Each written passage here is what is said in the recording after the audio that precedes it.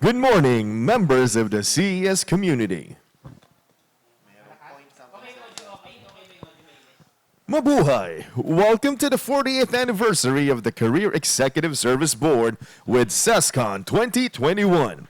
Resilience 4.0, courage, agility, and future-ready leadership.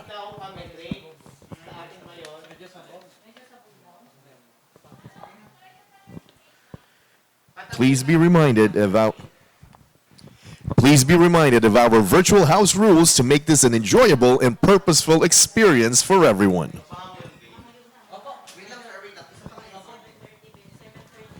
Good morning, members of the CES community. Mabuhay! Welcome to the 48th anniversary of the Career Executive Service Board with CESCON 2021.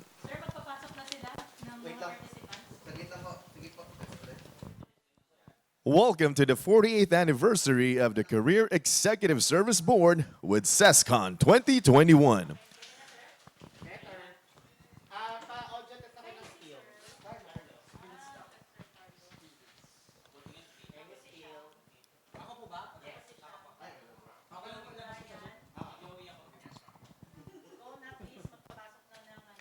Good morning to all of our one.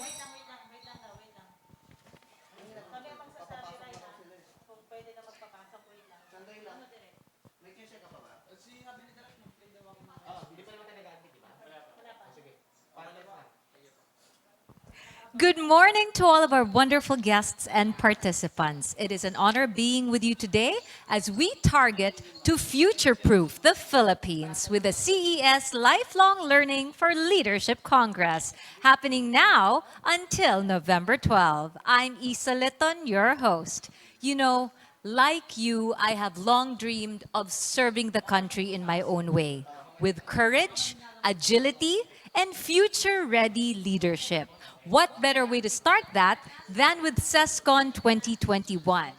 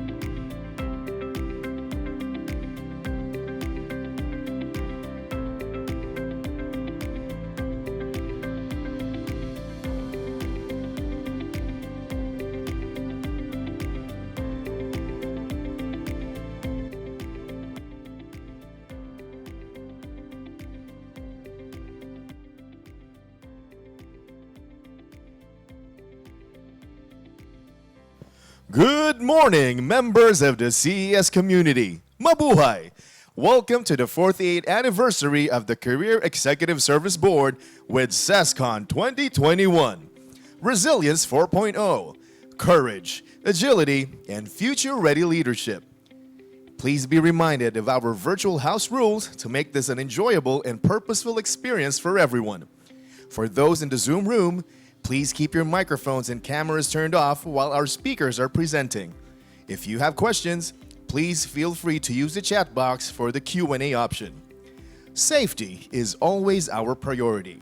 Rest assured that everyone needed to be on site for this event, such as performers and the production crew, are fully vaccinated and have tested negative in their RT-PCR tests and are obeying health protocols and rules under the guidance of safety officers.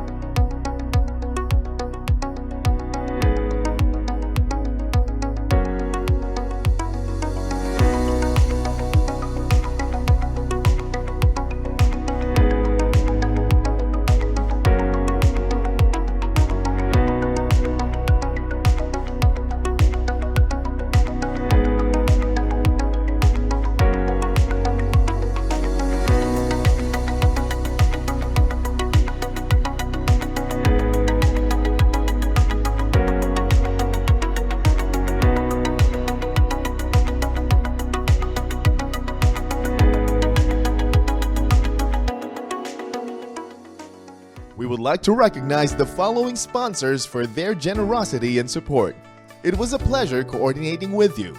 Thank you to the Home Development Mutual Fund, also known as the Pag-ibig Fund, Land Bank of the Philippines, Government Service Insurance System, Department of Environment and Natural Resources, Association of Career Executives Incorporated, Aboitiz Equity Ventures Incorporated, Tourism Promotions Board, and the Human Resource Innovations and Solutions Incorporated. Special mention to the Philippine Information Agency for promoting this event in their Facebook page and Twitter. Maraming salamat po at mabuhay sa ating mga sponsors. Nagsimula sa isang pangarap. Ako na po, ma'am. Ika'y tutulungang ibahin ang buhay na nakasanayan. Naka 24 months ka na sa May pag-ibig. panghulog na ako sa motor. Uy, bagong motor! Gagawa ng hakbang para mapaghandaan ng forever. Ingat ka ha. At harapin ang bukas ng may maaasahan. Simulan mo na ang forever mo ngayon. Fund your forever with Pag-ibig Fund. Register today.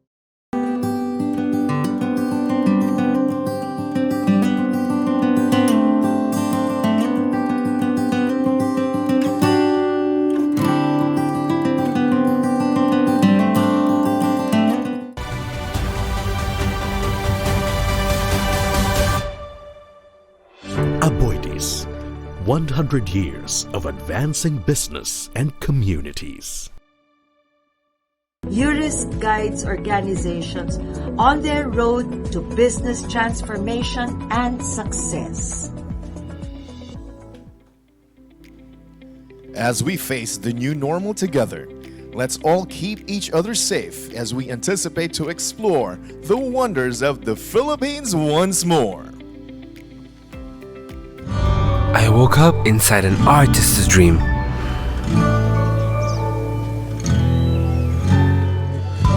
Where the paintings dance with every brushstroke, and works of art span from floor to ceiling. I witness masters at their craft who transform even the ordinary into exceptional.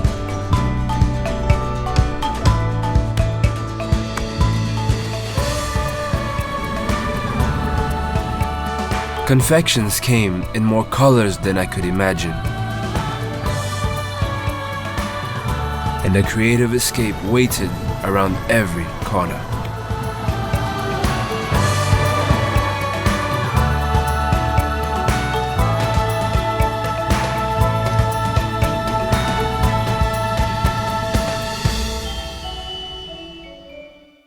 I just woke up from the time of my life. It started with a major throwback. Then I got to meet the big shots.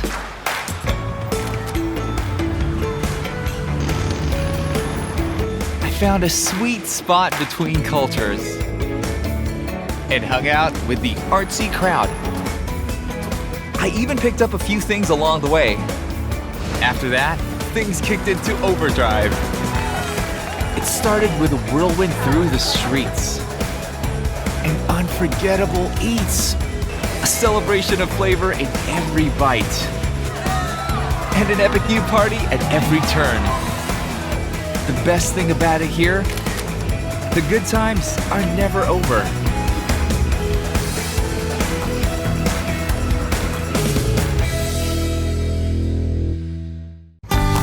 Today, I woke up in a historic playground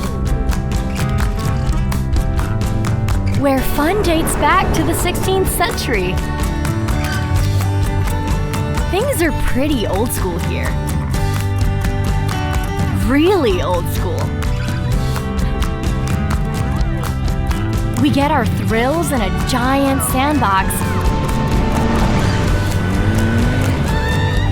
and spend all day playing in the water,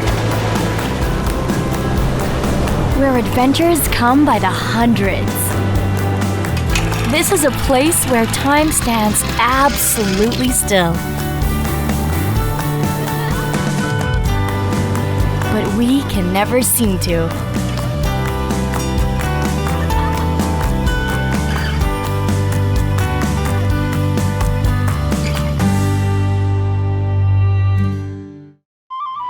Today, I woke up at the edge of the world,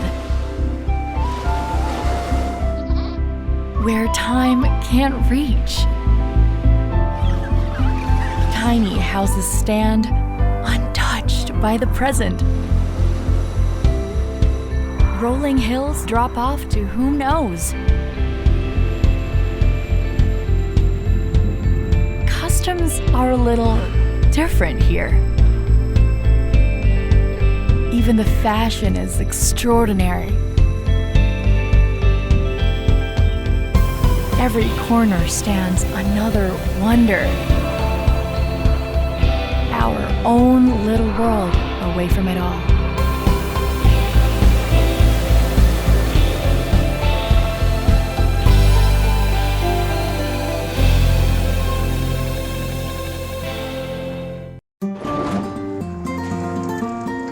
I woke up to my own adventure book, having no idea what was up next.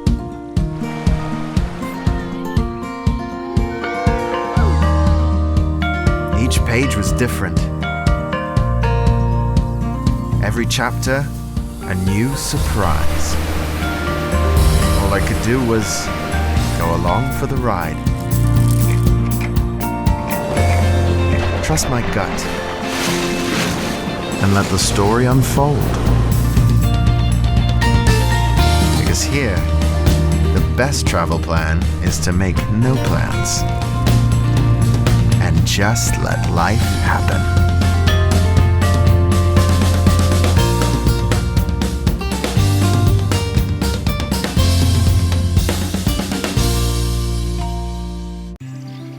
I woke up while nature was sound asleep, so I could marvel at its kingdom. I strolled through its lush gardens and saw every little wonder up close. Here, you can dance with giants, discover a feast for the eyes, and a feast for the appetite. Walls that hold heroes' stories told me of their bravery,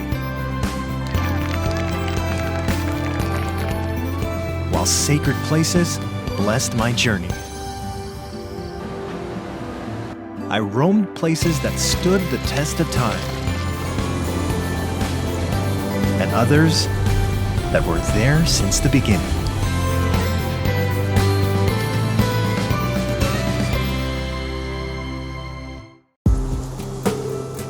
Once I woke up in a hidden place,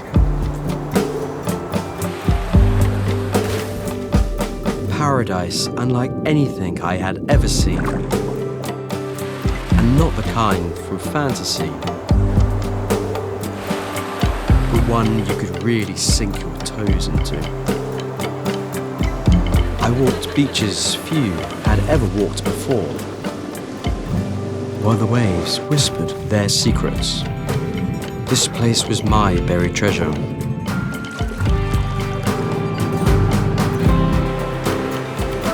And even though I couldn't stay forever, the story of the islands never leaves me.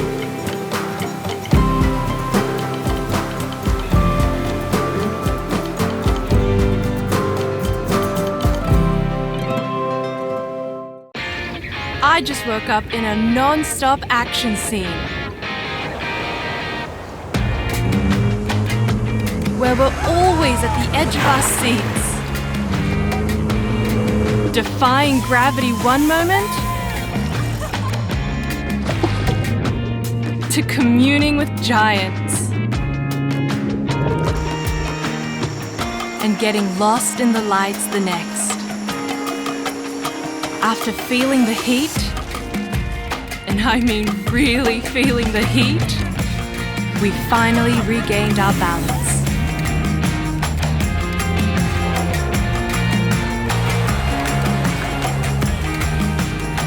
And found our epic finale.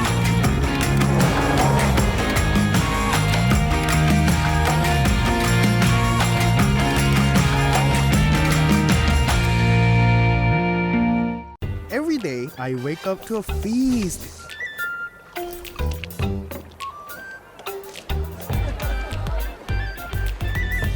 Where I can sink my teeth into history.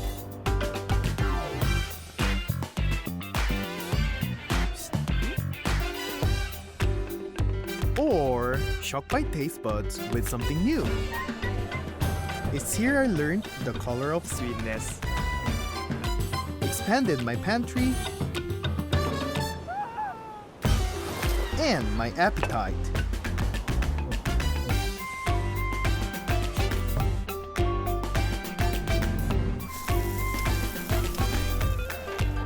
Every next bite only leaves you hungry for more.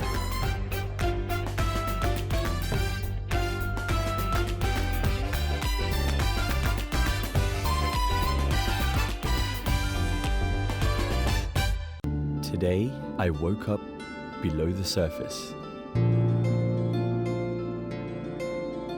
where I learned to face my fears and go with the flow.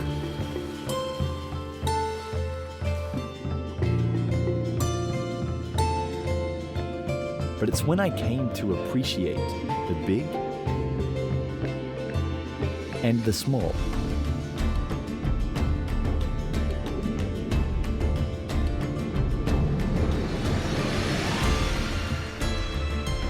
Made new friends from all over, and could no longer hide my true colors, that I knew I'd emerged a local. Makalibay, no?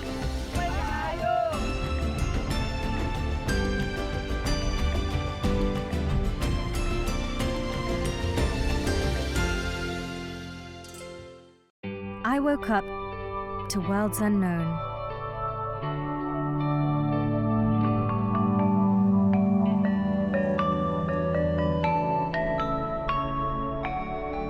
Where water is stronger than rock. So I learned to sit back and enjoy the ride. Get washed up on a deserted island.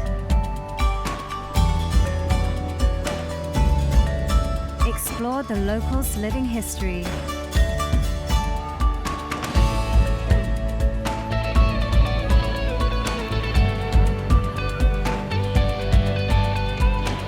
Perhaps even find a hole in the wall.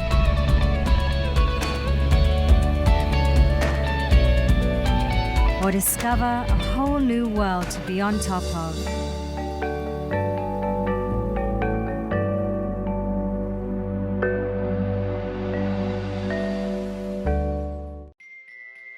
Today I woke up inside a kaleidoscope.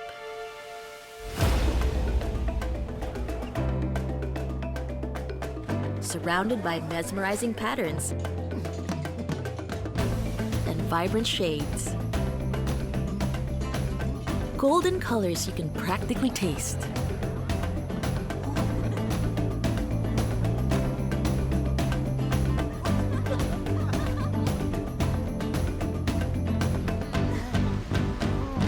An endless stretch of powdery pink sand.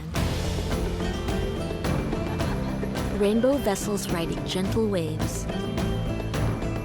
A Technicolor dream just bursting at the seams. With ever-changing hues and views. But no fail, always a whole lot of fun.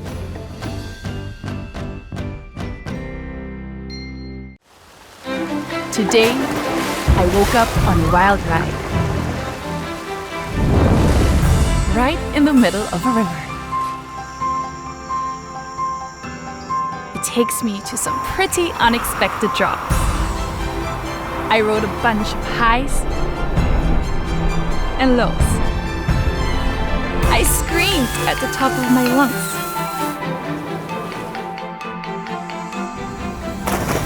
Just when I thought it was over, there was another thrill waiting around the corner. And for however long I stay for the ride, it's always an adventure.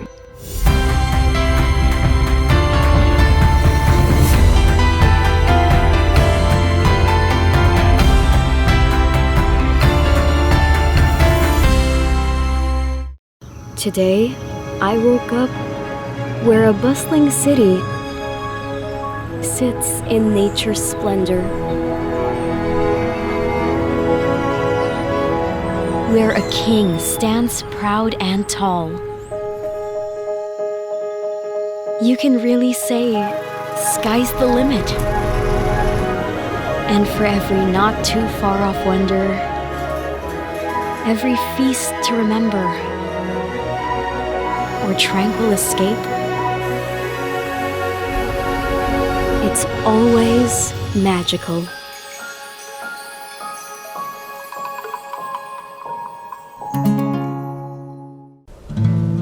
Every day, I wake up in a sea of green. A place where everything grows. Even dreams that weave themselves into our style and art. Here the land is rich and healthy.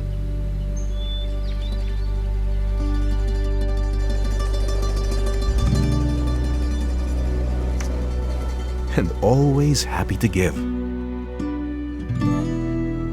The people here are connected to the land. And everywhere you look, it shows.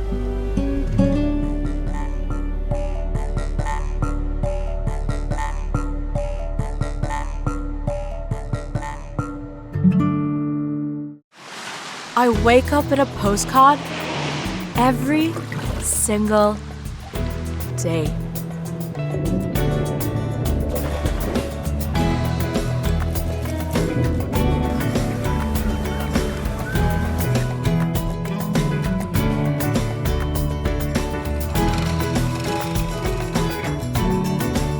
Each corner a love letter straight from Cloud9.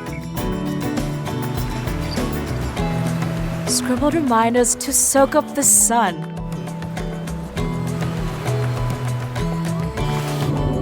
Everywhere's an invitation to come over.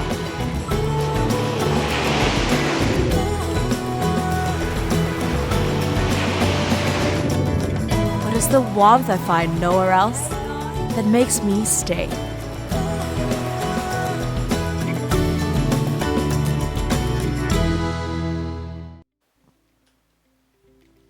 On this special day, we would also like to thank and acknowledge those who have expressed their support for our mission and vision in creating competent and professional leaders. Please watch this. On this special day, we would also like to thank and acknowledge those who have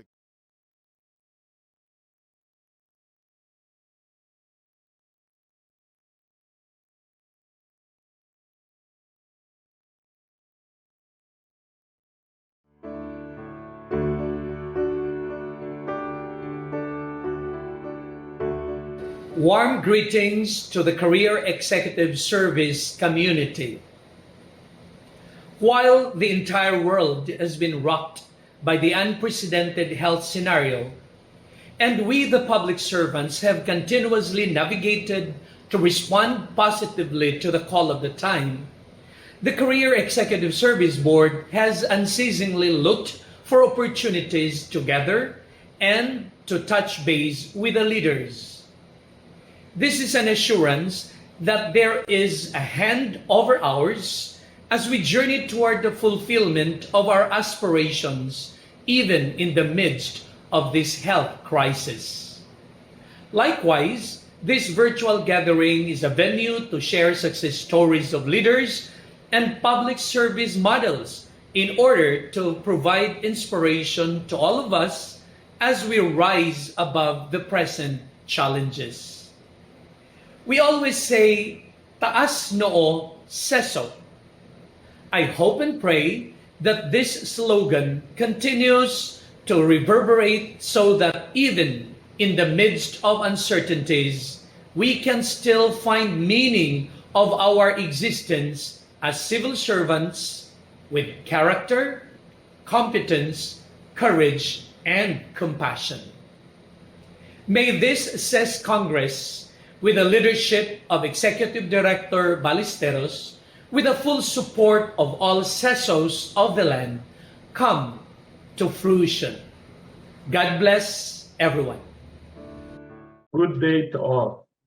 My greetings to Executive Director Maria Marcy Cosare Ballesteros, CES officers, and new CES eligibles. It is indeed a great day to celebrate the milestones of our outstanding leaders and public servants.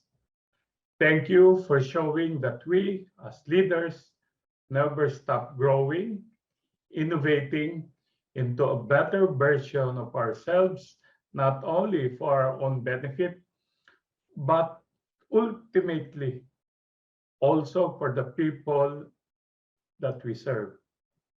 We are a proof that leaders do not falter during these unprecedented times. Instead, we rise above and formulate ways to overcome and prevail.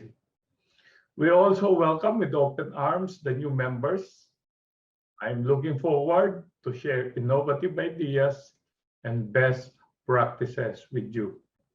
Let us take pride in what we have achieved and continue to raise the standards of public service. May our vigor radiate on the lives that we will change through our commitment in serving the people. Thank you, and may we have a worthwhile time. 48 years, congratulations! Says B, what an achievement. As an achievement, it's also time for us. Step back and savor, reflect. What have you come? What have you done to come this far, this moment? It's really a time to celebrate 48 years.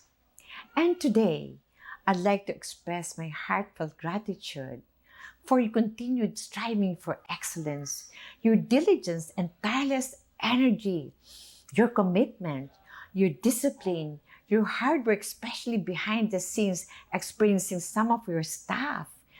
And your work ethics, the values that you imbibe amongst yourself is very significant. Having this foundation for competent and faithful service for our participants, for me as your participant while I am learning and teaching at the same time, for our Filipino people, especially for our country. Your significant contributions mean so much to me personally. And having given this opportunity to be one of your research speakers, I am so humbled, I am so honored, and I'm so inspired. Every time there is a SSB, more than a glow and a light fires up within me. And with that, It is with great joy to be part of this amazing journey. I only know that you'll be achieving a lot more. Having had this opportunity to be one of your resource speakers in Saldiwa, it has brought more meaning to my life. And I can't thank you enough for this. I am so inspired, I am so humbled, and I am so honored to be part of this amazing journey. I wish you all the best and more success in the future. Taas noo, Seso, congratulations!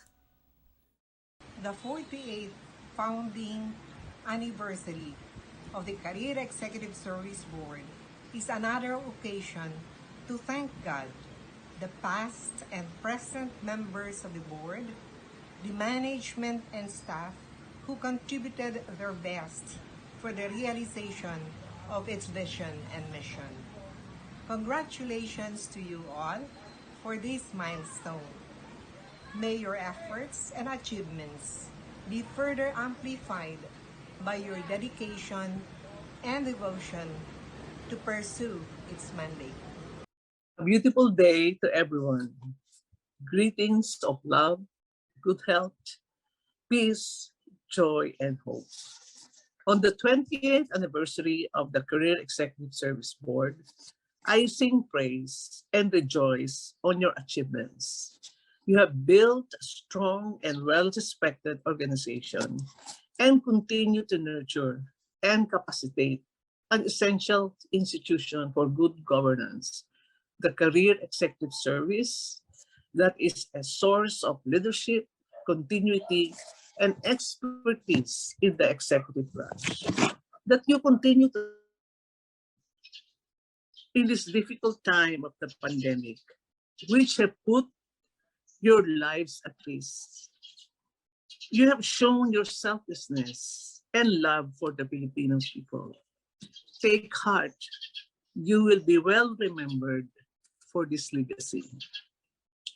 As I write this message on the feast day of Saint Therese of the Child Jesus, I pray and plead to her to shower the Filipino nation with 110 red roses, one for each Filipino, for discernment and enlightenment as we prepare for the 2022 elections.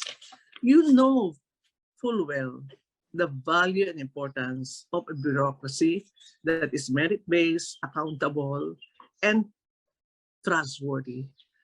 Public office is a public trust. The foundation of good governance Recording in progress. is an excellence, competent, and ethical bureaucracy. Hopefully, all this will pave the way for the fulfillment of Rizal's prophecy that our beloved country is destined to be great. I hope the men and women of the CSB and the CES will reflect deeply on the purpose of and meaning of being part of this important and essential institution. Let us pray that God Almighty will continue to provide all of you guidance, wisdom, perseverance, and resiliency.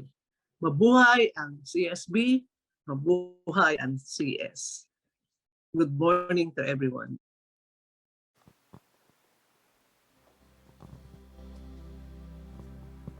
Welcome once again to today's CESCon 2021 with the theme Resilience 4.0, Courage, Agility, and Future-Ready Leadership. Today's event marks a month-long celebration and commemoration of the contributions and future-forward plans of the Career Executive Service Board, or CESB, as the organization marks 48 strong years of molding the country's leaders and civil servants. To tell you more about today's event, let's all welcome our event host, Isa Litton.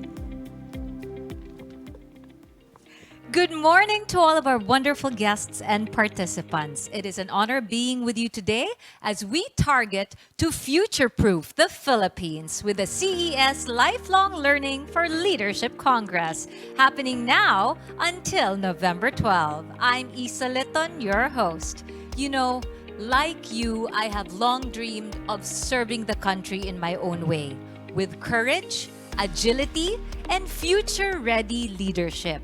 What better way to start that than with CESCon 2021? And it's one of the biggest gatherings of CES officers, eligibles, and aspiring eligibles up to date, diba? In the next few days, we will be honoring 48 years of lessons and best practices from exemplary figures from the public and private sectors. We will also be focusing on remarkable and technology-driven organizations and communities. These much-awaited events will feature a celebration of selecting and developing career-focused individuals, showcasing their significant contributions and outstanding achievements from the CES community. But before we get to the main program, I would like to request everyone to please join me in a moment of silence and reverence to ask for guidance. We have the doxology, Prayer of St. Francis by Ryan Cayabyab, sung by Vocalismo Choral Group, and followed by the Philippine National Anthem.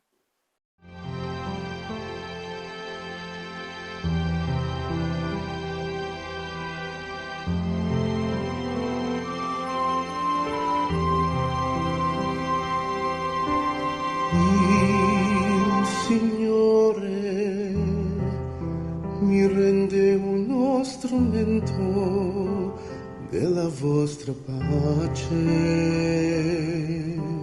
Lord, make me an instrument of your peace. Dove ci odio, lasciarlo seminare l'amore. Where there is hatred, let me sow love.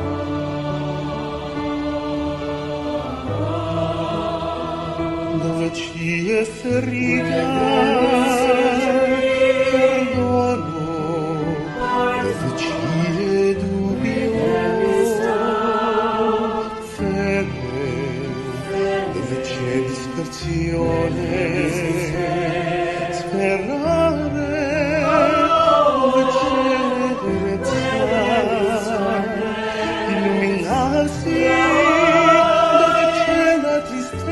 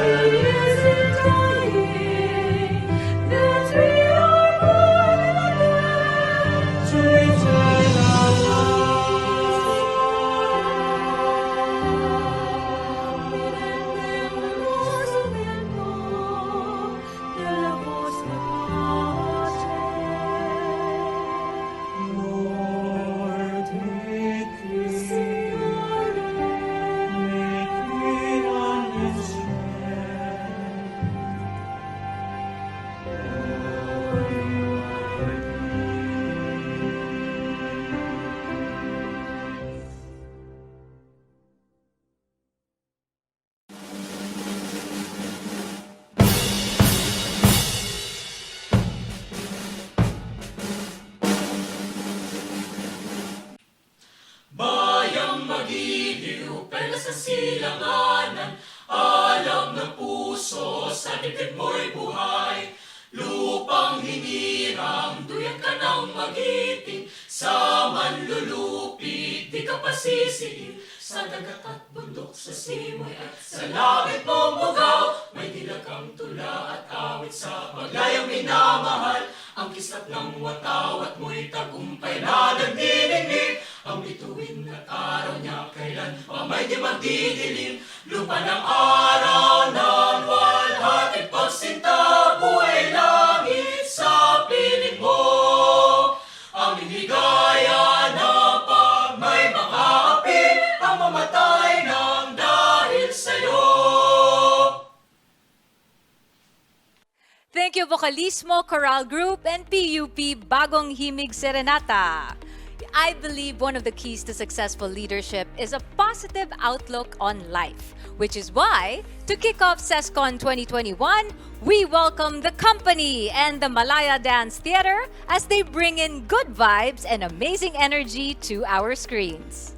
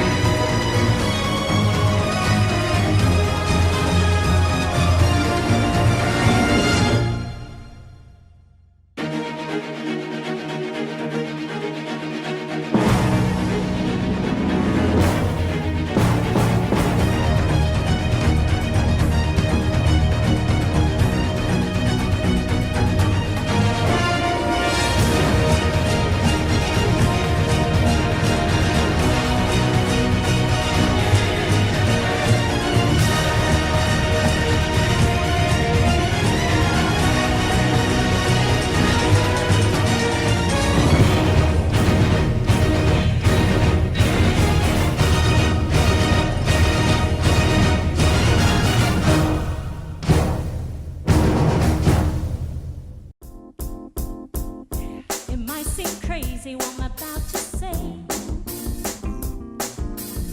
Sunshine, she's here, you can take a break.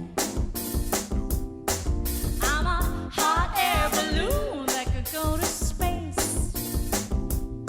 With the air, like I don't care, baby, by the way. Because I'm happy. Clap along if you feel like a roof without a roof. Because I'm happy. Clap along if you feel like happiness is the truth. Because I'm happy. Clap along if you know what happiness is to you. Because I'm happy. Clap along if you feel like that's what you want to do. Well, you can tell by the way I use my walk. I'm a woman's man, no time to time. Yeah. Music loud and the women wrong. I've been kicked around since I was wrong. Yeah. Baby, it's alright, it's okay. You can look the other way.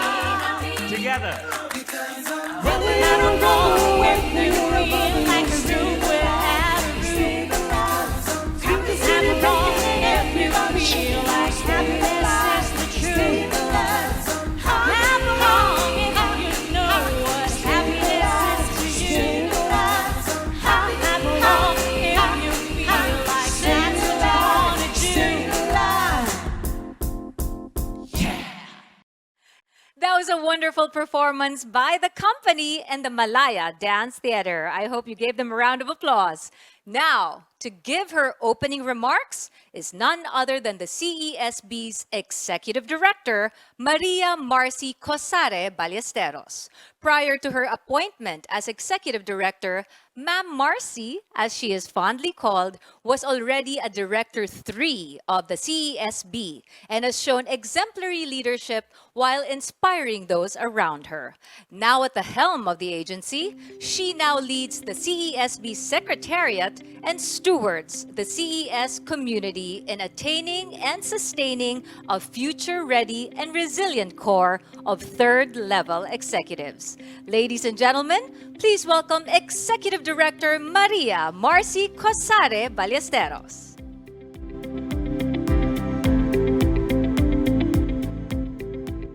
Good morning! Welcome to this year's Lifelong Learning for Leadership Congress and to the 48th anniversary celebration of the Career Executive Service. This year, allow us to bring you a different kind of virtual experience as we aim to reignite positivity, rekindle our sense of unity, and strengthen our resolve to deliver the brand of CESO leadership that our country needs today and beyond. This event provides us with an opportunity to celebrate the collective resilience, courage, and agility that define who we are as a community during this time of great challenge. In this Congress, we shall partake of inspiring stories of CESOs who rose from adversity, moved forward from the pandemic, and forged ahead towards recovery and development. We shall hear from people who will share their narratives of hope, fellow public servants, well-respected industry experts, and highly regarded thought leaders from various fields, and learn from their concrete examples, best practices, insightful reflections, and invaluable wisdom grounded in experience. We shall start day one with answering the questions, what do we mean when we speak of a resilient government in the context of the fourth industrial revolution? And what are the building blocks that make a resilient organization? In these sessions, we shall begin by taking a look at the concept of individual resilience and expand to apply this concept in our study of organizations and in the quality of leadership. On day two, we shall take a deep dive into the challenges the fourth industrial revolution brings by focusing on the experiences of an agency and a local government unit. On the same day, we will look at examples of innovative leadership and organizational agility in the Philippine bureaucracy. In particular, we will look at two agencies as case studies of how to effectively put policies into action. Day 3 will feature Align, Act, Adapt, Agility Workshop, which will be all about the concept of agility and how we can quickly pivot in times of disruptions. On the final day of the Congress, we shall talk about digital transformation and how we can build on the momentum of our pivot to digital technologies to make our respective organizations future ready. For our learning sessions, we invited leaders from top Philippine corporations and business enterprises to share their best practices on surviving and thriving during this pandemic.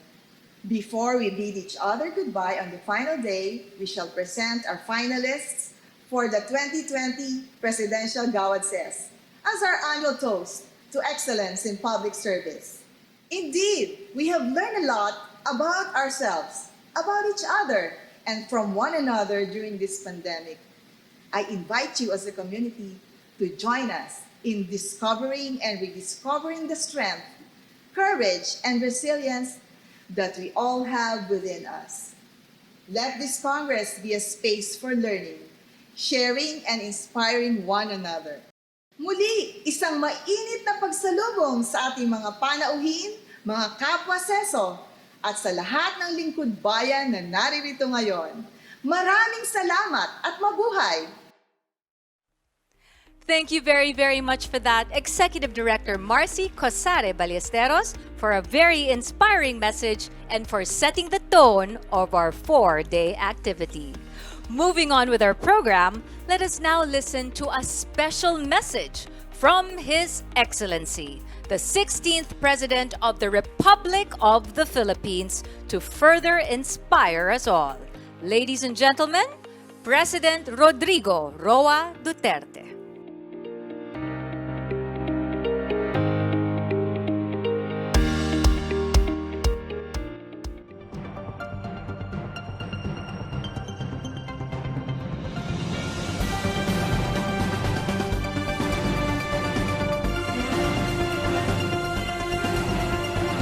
Greetings to the Career Executive Service Board, CESB, and all the officers and members of the Career Executive Service, CES, as they celebrate their 40th founding anniversary and holding the 2021 CES Lifelong Learning for Leadership Congress.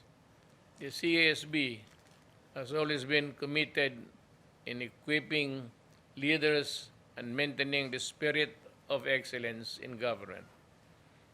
As highlighted by the pandemic, such efficiency and professionalism are critical to providing the support that our people need during the hardest times.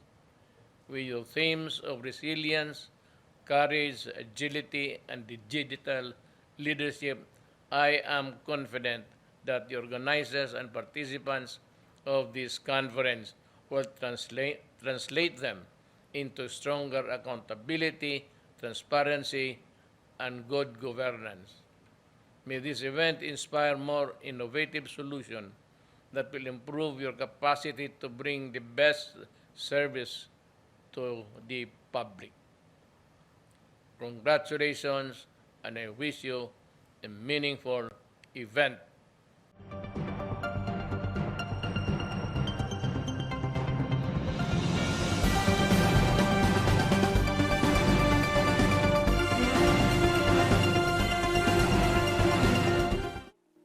Mabuhay ang Pilipinas! Mabuhay ang Pilipino! Maraming salamat po, President Rodrigo Roa Duterte.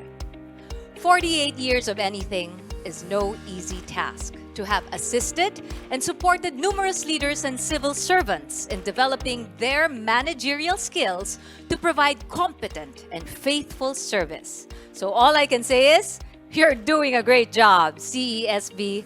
And speaking of which, I'd like to call your attention to the CESCON or CES Congress 2021 logo, as it represents what the CES community stands for.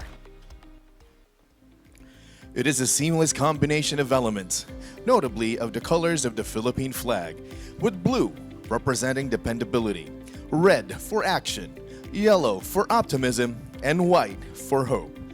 These values and ideals, as represented by the colors, are what the CES community would like to uphold through the pandemic and beyond, especially since the logo also symbolizes a brand of leadership that is characterized as resilient, agile, and future-ready. If that sounds familiar, those words resonate with our Congress theme. And if you take a look closer, notice that the logo incorporates a head that resembles the sun, which represents the seso, connected by a torso with outstretched arms to show resiliency in the face of adversity and determination to bounce back from difficulties, and a helix ribbon, which represents evolution and growth in a public manager, which are made possible with the support of people in the community. Now that was interesting trivia, don't you think? Now, to tell us more about the vision for the future and what we can expect moving forward from the CESB, let us welcome the incumbent chairperson of the Central Human Resource Agency of the government, the Civil Service Commission, as well as chairperson of the CES Governing Board. We give you Honorable Alicia De La Rosa Bala, CESO 1.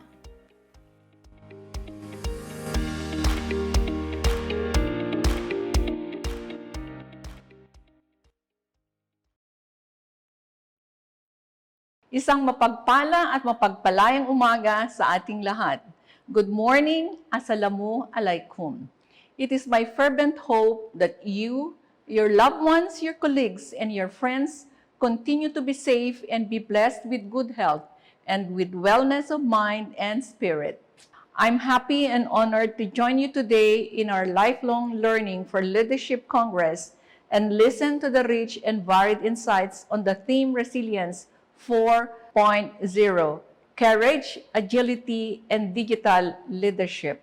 We now live in a world that not only looks different from what we have been used to, but also requires different ways of doing things. At the front lines of this great reset are civil servants and public servant leaders from the CES community. After more than a year of managing the pandemic while doing the everyday work of government, public servants are being asked once again to be courageous and bold in the face of uncertainty. No one knows for sure how long the pandemic will last, and there is still much to think through as we continue to grapple with its social, economic, and political impacts. But as citizens and businesses depend on us to guide them through this period of uncertainty, it is important that we act swiftly in innovating our service delivery models to suit the requirements of the new normal. To successfully emerge from this great reset, the resilience and agility of our organizations will likewise play very crucial roles.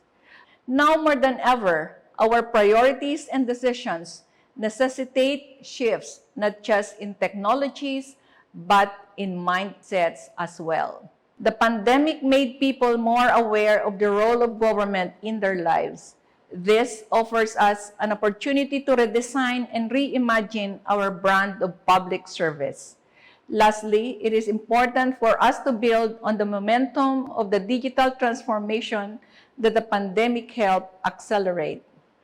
Meeting the needs of citizens, businesses, and civil servants means harnessing the power of transformative technologies and becoming a truly data-driven organization that acts on information to make informed decisions which redound to more lasting difference in people's lives. With great fervor, let me enjoin and challenge everyone to reflect on the narratives and transformative learning experiences that this Congress offers with open minds, open hearts, and with discernment, wisdom, and humility. Congratulations, CSB, at mabuhay ang Career Executive Service Officers. Thank you so much for that inspiring opening message, Honorable Alicia de la Rosa Bala. We now move on to one of the most awaited parts of today's program. Every year, we welcome CES aspirants who share our collective commitment to provide faithful and competent service in steering our country's development. This extraordinary moment punctuates the year-long, rigorous, challenging, but meaningful hurdles of the four-stage CES eligibility process. To honor the mission and vision of the CESB, we continue the tradition of the Pagsalubong, where our new CES eligibles are presented and warmly welcomed by the CES community. 113 new CES eligibles will be taking their oath as they take their first steps towards their CESO journey, to be led by Chairperson Alicia de la Rosa Bala.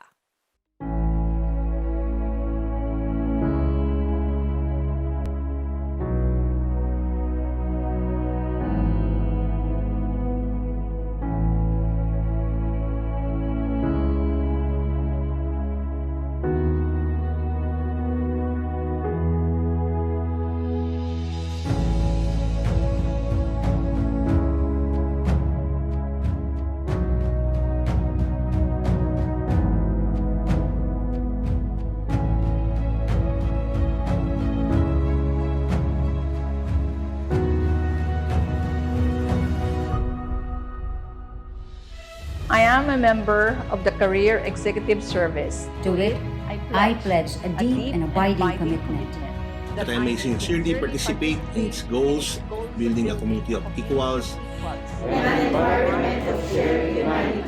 To it I pledge loyalty and devotion, that I may perform my assigned task.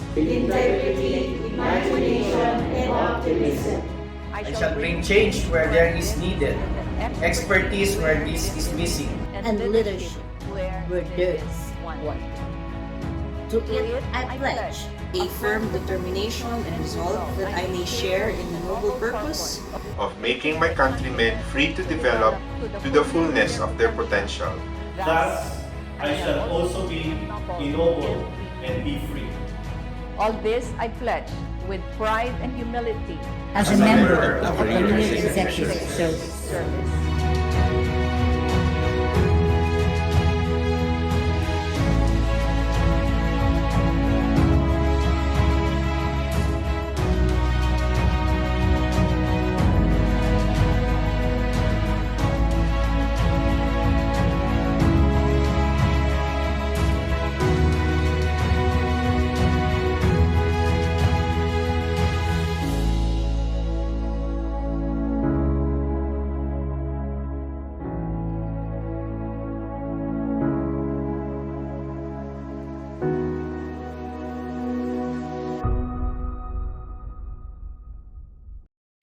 Thank you, Chair Alice. Now for the presentation of our new CES eligibles. Let's watch this. New CES eligibles from November 2020 to October 2021.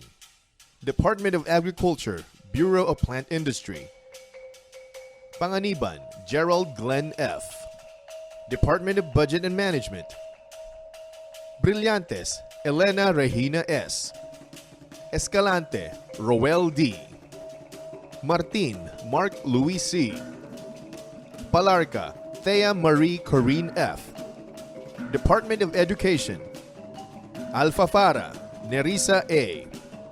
Alfonso, Aurelio G. Areo, Brian L. Balmedina, Venus T. Barazon, Leviticus Jr. M. Benigno, Christopher C. Bermudo, Cheryl V. Cardona, Jaime Leon T. Carpio, Arlene R. Kawilan, Aris Delson Akay D. Co, Gregorio Jr. A. De Gracia, Romel S. Diamante, Ruel T. Gamatero, Benedicta B. Gonzalez, Violeta M. Inductivo, Ivan Brian L. Jimenez, Edward C. Laurencio, Marilu A. Macarilay, Jose Mario M. Mascareñas, Laida L. Mexica, Michelle A. Pagdilaw, Annie D. Panganiban, Hermogenes M. Perez, Herbert D. Punzalan, Randy D. Ricero, Lilia A. Roque, Gloria C. Ruiz, Josemilo P. Samonte, Eileen S. Sango, Christian N. Santos, Erwin John F. Seblos, Mervy Y. Susarno, Carlos G. Talosig, Myron Hill D. Tamayo, Russell Jim V. Verana, Quibo, Cherry Ann M. Department of Finance, Bureau of Customs. Talusan, Carmelita M. Tuason, Fernandino A. Department of Finance, Bureau of Local Government Finance. Alvina, Nino Raymond B. Department of Finance, Securities and Exchange Commission. Makatangay, Jernel R. Preciados, Guada May S. Department of Health. Manatad, Herna M. Napulan, Roderick M. Department of Health, Eastern Visayas Regional Medical Center. Evardone, Salvador B. Department of Health, Lung Center of the Philippines. Balanag, Vincent Jr. M. Ramos, Antonio B. Department of Human Settlement and Urban Development. Aradanas, Melissa A. Bretaña, Jennifer C. Otero Jan Roby R. Department of Labor and Employment, Overseas Workers Welfare Administration. Perez Llewellyn D. Department of Labor and Employment, Professional Regulations Commission. T. Gleza T. Department of National Defense, Armed Forces of the Philippines. Señores Gulliver L. Department of National Defense, Armed Forces of the Philippines, Philippine Army. Torrenueva Jose Marie II F. Department of National Defense, Office of the Civil Defense. Mazo Liza R. Department of Public Works and Highways. De la Vega Annie S. Pakanan Gerald A. Pineda Noel L. Department of Social Welfare and Development. Dumlao Irene B. Department of the Interior and Local Government. Acoba Jess Marie A.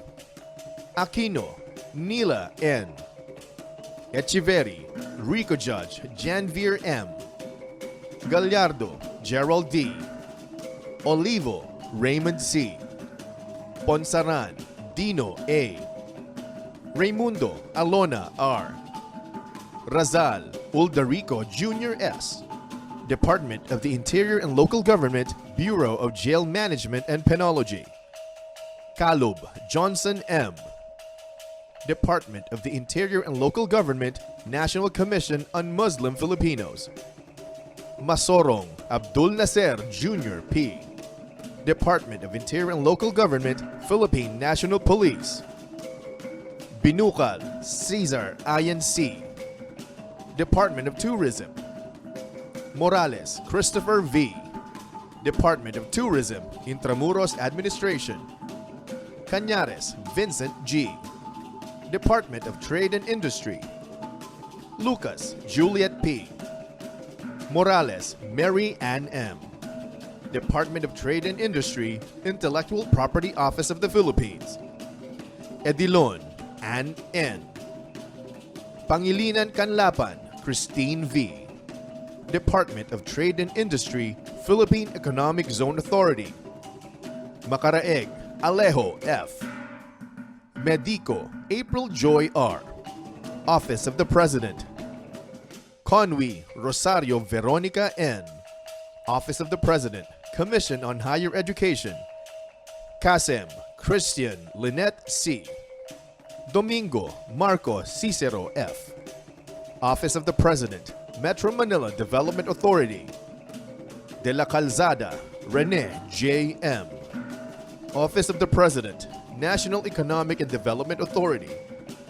Aranjuez Edgardo II S. Realista Mario M. Sapain Reverie Pure G. Office of the President, Philippine Information Agency. Beltran William L. Office of the President, Presidential Communications Operations Office. Romero Omar Alexander V. Uy Ryan Vincent L.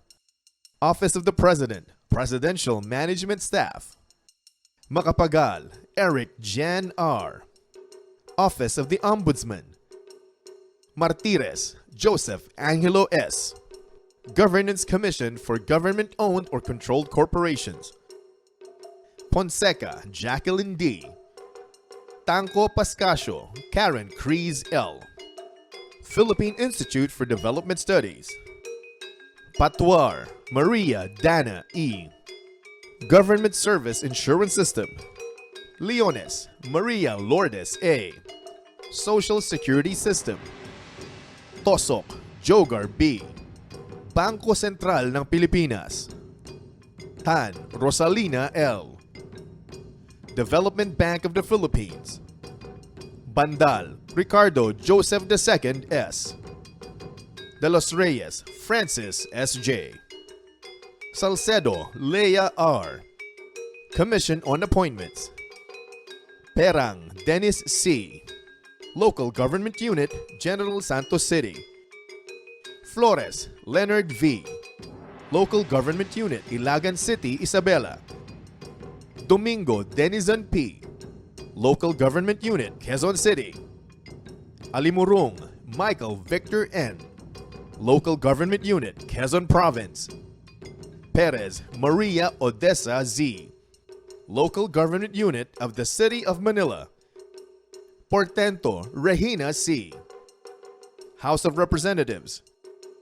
Parcon Feli D., House of Representatives, Office of Representative Franz Joseph E. Alvarez. Sahagun Jeffrey R., Mindanao State University. Basher Salma M., University of Southeastern Philippines. Carmelo Jenna J. Congratulations to our new CES eligibles. Now, before we get to our first keynote speaker for our event today, may we invite you to watch this video from some of our CES eligibles as they share their CES journey.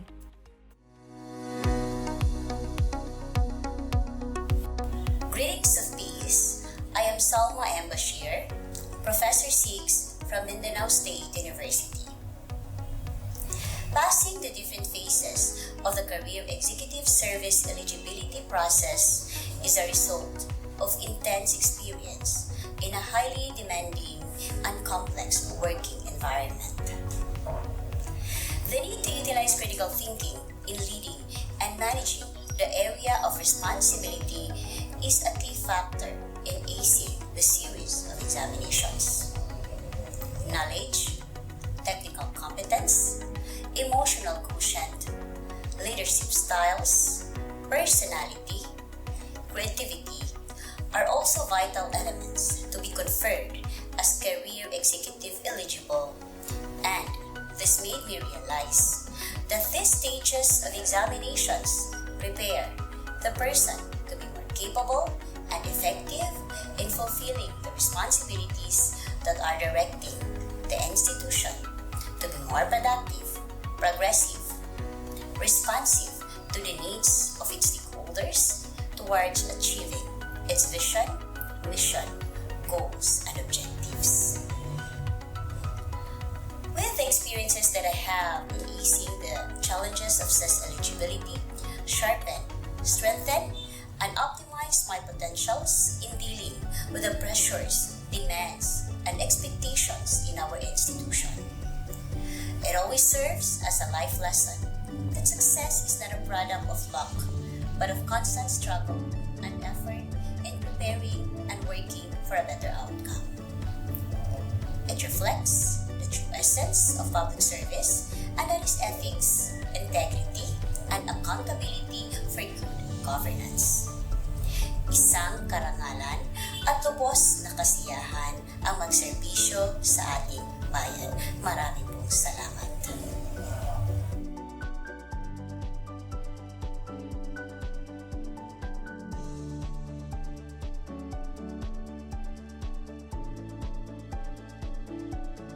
I am grateful to be one of the new CES eligibles.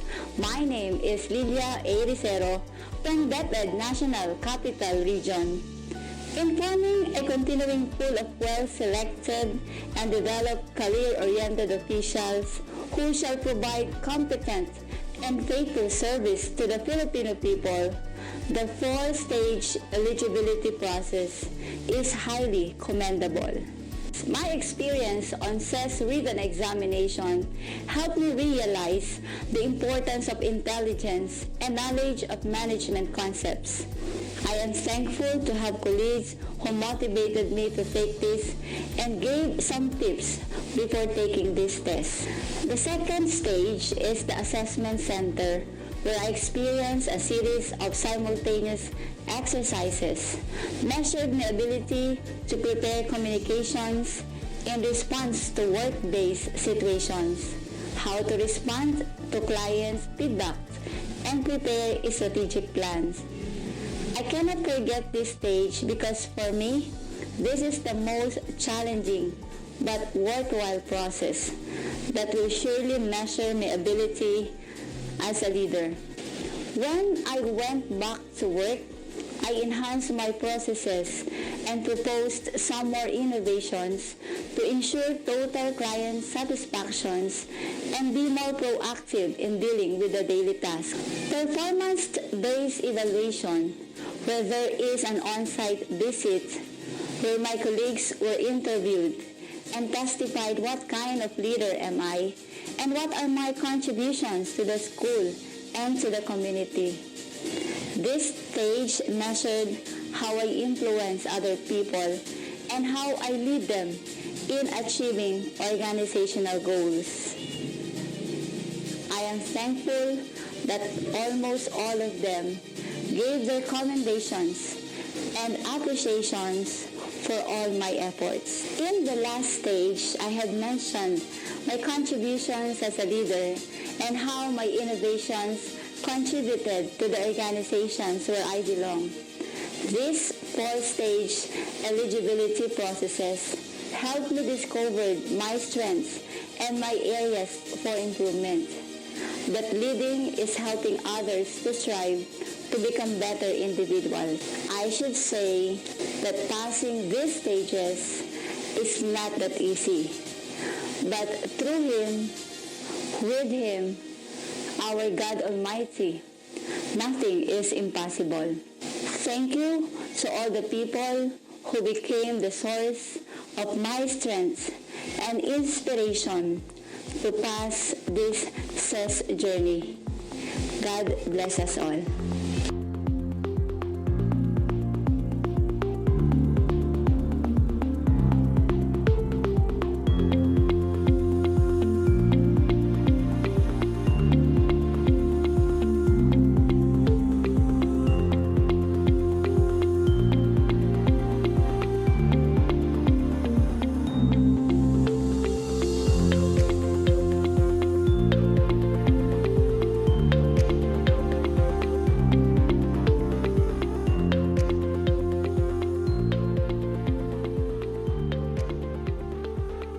The Career Executive Service process, it's a very rigorous but important step for all government executives. The first phase, which is the written exam, is sort of like a test for an individual's intellectual aptitude. It's sort of like the test that gets you in the door, but it's only the first step.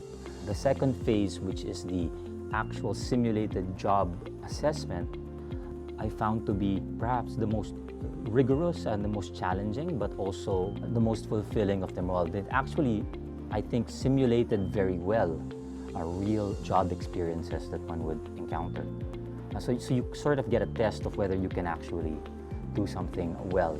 Now, phase 3, which is the job validation interviews, provided an opportunity for the Career Executive Service to interview both my boss, the mayor, and as well as direct reports, and sort of validates whether I'm actually doing well in the job, which I found very important. It's one thing to do things in practice, and it's something completely different to do things in actual scenarios. And then finally, phase 4, which is the final panel interview, I found really to be the culmination of such a long journey.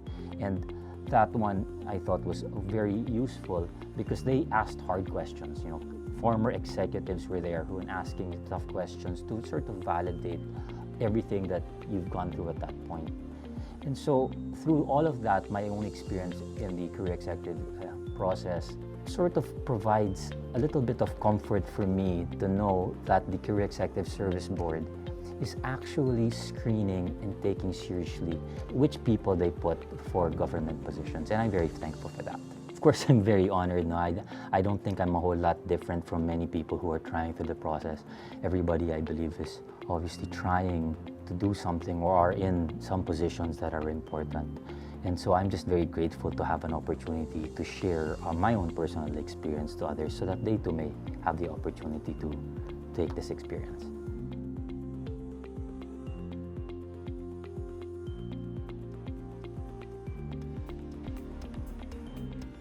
I know we're all separated by the limitations of digital, but wherever you are in the Philippines, let's all give a round of applause to our 130 new CES eligible!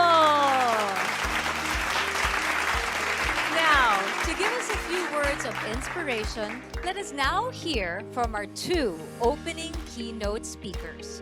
Our first opening keynote speaker's story is one to be emulated.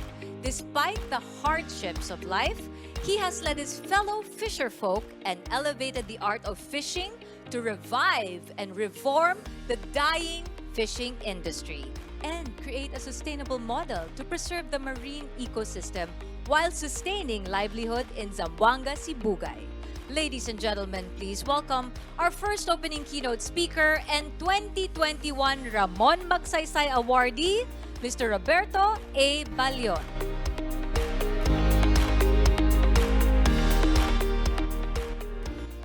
Ako po si Roberto Balion Kadodoy. Ako po ay chairman o ako ang pangulo ng mga kapunungan sa Gagmay Mangingisda sa Concepcion or KGMC.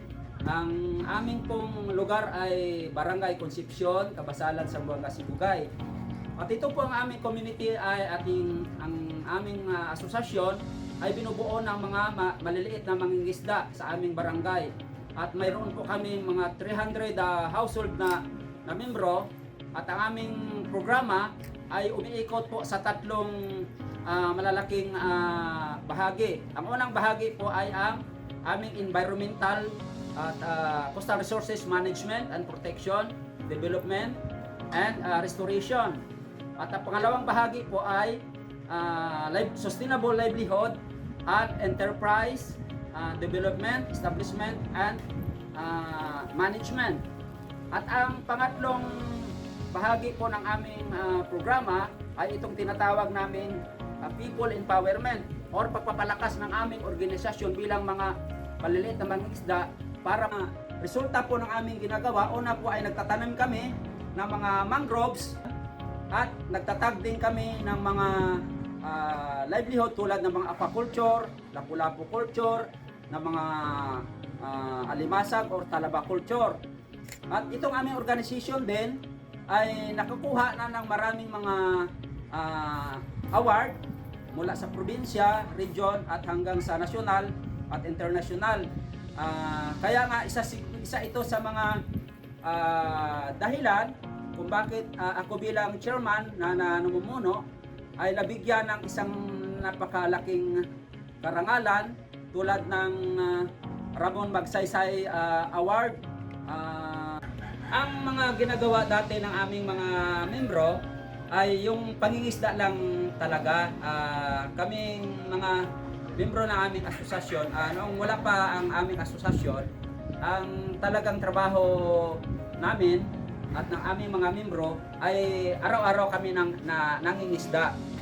At noong mga panahon na mga dekada sa 60 hanggang 70 ay nakita namin at na-experience talaga na napakaraming isda ang aming nahuhuli sa aming lugar dito sa Sibugay Bay.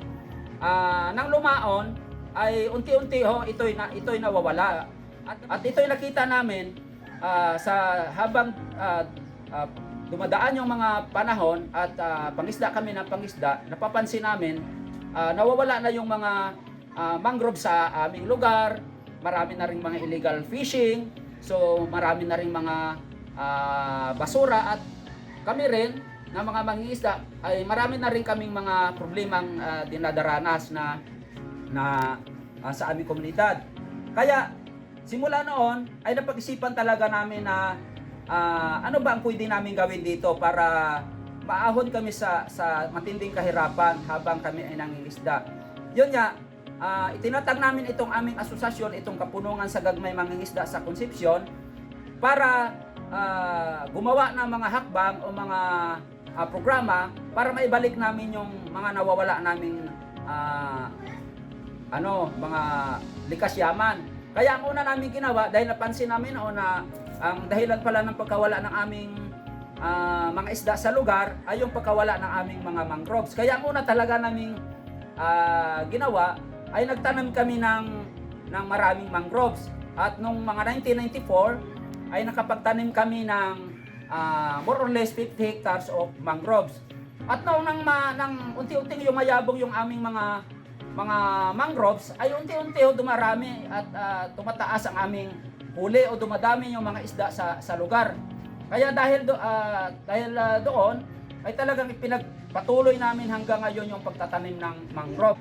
Then, isa pa doon sa mga ginagawa namin, yung nagbo-volunteer kami ng mga ng mga bantay dagat. Wala kaming sahod sa gobyerno, pero nagbo-volunteer kami na maisumbong or masawata yung mga illegal fishing activity sa lugar. Ang magandang gawain na ginawa namin yung soft enforcement. Yung mga nahuhuli namin, namumutol ng aming mga mangroves, yung nag-illegal fishing, so binibigyan namin sila ng mga impormasyon at kaalaman patungkol sa anong uri na magandang pangisda ang dapat gawin. Sa mga programa ng aming association, ng aming grupo, sa pangangalaga ng aming dagat at ng aming mga bakawan, so nagkaroon ng pagbabago sa kabuhayan ng aming mga membro ng aming komunidad. Una, itong mga bangka na lahat yan ng mga membro nakasagwan, ngayon, ibangkang dimotor na sila. At ang pinakamaganda na nangyari dito ay yung mga anak namin dati na hindi nakapag-aral ay kaya nang pag-aralin ngayon ng aming mga membro. At isa yan sa mga magandang pagbaat. Dati yung mga hindi marunong magnegosyo, mayroon na sila mga kahit papaano kunting pagnenegosyo dahil sa mga training at mga capacity building na binigay namin sa kanila sa tulong din ng ating gobyerno, local government at ng mga non-government organization sa lugar. Yun ang magagandang nangyayari dahil sa aming ginawang programa sa lugar. Ang mga plano pa namin ngayon sa darating pa mga panahon para sa aming community, sa aming programa, sa aming buong mga association, hindi lang sa aming mga membro, kung hindi sa buong mangingisda sa Zamboanga Sibugay or sa buong Kabasalan, ay magkaroon kami ng iba pang mga pinagkikitaan. Itong lugar ay magiging isang ecotourism or tourist destination dahil sabi nga nila, dahil po sa aming pagprotekta at ginagawa sa aming kalikasan at sa aming komunidad ay napakaganda na ngayon ng lugar. Marami ng mga seafoods, mayroon na kami ditong mga tawag nila doon, mga sutukil, subbatula, kilaw, yon. Lahat ng mga uri ng halos ng labang dagat mayroon kami, kaya tinagurian kaming seafood capital of the province in Zamboanga Sibugay. At ang aming asosasyon ay makilala na rin sa buong Pilipinas para magiging isang modelo na mga mangingisda o isang grupo na mangingisda na katulong ng ating gobyerno sa papaganda ng ating programa pangkaragatan. Itong mga anak namin or mga next generation ay mapagtapos talaga namin lahat ng pag-aaral, hindi dahil ayaw na sila mangisda, kundi magiging professional sila na mga mangingisda balang araw. Tulad ko, I'm proud to be a fisherman, at kahit ako ay graduate lang ng UAE, ibig sabihin ng UAE ay University of Actual Experience. At saka may PhD ako, pero Tagalog lang. PhD, puro haka-hakang delikado. Yon. Kaya pinapasasalamatan yung aking mga kasamahan sa kapunungan sa Gagmay Mangingisda sa Concepcion dahil sa aming pagkakaisa at sa kanilang pakikiisa at pagtulong sa mga programa ay naabot namin ang ganito. At siyempre, pasasalamat din ako sa aking mga pamilya at higit sa lahat, pasalamat din ako sa ating may kapal dahil binigyan na tayo ng magandang kaisipan at magandang pangangatawan at magandang panahon para maisagawa po natin itong ating mga programa at gawain para po sa ating karagatan. At pasalamat din ako sa Ramon Magsaysay Award Foundation dahil sa pagpili sa akin ngayong 2021 bilang kanilang awardee. At siyempre, congratulations din at mabuhay sa taga-CES sa inyong conference na ginagawa ngayon.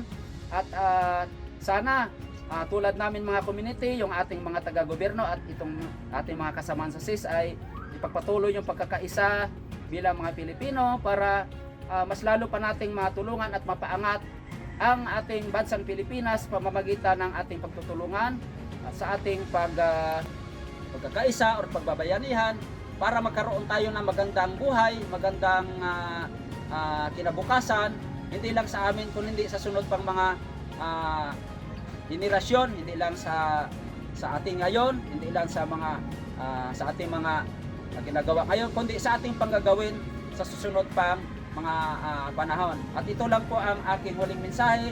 Sana ay tulungan nyo kami ng mga maliliit na mangingisda sa aming gawain at kami po ay tutulungan din yung ating gobyerno para mapadali po nila sa katuparan yung programa para sa aming mga mangingisda at sa aming mga maliliit na mga mangingisda o sa aming mga mamayang Pilipino na ninirahan dito sa Pilipinas. Ulitin ko, mabuhay kayong lahat, mabuhay ang CES at magandang araw sa ating lahat. Thank you very much, Mr. Roberto Balyon. You are proof that we are not limited by our circumstances. Rather, we can make our own paths for the better. And to show you our gratitude, Executive Director Maria Marcy Ballesteros will present to you this virtual certificate of appreciation. On behalf of the Career Executive Service Board, allow me to read the citation and award this Certificate of Appreciation to Roberto A. Balyon, 2021 Ramon Magsaysay Awardee, for having shared and imparted valuable lessons as opening keynote in the 2021 CES Lifelong Learning and Leadership Congress with the theme Resilience 4.0, Courage, Agility, Future-Ready Leadership, given this 9th day of November 2021. Signed, Maria Marcy Cosare Ballesteros, Executive Director, Career Executive Service Board. Maraming salamat po, Mr. Balyon. Mabuhay po kayo, Mr. Balyon. Now, for our second keynote speaker, to further share with you Singapore's approach to build resilient, innovative, future-ready leaders of leaders, we have Ms. Pamela Lee, Director in Leadership and Development, Public Service Division of the Prime Minister's Office of Singapore. Ladies and gentlemen, please welcome Ms. Pamela Lee.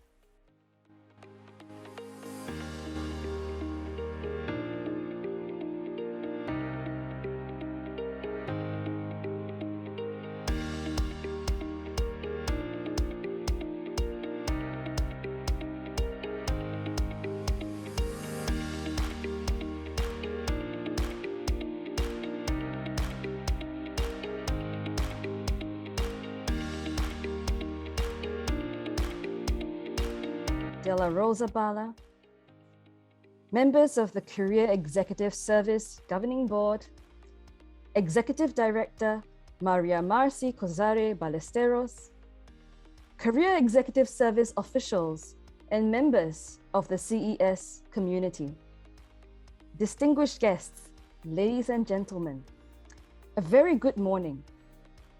It is an honor for me to be here with you this morning.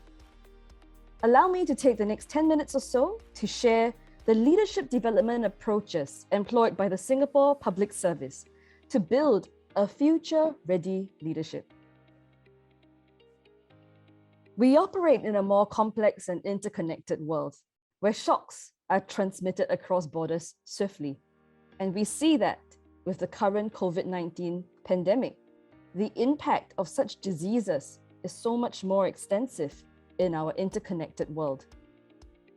We cannot predict every change. We cannot preempt every problem. However, we can prepare ourselves to seize opportunities and overcome challenges. The Singapore Public Service does so by constantly evolving our governance approaches to preempt or forestall emerging risks where possible.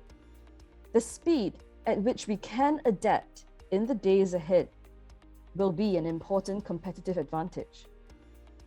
We also have to continually refresh our leadership development approach so as to nurture leaders who can both achieve excellence today and to secure a brighter future tomorrow.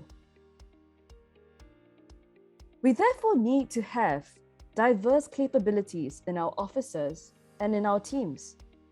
We need to develop leadership teams that can adapt quickly and are vigilant against groupthink and blind spots in order to address the challenges ahead.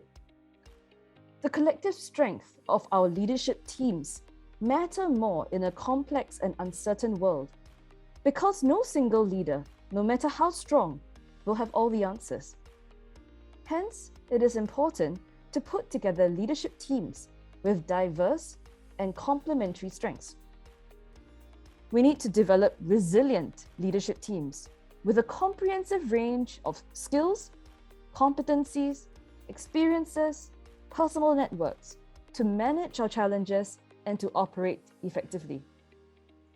Public service leaders must also develop the mindsets to appreciate the diversity of talents and skill sets and to meld individuals into effective leadership teams. Leadership team development must be a key leadership responsibility for all public service leaders. We also need to foster stronger connections with our people and the private sectors and the people sectors.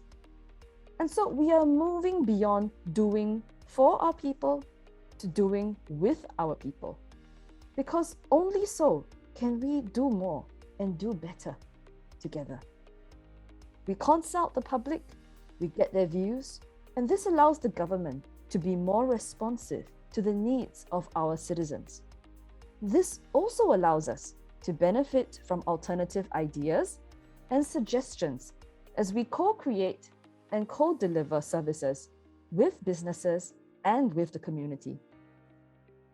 As the role of government becomes more complex, we will need to align and tap on the wider collective across the public, people, private sectors to develop more sustainable and more holistic policies and approaches.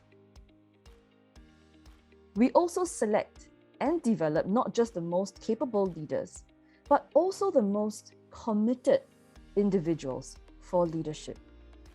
Our leadership selection criterion must be anchored on the core public service values, such as meritocracy and incorruptibility. In an uncertain world, leadership effectiveness depends on trust. These are the core values we look out for in our leaders, and we continue to reinforce these core values along their leadership journey. Public service leaders need to shift in the way we operate to constantly be finding the right balance in these 4 key areas. First, meeting the needs of today versus the needs of tomorrow. Second, ensuring efficiency in how we govern versus customizing for specific contexts and stakeholders. Third, addressing the priorities and optimizing outcomes at a public service agency level versus also at the whole of government and whole of nation level. Fourth, to be able to move quickly to seize opportunities and to manage risk, whilst at the same time being able to build consensus and to rally stakeholders. Even as leaders have to manage these important dualities, they also have to find ways to create the capacity for new work that truly matters. Hence, leaders have to find a way to prioritize and do away with the less important work. They have to take the lead and focus teams on the most critical tasks so as to create the culture and systems to enable this to take place. Singapore has a systematic leadership development approach for the public service.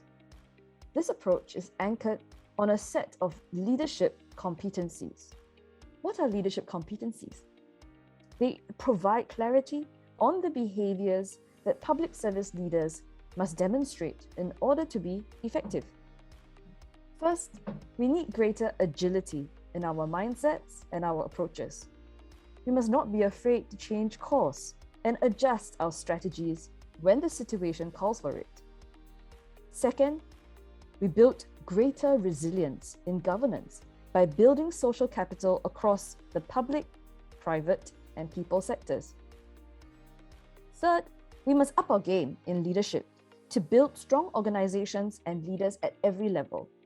Leaders must devote time and attention to building resilient and future-ready structures, systems, processes, as well as to nurture a strong sense of purpose and identity amongst public service officers. We are getting more senior leaders to share their leadership insights and experiences and to mentor more junior leaders.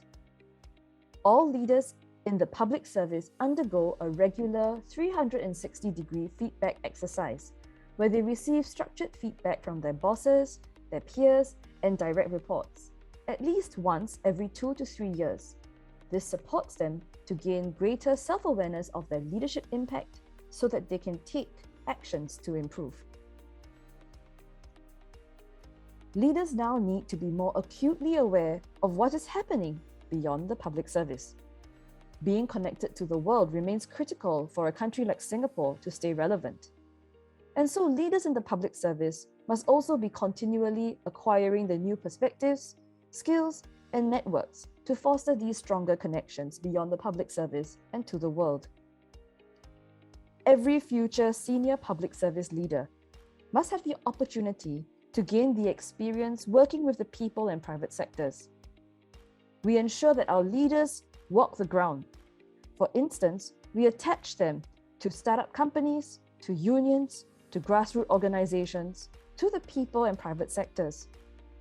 At leadership transitions, we help officers learn key competencies. For example, newly appointed directors go through a 10-month modular program that comprises the 3 cycles of learning: self-work, small group discussions, and one-on-one coaching. We support leaders through on-demand knowledge and skills top-ups, such as on new technologies. We also support our leaders in building new networks. Officers are also intentionally rotated across public sector agencies within the government, as well as to the people and private sectors. With this leadership development approach, we will continue to develop our leaders' capabilities at every level, in every sector, so as to build a better future for our nation and our people. I hope this short sharing has been useful. And on behalf of my colleagues at the Public Service Division, we look forward to learning more about the Philippines Public Services experiences too. Thank you.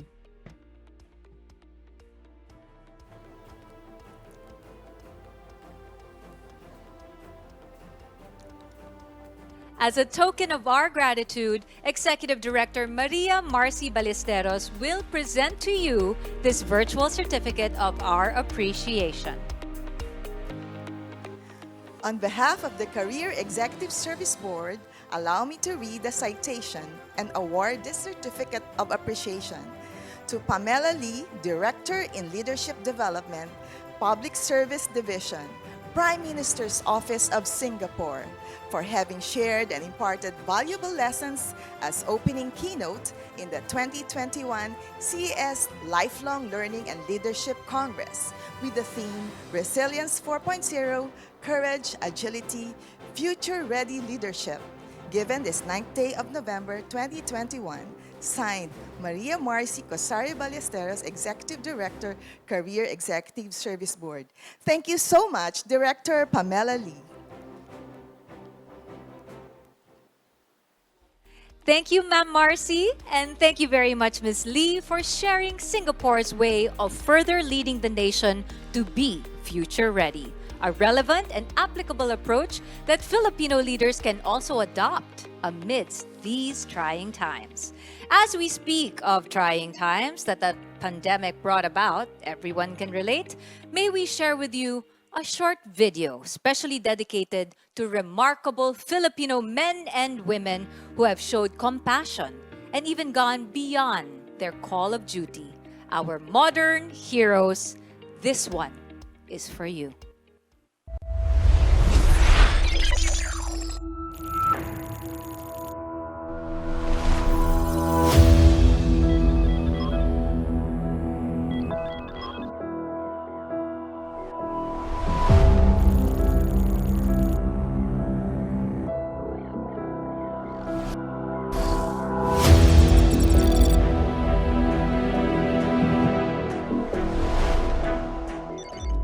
Chinese authorities say they're investigating a viral pneumonia outbreak, and there's speculation that it could be linked to a SARS virus that killed hundreds of people in 2003. A mysterious pneumonia has gripped China, with scores hospitalized by the illness. A person under observation has tested positive for the novel coronavirus. This is the first case in the country. The patient is currently admitted at a government hospital in Manila. The confirmed case arrived in the Philippines from Wuhan, China, via Hong Kong last January 21, 2020. With this development, health officials are keen on recommending restrictions on travelers from the entire Hubei province in China. Rest assured that the national government is behind you as we safeguard the welfare of our people in your community. Implementing the Bayanihan to Heal as One Act.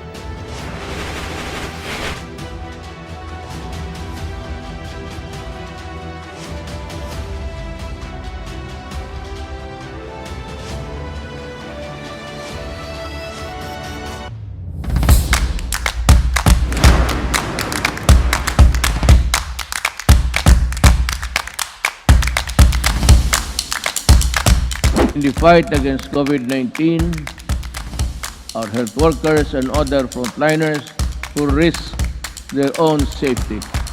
Risking their own security and health, they exemplified resilience and agility, acted with selflessness and fearlessness to provide public service where it is needed. They went above and beyond their limited mandates and rose to the occasion to address the pressing needs of the times. Public service is indeed a calling, and to be a leader in these unprecedented times is to be both selfless and fearless. The CESB is proud to honor CESOs who during this pandemic have shown us what compassionate leadership is all about.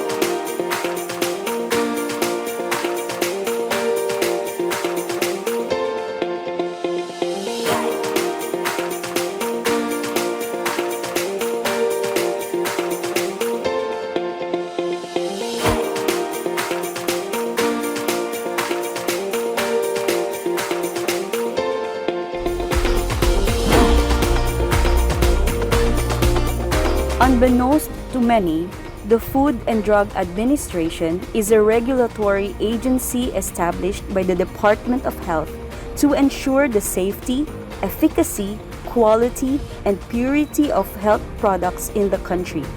As a career executive, I must say that amidst the global health crisis brought about by COVID-19 disease, the role and mission of the Food and Drug Administration is crucial now more than ever.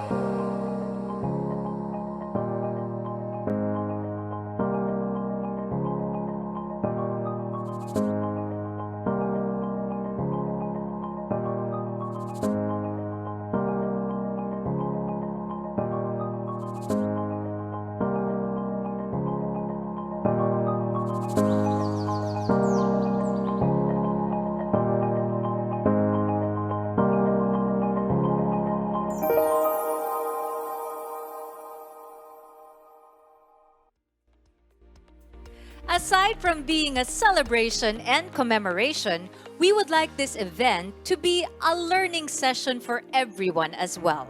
To formally open our learning sessions, please welcome a familiar face whom we have missed seeing. We have the former executive director of the CESB who served from August 2007 to January 2020.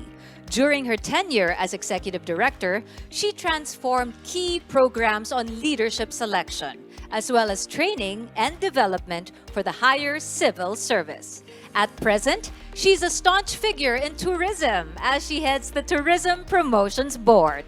She's an educator, an OD practitioner, leadership coach, and lawyer with extensive professional experience in the public sector for strategic and reform management. Aside from her many hats, she has earned the distinction to be the first and only recipient of the prestigious 10 Outstanding Young Men Award for HRD in Government Service here in the Philippines. Please welcome Attorney Maria Antoinette C. Velasco Aliones.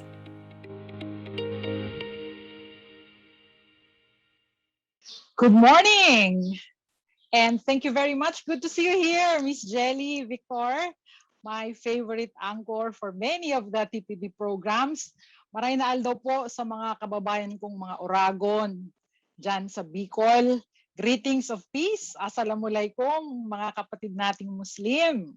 Ayan, at mayroon akong gustong shout out dito sa mga taga-Norte. Ano yung greeting nila dyan? Natawa ako kanina kasi sabi ko, basahin ko nga yun. Yung message ng ating mga taga Region 2. Bakit nawala? O kanina nandito yun eh. Ayon, Raimundo B. Apil, Mia, Region 2. Para sa mga Ilocano, naimbag ken na parabur nga agsapa tayo amin kakabsat. Tama ba yung pronunciation ko? O pero di ba, ibig sabihin yata nun, good morning din. O ayan, maayong buntag, maayong aga.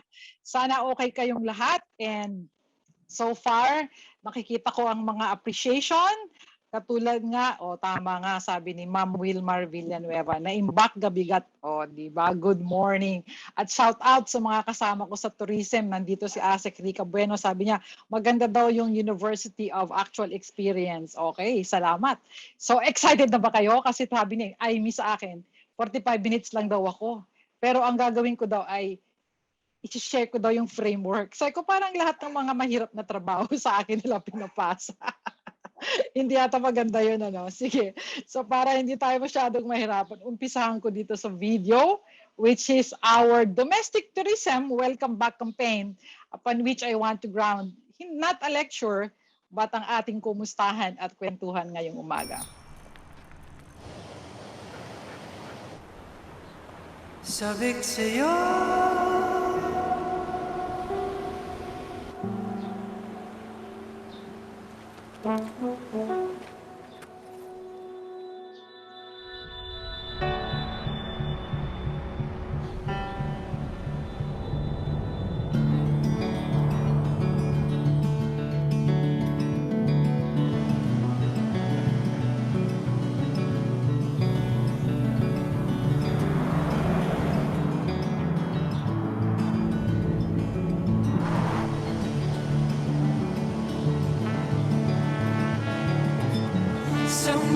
sa gabi sa bawat minutong lumilipas. Hinahanap-hanap kita, hinahanap-hanap kita.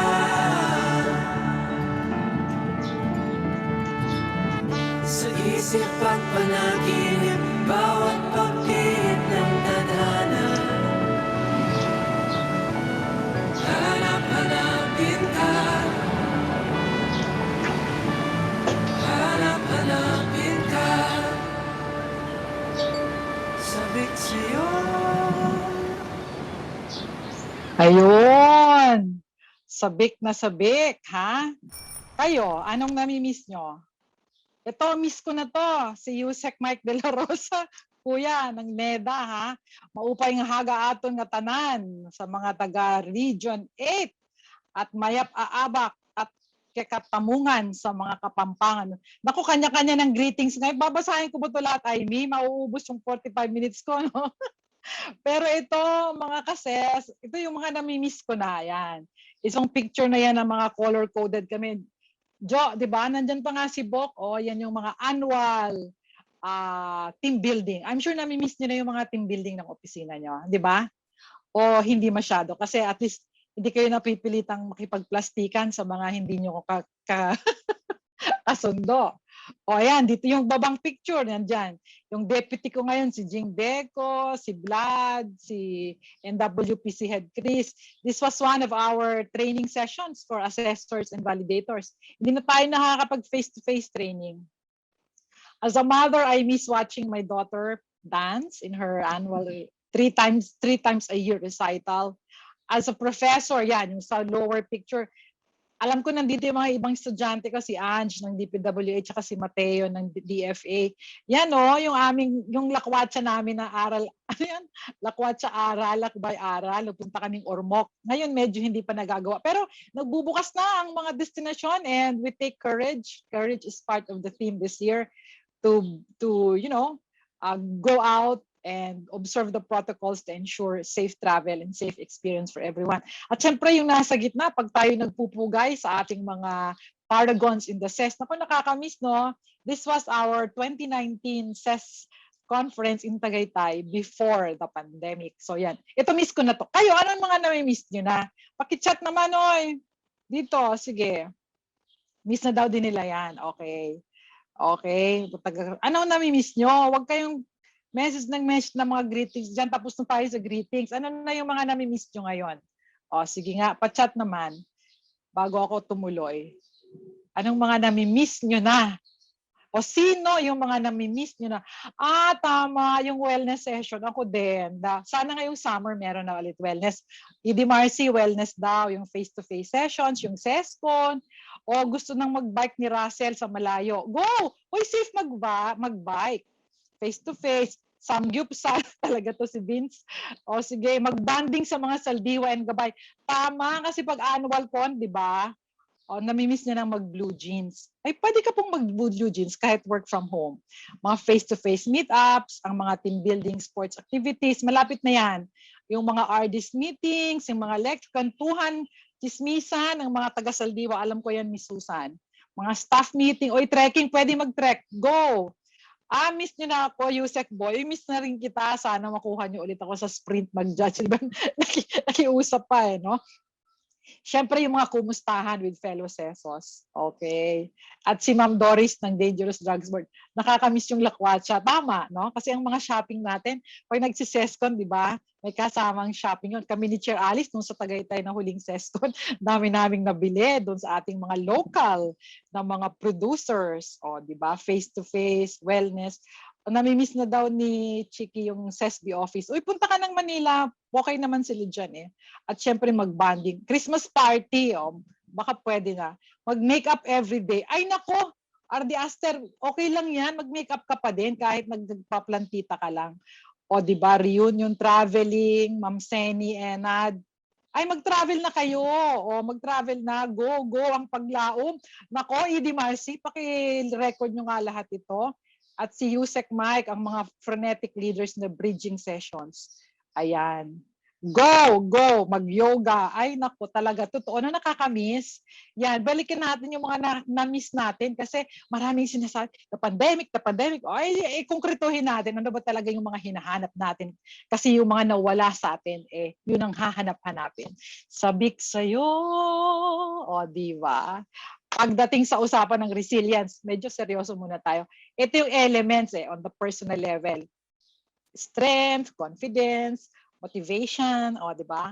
Pag-protect ng self, mag-make ng effort to persevere, and of course, managing change. Kasama yan, mga importanteng factors for resilience. And syempre kasama talaga yung agility, no, as a value, which our director from Public Service Division of Singapore, Ms. Pamela Lee, focused on in her earlier keynote. No? So that's good. The question to my mind when I was discussing this session with Amy was, ang hirap nung pinagagawa sa akin kasi yung dulo future-ready leadership. Hello. How do you leap into the future? Recording stopped. And this is difficult because we don't know what the future, di ba, looks like and what it holds for us. Yon. Hoy, tech team, bakit nagsabi recording stop? Naririnig niyo pa ba ako? Yung mga ka-chat ko dito, yung mga smile, yan. Ayan, si Chiki ha. Wellness session in Batanes. So mahirap, how do we leap into the future? Kung ayaw nating mahirapan tayong Recording in siguro progress. what we can do is we can also zip line our way into the future. Okay, meron akong papremyo sa aking mga kasama dito. Bawal lang mag-participate dito si Ase Rica Bueno, kasi ang ating new eligible from DOT, Ase Chris Morales. Bawal kayong sumagot ha. Saan po ito? Saan itong tourism site na ito? Ang unang makasagot ng tama, may papremyo sa akin ha. Okay, we can zip line our way into the future.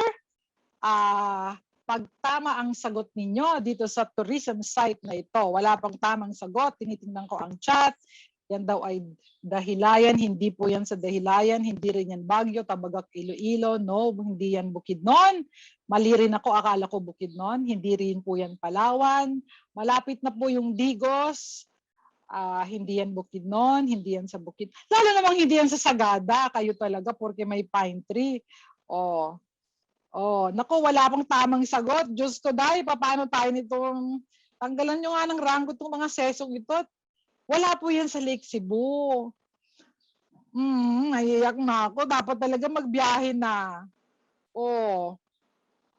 Asik Rika, magkumano nga tayo ng mga farm familiarization tours ng mga seso. Ano? Kasi yes! Ang nakasagot, ay nako, madaya ito, si Director Zeni, kasi taga Davao ito, kaya alam niya. Pero sige, may prize ka sa akin, Director Zeni Enad of the Office of the President. Tama, yan po ay sa Camp Sabros ng, actually yan, Davao del Sur, no, part ng Digos City. Okay, so palakpakan niyo si Ma'am Zeni. Meron siyang prize. Talaga to si Sir Leandro sa Linion Hill daw. Nangarap ka na naman dyan. Sir, maiksi yung zipline dyan. Ito, sa Camp Sabros, Davao Sur. Ayan, mag-wellness camp tayo dyan, mga ID Marcia. But the ease of leaping into the future or the ease of ziplining into the future is actually reinforced by what Mahatma Gandhi told us when he was alive. No? Sabi niya, the future depends on what you do today. What we do today. So in effect, the future is in our hands. Future-ready leadership depends on what we do now, individually, collectively, as a community, and most importantly, to reckon with the why of doing it, the purpose for doing it. At maganda kanina, nagre-resonate paulit-ulit yung mensahe na it's shared service. It is shared selfless service that actually binds all of us sesos in this community. So with that as a glimmer in our minds, I hope to walk you through the session and talking about resilience, dahil ngayon ay 4.0 dahil in the Industrial Revolution daw. Sabi ko kay Amy, ay hindi, kahit yan ay 1.0, 2.0, 3.0, the elements are quite the same. So let's look back. In 2018, when we had resilience as the theme for the annual lifelong learning session for the CES community, we talked about 3 elements of resilience, no? And they are quite the same. through the pandemic and as we move out of the pandemic. These three elements begin with perseverance, which has to do with our ability to steer through the adversity. No matter how difficult, walang bibigay, kapit lang talaga. No? Of course, the second element is our flexibility or our ability to adjust to the change that's happening before us, around us, within us. And that's the element of adaptability. And of course, the third element is the ability to move forward, hopefully, gracefully, and optimistically. So that's the element of bouncing back. So dapat talaga nag-move on, mga kases, no? Hindi tayo nagdudwell, oo, ganyan. Pag nadapa, bangon lang. I'm reminded by the Japanese proverb that says, you fall 7 times and you stand up 8 times. O, di ba? Bumabangon ka ng mas maraming beses kesa sa bilang ng iyong pagbagsak. Ayan. Sabi ni Ma'am Delia Corsigan ng DTI, first time niya to attend. So siguro that would be good for CESOs and CESIs to be allowed to get together even by province only to do. Yes, meron po tayong compassion, the community passion projects ng CES. Do that, ma'am. Maganda yan dahil bonding din yan at networking sa community. Yun yung tatlo, Ma'am Delia, na elements of resilience. So kung bago ka po, ay hindi mo ito naabutang 2017 edition ng Resilience in the CES. Binabalikan ko lang siya as reference. And then we also discussed back then the 4 dimensions which correspond to the 4 dimensions of the human person: physical, mental, emotional, and spiritual. At they remain the same, di ba, through the pandemic. And for each dimension, there are 2 competencies. So there are a total of 8 competencies that begin with financial stewardship. Mahirap maging resilient pag marami kang utang, pag wala kang balance sa bank book mo at mas malaki ang credit card bill mo. So financial freedom is the root of resilience. And then our energy management, lalo na ngayong work from home. Naku, work from home nga. Wala nang boundaries. Hating gabi, weekend, may nagme-message, ang mga Zoom meeting, back to back to back to back to back, di ba? Sa emotional, nandyan yung personal and social competence.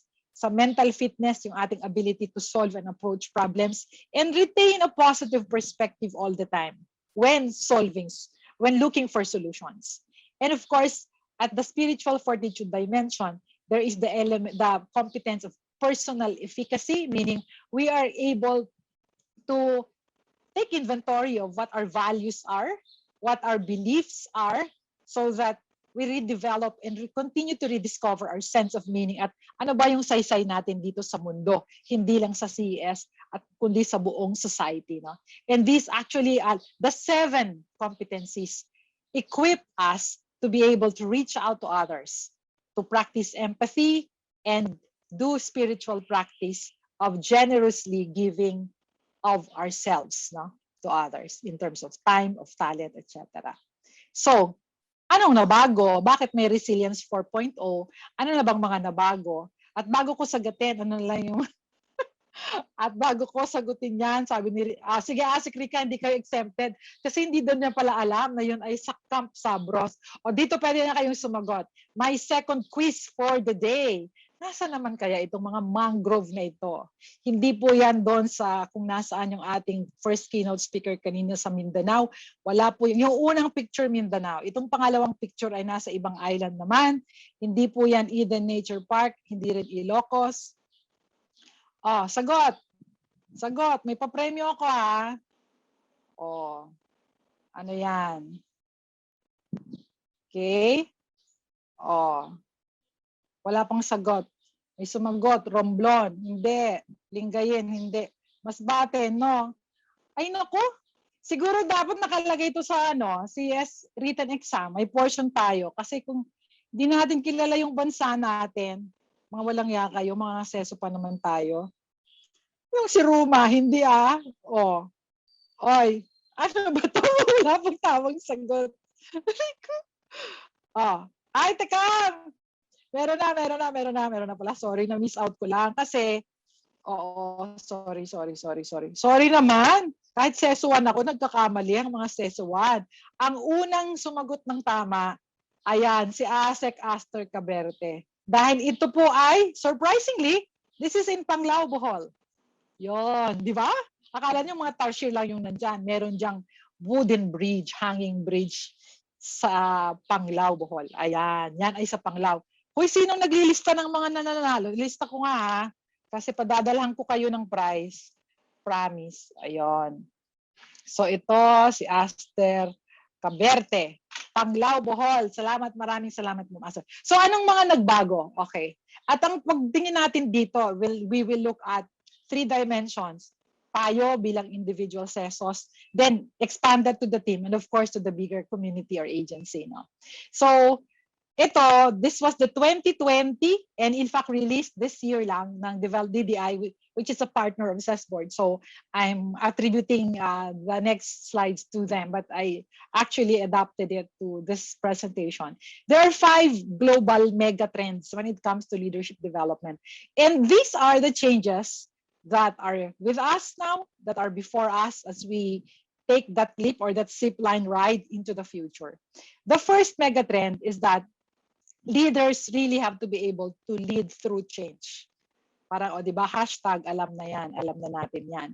Alam na natin yan, but if you are looking at the future, it's a vision, and we are on top of a ladder that is lodged on the virus, ang hirap, no? Kasi yung sinasabi natin dati na VUCA, nadadagdagan ng D, na volatile, uncertain, complex, ambiguous, and disruptive.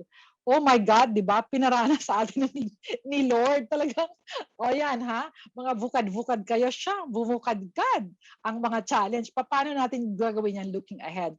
The World Economic Forum in a study also shared that last year compared to 2015, halos pareho yung competencies that are needed for leaders. Nag-iba lang yung sequence, which means merong order of importance. No? So last year and through this year, nakikita natin, ito yung 10. So siguro, ED Marcy, as we revisit the competency framework for the CES, kami sa TPB, ginagawa namin ito ni Jing Deco. So gawin natin, Jing, balikan. Ito yung mga kailangan. And in your respective organizations, tingnan nyo po if you have this 10. And if you, at the individual level, kayo mismo, meron ka na ba nito? Complex problem solving skill, check. Critical thinking, hello, hindi nga nagtithink, critical pa. O. Creativity, o yan. People management, coordinating with others, EQ, judgment and decision making. Yung judgment po na yan, hindi yung mga judger ha, yung mga judgmental na when confronted by a situation, ang bilis-bilis natin, hay nako, ano ba yan? Mga BO-BO, di ba? Hindi po yung ganong judgment. Ibig sabihin, your ability to make informed, decisive decisions and judgments, no, given a certain problem or situation. Of course, yung service orientation, dahil tayo yung gobyerno, negotiation skills and cognitive flexibility. Anong ibig sabihin yan? Ang ibig sabihin yan, meron kang growth mindset.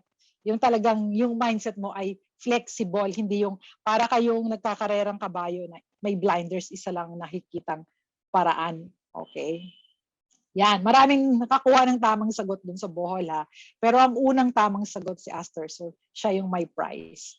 The second one, and this is real, hashtag real is the burnout. Hashtag burnout.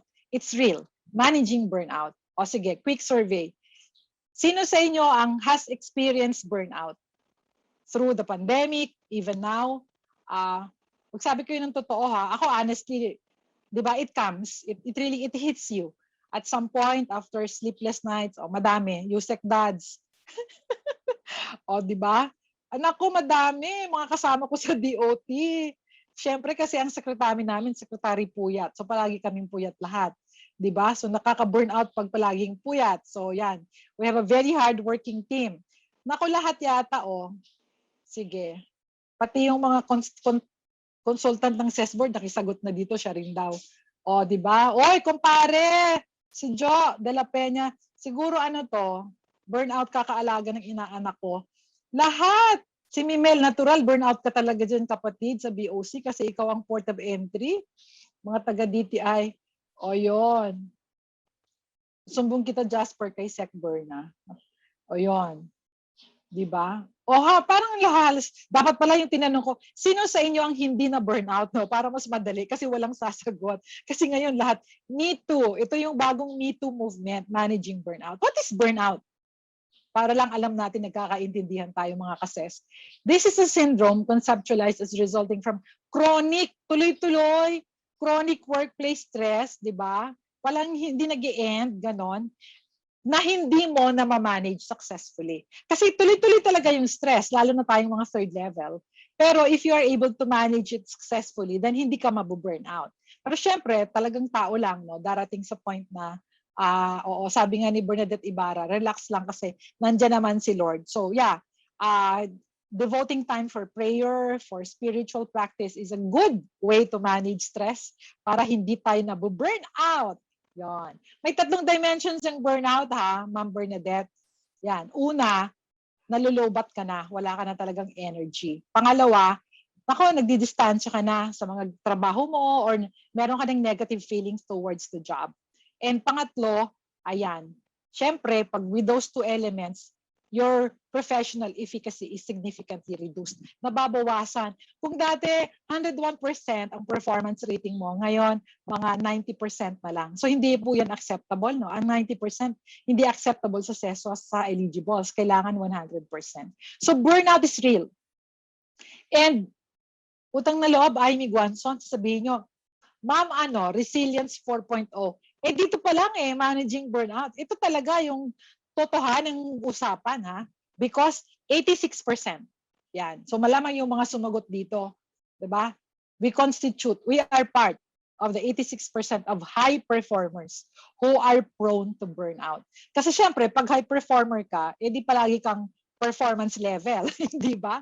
At yan ay talagang real challenge. So, Resilience 4.0 requires us to address and tackle and help manage burnout among executives. Calling for help is a good point of starting to address burnout. The third megatrend is us craving for connection. So yan, ano yung mga kinakasabikan natin, di ba? Ano yung mga kinakasabikan? Yan, yung mga connection na yan. Pangatlo, ito na, pangatlong quiz.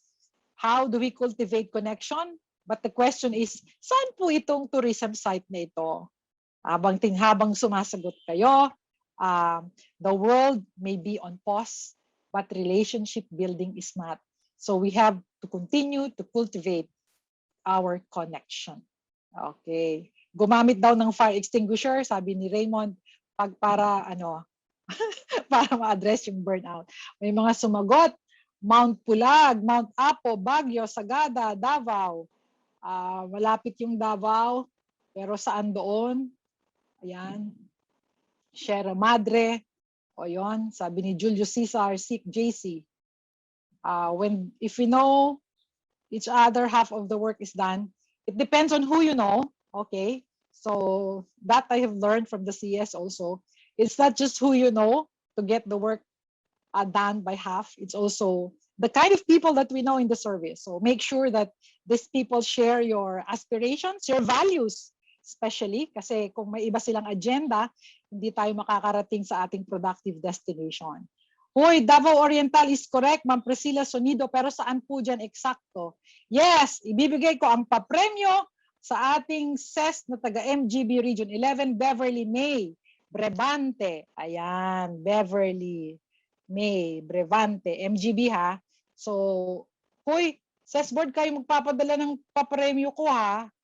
Ayan, ang tamang sagot, Mount Hamigitan sa Davao Oriental. Yon, very good. Ayan, marami na kayong bucket list ha, ng mga pupuntahan. Sabi ni Ma'am Manuela Tolentino ng DepEd, gentle smile and a simple text message.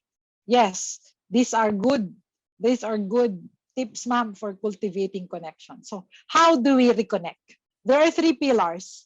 So the first one, related on what I said earlier, na connecting to what JC said na knowing each other helps us do half of the work. You connect your what to who. So your what in terms of values, of purpose, to who they are. No?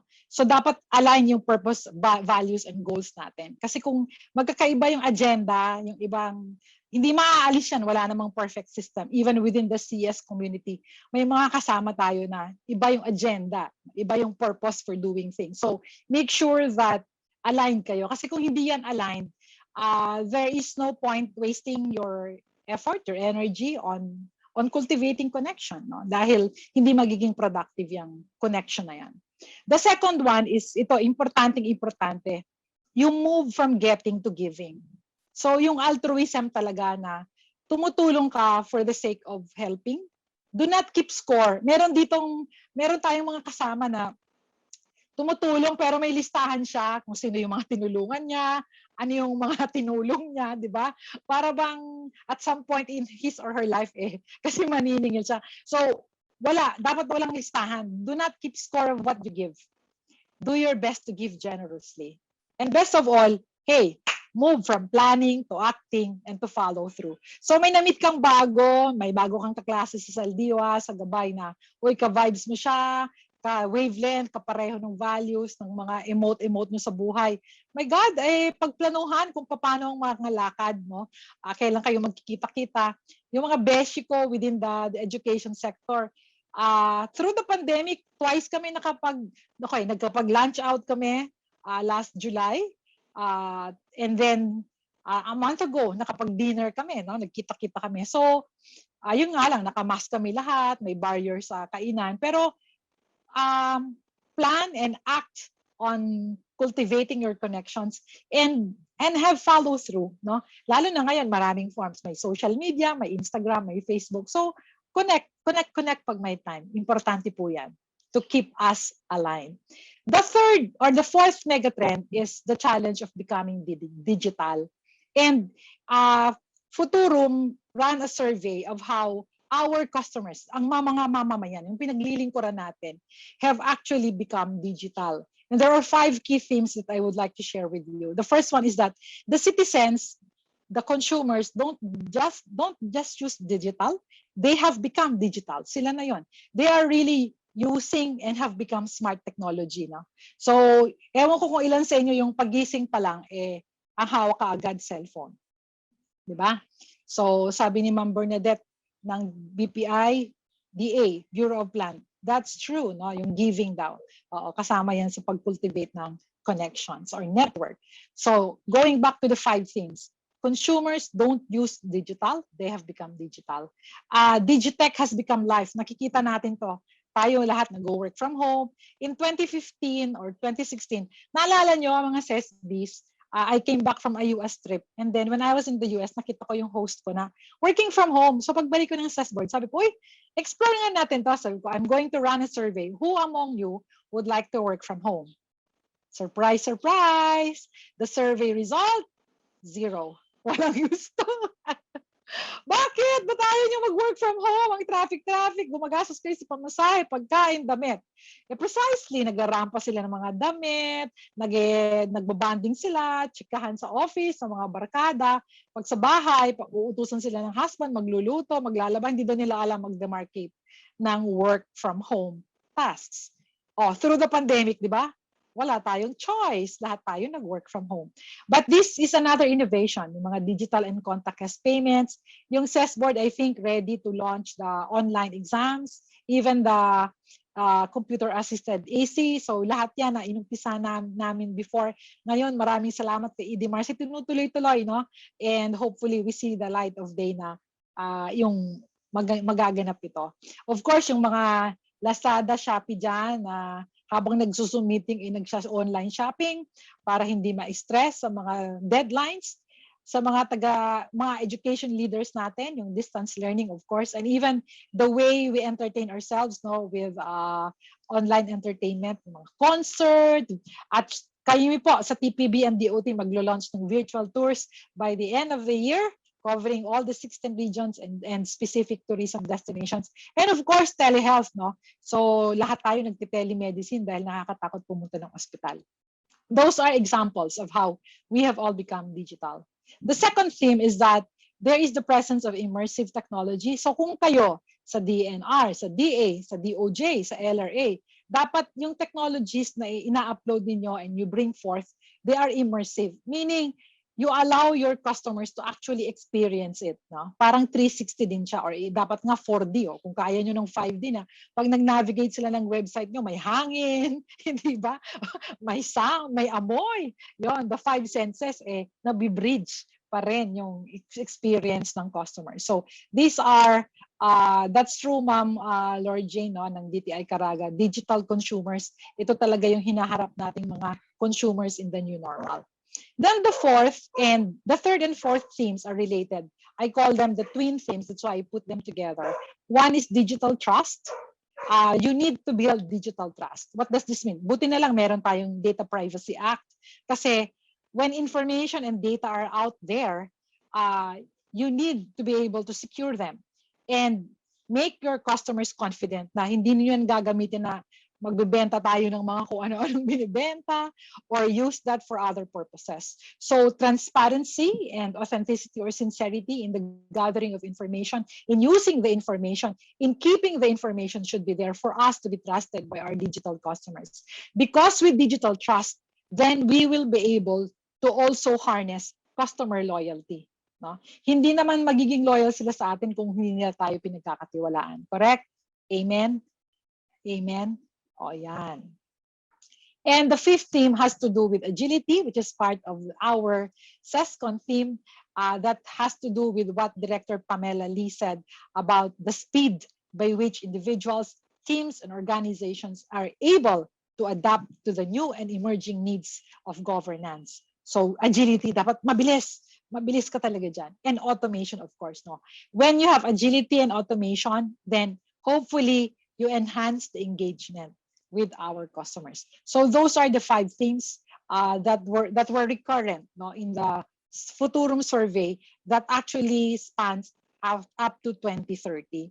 Let me share briefly that in TPB, we pivoted early on to digital technologies. And actually, through the pandemic, September of last year, I took the courage to convince Secretary Berna. It's the annual biggest government organized Philippine travel exchange. And we did it hybrid. So the sellers physically joined us in Panglao, Bohol. Our buyers from 34 countries overseas joined us virtually. At yung events management group niyo dito, shout out kina Japoy, sila rin yung nag-manage ng aming ng aming platform. So maraming salamat Japoy and team for your help to CES. And yung MySCon online, last year it used to be physical before last year. Last year we did it purely virtual. At ang maganda, close to 30,000 people viewed the sessions. Di ba? Mas maraming nakaka-attend. Mas na-democratize yung access to the learning platform. And we broke record in terms of how many delegates actually attended as registered participants. More than 1,000, 1,331. Before my time in TPB, when it was face-to-face, they would gather less than 1,000 delegates. So this year, part of our pivot to Smart Tourism, we staged the 2-part Tourism and Technology Forum. The first one was in March. The second one was in October this year, last month lang.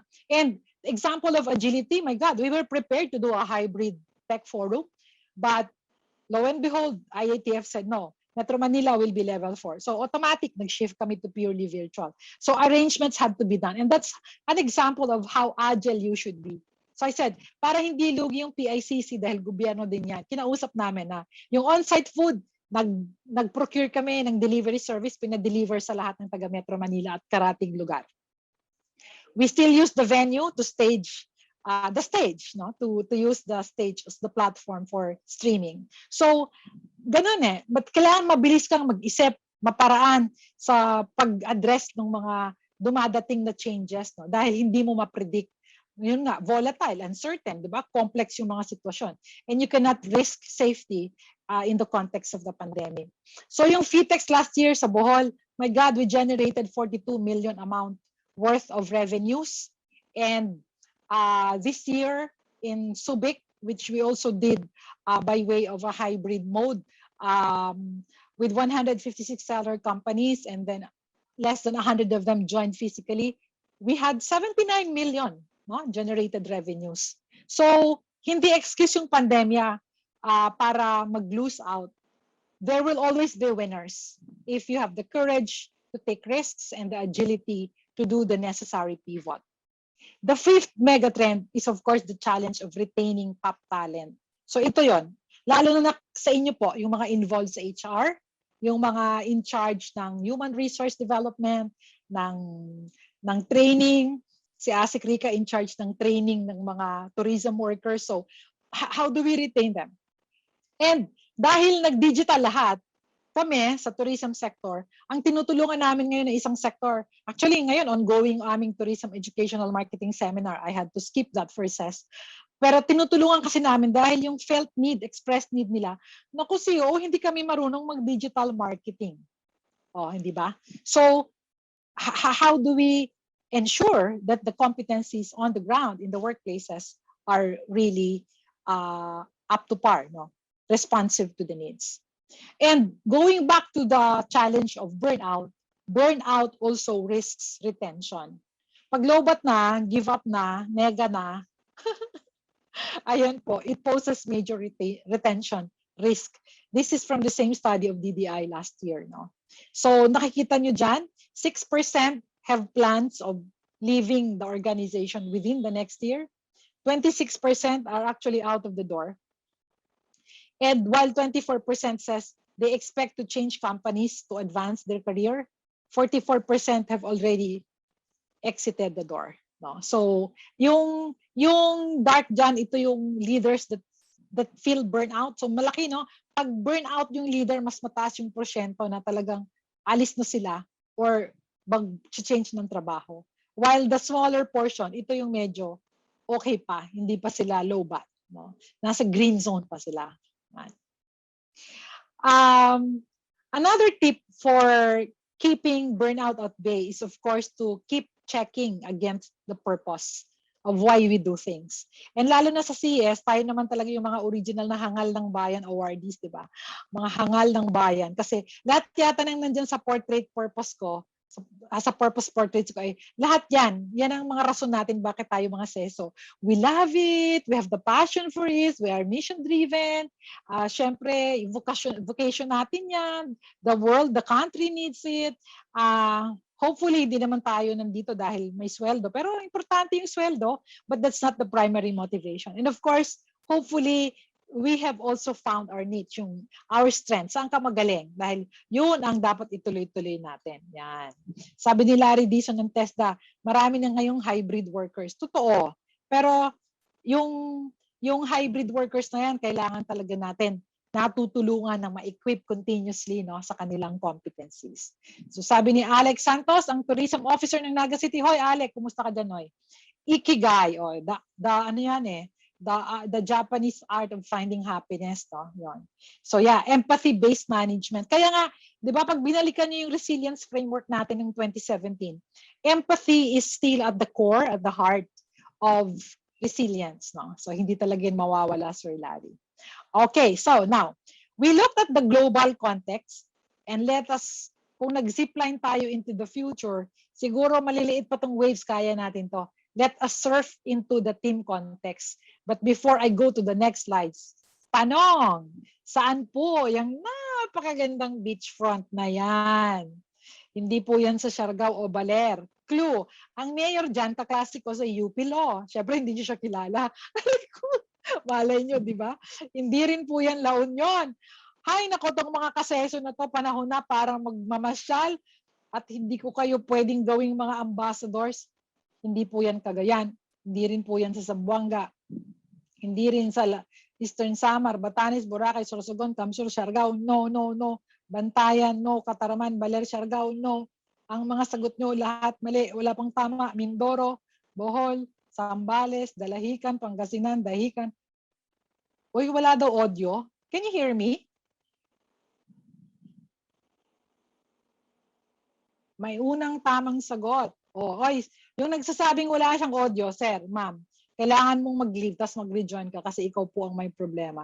Ang unang tamang sagot, si Sir Rolando Sotero ng Pagudpud. Ay, tama ba yun? Ay, hindi. Yung Curimaw ba nasa Pagudpud? Pati tuloy ako. Ha?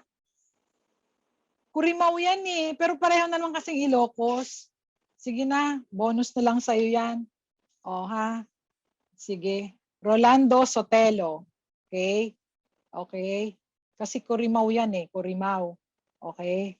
Pero sige na lang, huwag nyo akong isumbong kay Sec Berna, Sec Chris ha. Curimaw po yan, Curimaw sa Ilocos. Ang ganda, no? Punta tayo dyan. Pwede tayo dyan mag-wellness camp. Anong Hawaii? Oy, ikaw talaga, Noy, Jogar. Hindi pwede. Ano lang tayo, domestic tourism. Okay. So, okay. Yan ay sa Curimaw, Ilocos Norte. Oh, sabi ni Cherry, iba daw yung Curimaw. Pero sige na nga, i-bonus ko na lang kay Sir Rolando Sotelo ng DepEd. Pwede na yung, kasi Ilocos naman. Nalusutan ako doon. Okay. So, in the team context, the Harvard Business School also did a study in partnership with this Washington-based company through the pandemic.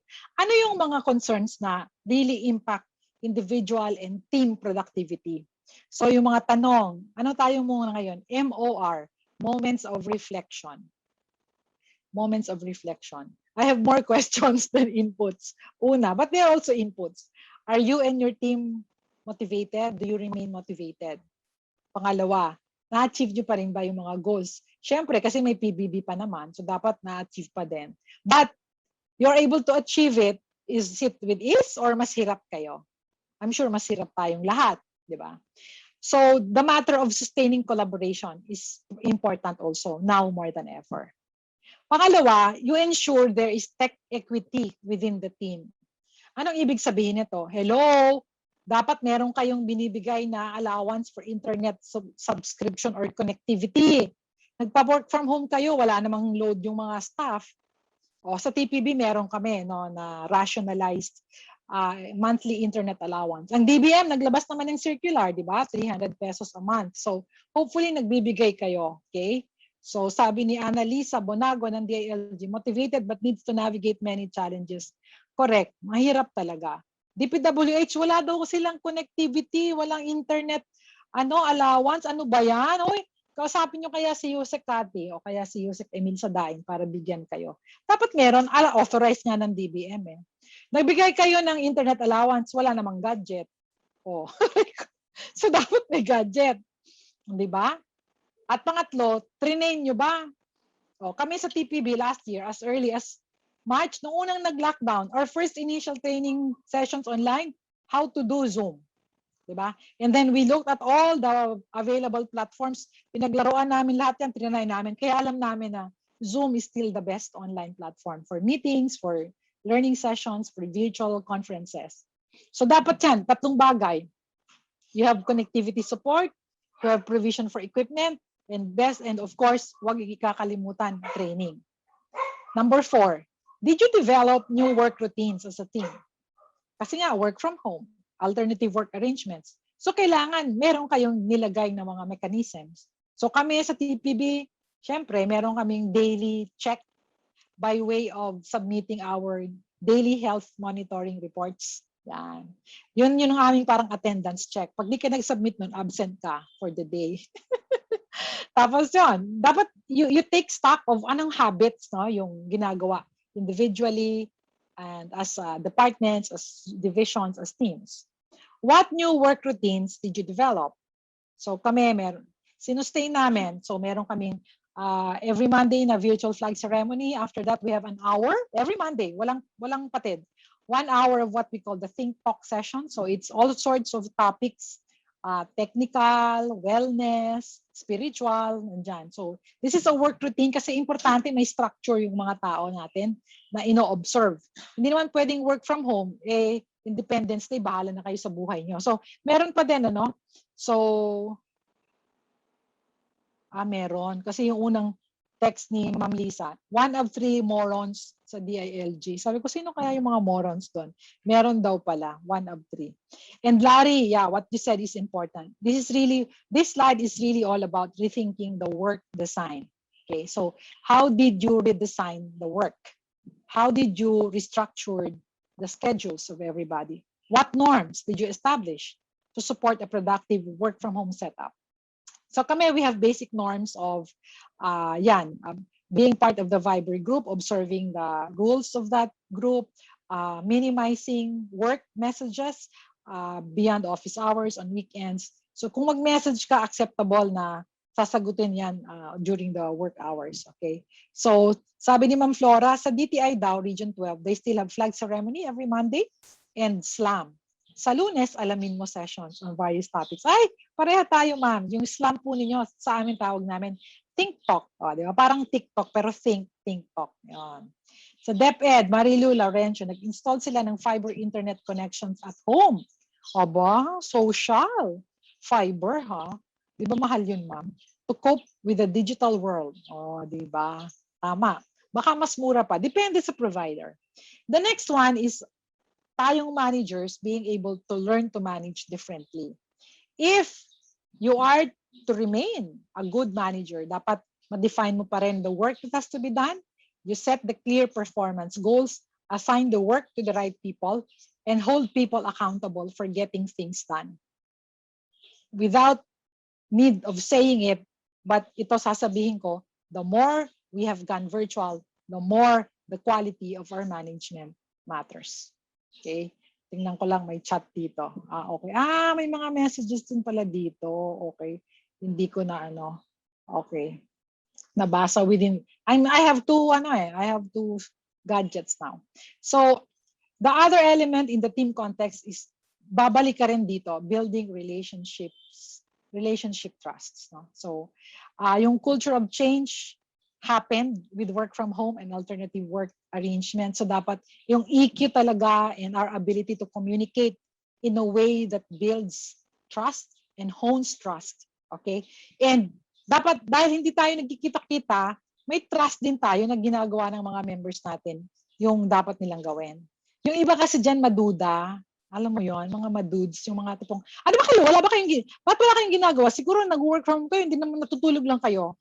Naku, that kind of relation of talk, words, no, they don't help.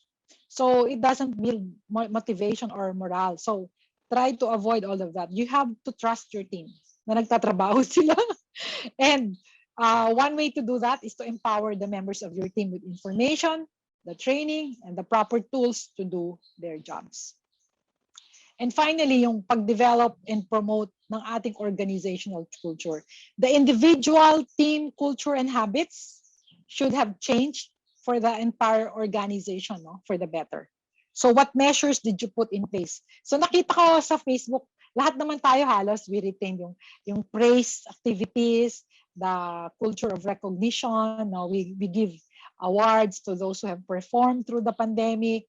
We reached out to those needing help because depression was and is very real. So we try to reach out to the members of our team who are going through a dark time. So lahat po yan importante, no? And as a manager, how did you lead your team towards shared decisions and values about how you work and how ultimately as civil servants we've been able to serve the one and oneas of the country. Okay. Now, getting back on track. O saan ito? Alam niya ni Chubby. Virtual inuman daw. Talaga, ang cute nyo naman, nag-virtual inuman daw ang DPWH. Galing. Sa DICT naman, sabi ni Emmy, meron silang e-lunches. And topic is anything but work. Galing. DILG Sorsogon, sabi ni Julius, hindi daw uso yung work from home sa kanila. Okay. Oy, Asik Greg. Ano yung Tomo? Hindi ko alam yan. The award goes to ang karampa ko dyan. Dahil nanggaling na siya dyan. Kasama ang kanyang mga saldiwa, barkada, CHED Director, Septon de la Cruz. Masungi. Correct. Masungi Trail. Punta tayo dyan, malapit lang yan. Ayan. Tama pala. Tato si Greg eh. Kuya Greg. Tama daw. Okay, sige. Okay. Working in an atmosphere of trust. Okay. Tapos sa Marawi daw, sina Chiki, hindi rin sila nag-work from home. Lagi silang nasa office. Oo nga, Sep, punta tayo ngayon habang medyo malamig. Balik tayo ni na Vlad. Go! We get back on track and trek here in Masungi Trail. Balikan natin and i-connect ko na doon sa ating team. So, ang ginawa ko ngayon ay inutay-utay ko muna bago tayo pupunta dito dahil sabi ko, paano kaya ang atake dito sa napakahirap na assignment na binigay sa akin ng CES board? The elements of resilience remain the same, diba? Perseverance. But now, you have to do the steering through the adversity with lots of courage. This is where courageous leadership, courageous perseverance comes to play. Mark Zuckerberg, the founder of Facebook, says we really, as leaders, ought to bravely take risks. And he reminds that the biggest risk is when we not take risks. So pag ayaw mong mag-gamble, yan ang pinakadelikado. Sabi nga niya, in a world that's changing really quickly, the only strategy that is guaranteed to fail is not to take risks. Amen? So yan, courageous perseverance as an element of resilience.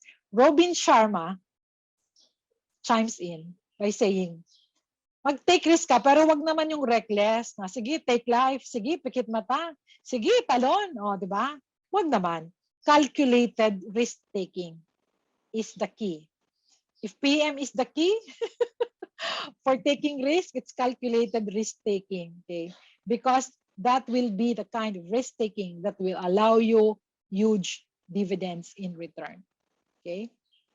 Pero sinasabi nga niya na we won't get to third base if one of our feet remains on the second base, okay? Because he concurs with Mark Zuckerberg that the biggest risk is not taking risk, with the reminder that when we take risks, it has to be calculated. Hindi naman yung nag-take risk ka na ombudsman ka, nag-take risk ka na tanggal ka sa serbisyo, nag-take risk ka na matay, di ba? So, wag naman mga kases. It has to be calculated, informed, di ba?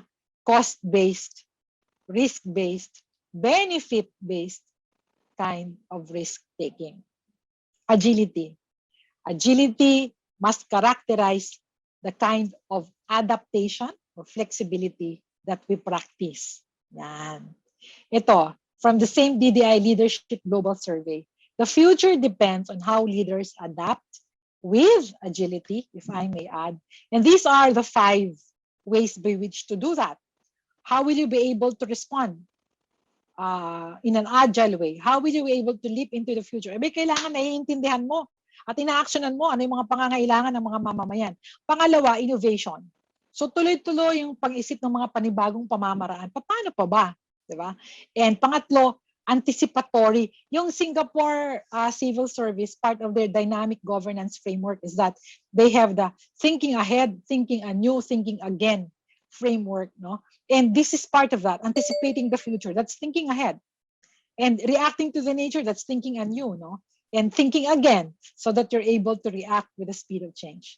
Of course, our being able to respond to new competitive environment dahil with the pandemic, hardest hit ang economy, and kailangan we put ourselves back on track in terms of the sustainable development economic goals, no? Anong ating Ambition 2014 ang mga kasama natin sa NEDA. And assess us with courage, we should be able to decisively act even without clear direction and certainty. Dahil VUCA nga, volatile, uncertain, complex. Anong ibig sabihin nito? Hoy, mga kases, magdesisyon na kayo. Walang forever when it comes to decision making. Hindi makukompleto ang information. Hindi nyo mabavalidate lahat ng data. Hindi mabe-verify lahat 100%. So, boom. Pag meron ka ng intuitive sense na ito na yon, tama, desisyonan mo na yan, mga kapatid, no? Success. And finally, non-negotiable. Bouncing back, moving forward. Moving backward, sideways, moving forward, upward, downward. It has always to be done with the sense of integrity. It's always in. It rocks. It never goes out of fashion. Sabi ni Sir Warren, in looking for people to hire, so in looking for CESOs, you look for 3 qualities: integrity, intelligence, and energy. And if they don't have the first, intelligence and energy will kill you. At syempre, ayan na, if you practice integrity, handa ka. You have to be prepared to take a beating from those who have none. Amen? So sana hindi kayo nawawala ng pag-asa. Sorry naman, Aimee, ako yata ay nag-went overtime, pero patapos na. Are you excited to lead into the future? Yes. Saan po itong site na ito? Ito yung aking last slide as I thank you. Oo. Maraming. Ay, hindi yan Banawe. Sabi ko na Banawe yung mga sagot eh. Thank you, Asek Greg, for appreciating the presentation. Oo. Antique. Hindi. Hindi rin yan Batad. Hindi rin po yan Nueva Ecija. Saan sa Bohol? Oo. Oy, Asek, Aster, wag ka na nga dyan sumagot. Yung pakol, talaga tong pasaway na to, sa Rawayon. Yes. Oh, oy, Asek, kasi nauna ka na kanina. Ibigay natin ngayon kay kay Alan Datahan ng PESA. Oo, pero nauna si Asek. Kaya lang, para naman ma-distribute yung prize, di ba? Kasi alam nga namang dalawang kalendaryo yung ipadala. Kalendaryo lang pala. Hindi. Uy, hindi kalendaryo yung ipapadala ko. May prize talaga. Oo. So si Alan, Datahan of PESA. This is in Bohol. Again, Kandihay. O, kita nyo na, may rice terraces doon. Ha? Mga kapatid sa CES. Galing, no? I thank you and I close with the slide.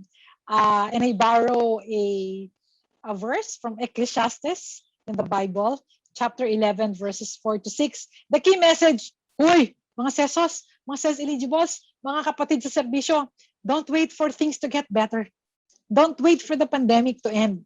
Don't wait for the end of the tunnel to be in front of you.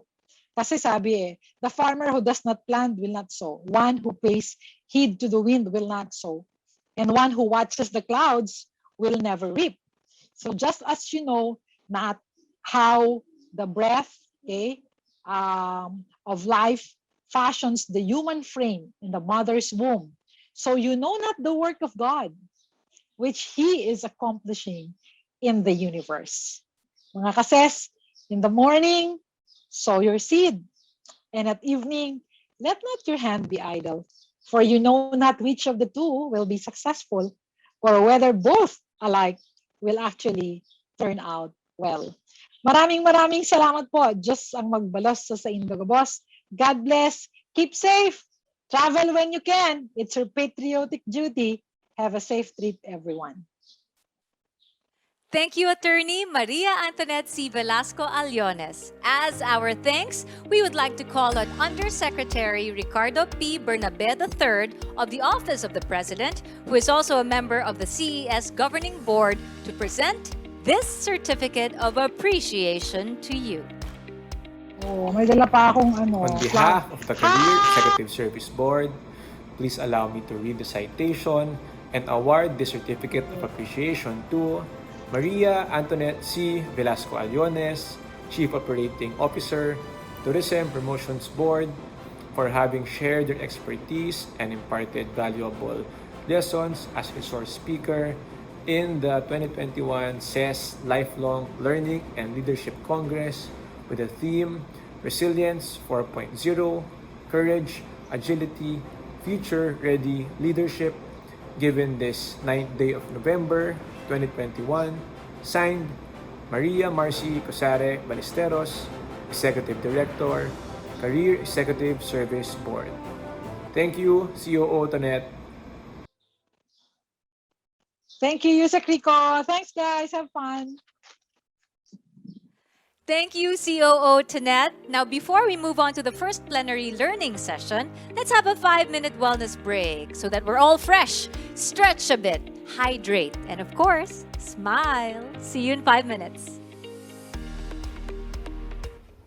Magandang araw po sa inyong lahat. Ako po si Carol at narito po tayo ngayon upang turuan ko kayo ng mga exercises na pinagsamang pagdududel at meron ding konsepto ng mindfulness. So, maaring may iba sa inyo, maaring kinakabahan ng kaunti dahil meron tayong gagawing pagdodrawing o pagdududel. Pero wag po kayong mag-alala, gagabayan ko po kayo sa ating mga activities upang matulungan kayo na mas makapag-relax.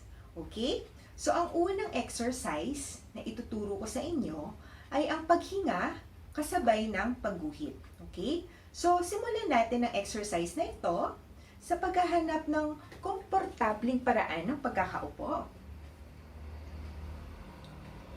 Maaari ninyong ipikit ang inyong mga mata at pansinin ang inyong paghinga. Pansinin ang bawat inhale at exhale. Pansinin ninyo kung gaano kabilis ang inyong paghinga. Pansinin ninyo kung gaano kalalim ang inyong paghinga. Okay? So, kukonekta lang tayo sa ating paghinga. Papansinin lamang natin ang bilis o ang lalim ng ating paghinga. Wala namang tama o maling paraan. Alam ng ating katawan kung ano ang kailangan niya. Kaya, ngayong umagang ito o ngayong araw na ito ay inaanyayahan ko kayo na bigyang pansin ng bukas na puso, ng bukas na isip, ang ating mga nararamdaman.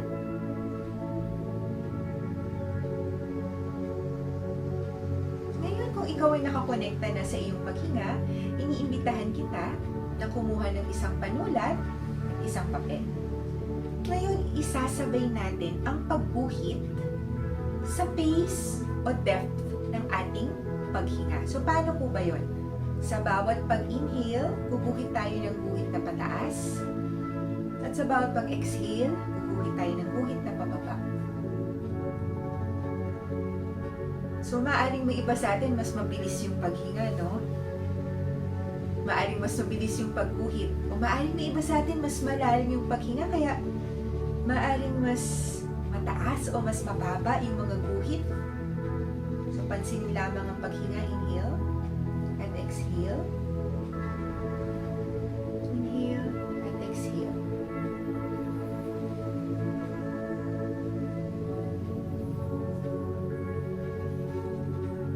Ngayon, habang ginagawa ninyo ang exercise na ito, pakiramdaman nyo rin sa loob kung ano ang iyong nararamdaman. Meron bang bahagi ng iyong sarili na tila merong pakiramdam ng resistance dahil naku, baka mamaya hindi pantay ang aking mga guhit? O meron bang bahagi ng iyong sarili na nakakaramdam ng pakiramdam na komportable? Dahil mas na-anchor natin ang ating breathing kasabay ng pagguhit.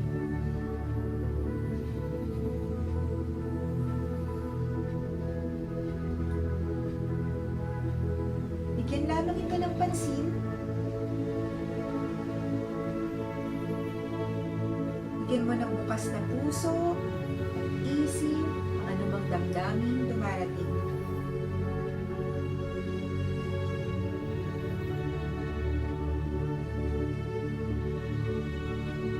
Sa bawat pag-inhale mo at pag-exhale mo, kasabay ng pagguhit, inaanyayahan kita na bigyang atensyon ang hangin pumapasok sa iyong katawan.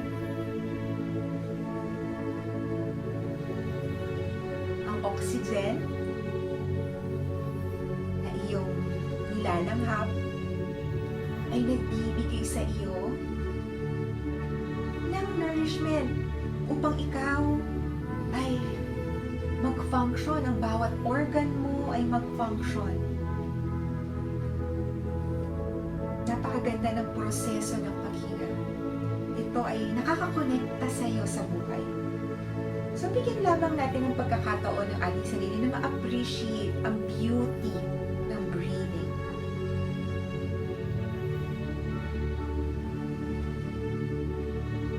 Salamatan natin ang ating katawan sa patuloy nitong paghinga upang ikaw ay manatiling buhay. At sa bawat pag-exhale mo, iniimbitahan din kita na kumonekta sa hangin iyong inilalabas. Hindi po ba natutunan natin sa eskwelahan na ang ating nilalabas na hangin ay carbon dioxide na nagbibigay buhay naman sa mga halaman at puno. Sa bawat pag-exhale mo, ikaw ay nakokonekta sa mga halaman at puno ni Mother Earth. So sa proseso natin ng paghinga, appreciate lang natin that we are receiving life and we are also giving life. The process of breathing keeps us alive and connects us to life. Okay? Ituloy-tuloy mo lang ang pagguhit ng pataas at pababang linya hanggang matapos mo ito, hanggang sa dulo. At kung ikaw ay matapos na, pakiramdaman mo sa sarili mo ang karanasan, ang kabuuan ng karanasan. Maaari ka munang huminto panandali at namnamin mo yung pakiramdam na kinonekta natin ang ating paghinga kasabay ng pagguhit. Sana ay nakatulong sa inyo ang exercise na ginawa natin ngayong araw na ito. Sa susunod nating exercise, kailangan pa rin natin ng papel o kahit anong panulat. And we're back to CESCon 2021, and we will be kicking off our plenary learning session with the encompassing topic, Building Blocks for Resilient Organization, People, Culture, and Leadership. Moderating this session is Mr. Hiro Masuda, who was the Director 3 of the CESB, as well as Officer in Charge prior to his appointment as Director 4 at the Department of Environment and Natural Resources.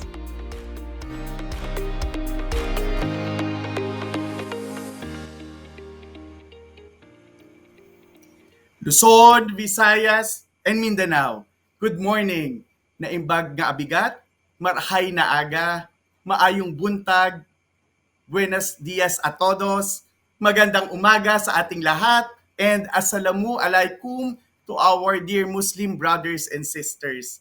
My name is Hiro V. Masuda, and it is my joy to be your moderator in our plenary session 1, entitled Building Blocks for Resilient Organization, People, Culture, and Leadership. When we talk about resilient organization, according to Denier, it means the ability of an organization to anticipate, prepare for, respond, and adapt to incremental change and sudden disruption in order to survive and prosper. In our session, these three intertwined factors will be tackled, and we will try to address lingering questions in our mind. When we talk about people, how well are they adapting to changes? What are the ways to improve their morals and commitment in these trying times? How about their mental models and mental health? Does it matter? In regards to our organizational culture, dynamism and stability of the organization is essential. But what strategies do we go for to get back in our equilibrium and move forward strong? How about us, the leaders? How do we prepare for future change? How do we balance organizational performance with employees' well being? And how do we navigate together with our teams the arduous road in establishing systems, procedures, structures, and communications for development between chaos and order? Ladies and gentlemen, my dear friends, our first topic is all about mental health law, and how can leaders use the letter of the law to contribute in the promotion of well-being of individuals in our organization, making them a foundation of a resilient society. To discuss, it is okay not to be okay. Well-being is for everyone. Our subject matter expert is a clinical psychologist, academician, trainer, and advocate of community mental health. She helps individuals and groups find healing, growth, and wholeness. People hear about her through books, workshops, researches, and advocacy works on resilience, Ginhawa series, disaster mental health, addiction recovery, and personal, family, workplace, and community well-being. She served as head of the clinical psychology program at the University of the Philippines for more than 2 decades. She is founding and current director of UP Diliman Psychosocial Services or UPD PsychServe. She's also a founding president of Care and Counseling Wellness Center, a center that offers services for family, workplace, and community enhancement, as well as founding chair to the ASEAN Theological Seminary's Pastoral Counseling Department. She also serves as Director for Psychosocial Services of the Life Change Coach Services. She is active in the advocacy work, being a key person in crafting and lobbying for our mental health law and the national guidelines on mental health and psychosocial support in disasters and emergencies. She is a professor emeritus at the UP Diliman, a recipient of Special Chancellor's Award for Extension work in UP Diliman also. Recently, she and her team was awarded second prize for the noteworthy social innovation in mental health work by prestigious Jelia Castillo Award for Research and Innovation for Health. She trained in the United States and Europe in the art of systems and group psychotherapy. A Rockefeller, First National City Bank, Virginia Commonwealth University, and Angini Europe Scholar. She is married to Lorenzo Bautista and has a daughter. And trivia, she have 9 dogs. Ladies and gentlemen, may I present to you Dr. Violeta Bolet V. Bautista. A round of applause, please.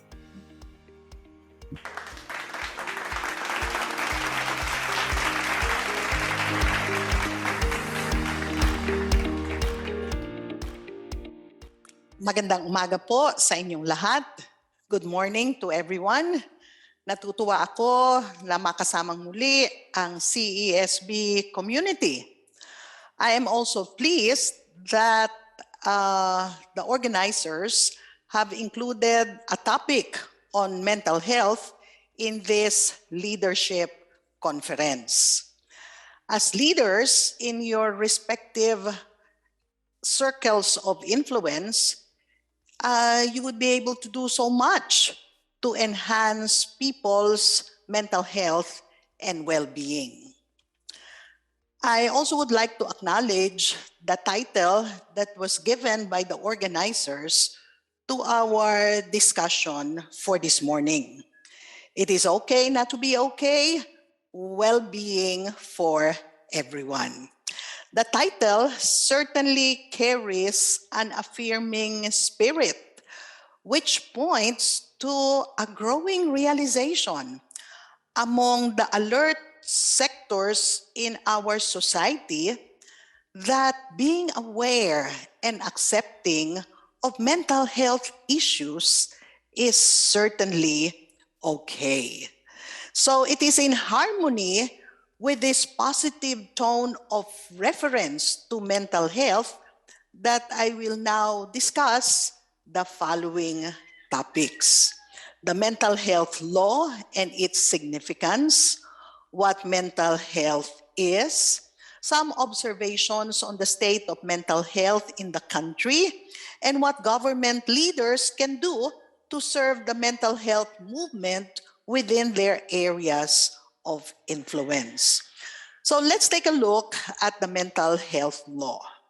In June 20, 2018, the President signed the Mental Health Bill into Mental Health Law, or RA 11036. It took almost 3 decades to give birth to this law. As early as 1989, a Mental Health Act was introduced by Senator Orlando S. Mercado. Since 1989, other bills were filed and lobbied for. An executive order was made on mental health. Noteworthy in the process is the commendable initiatives of stakeholders in the drafting and lobbying for the mental health law.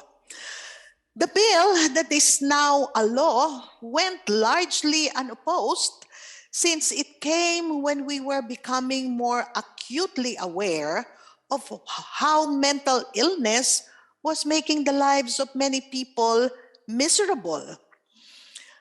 During that time, the local media featured stories about attempted and committed suicide among the famous and the not so famous personalities.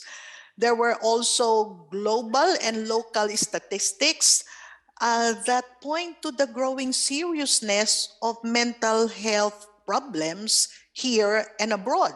For instance, in 2017, WHO's fact sheet indicate that depression is the second leading cause of death among the younger population ages 15 to 28 years old.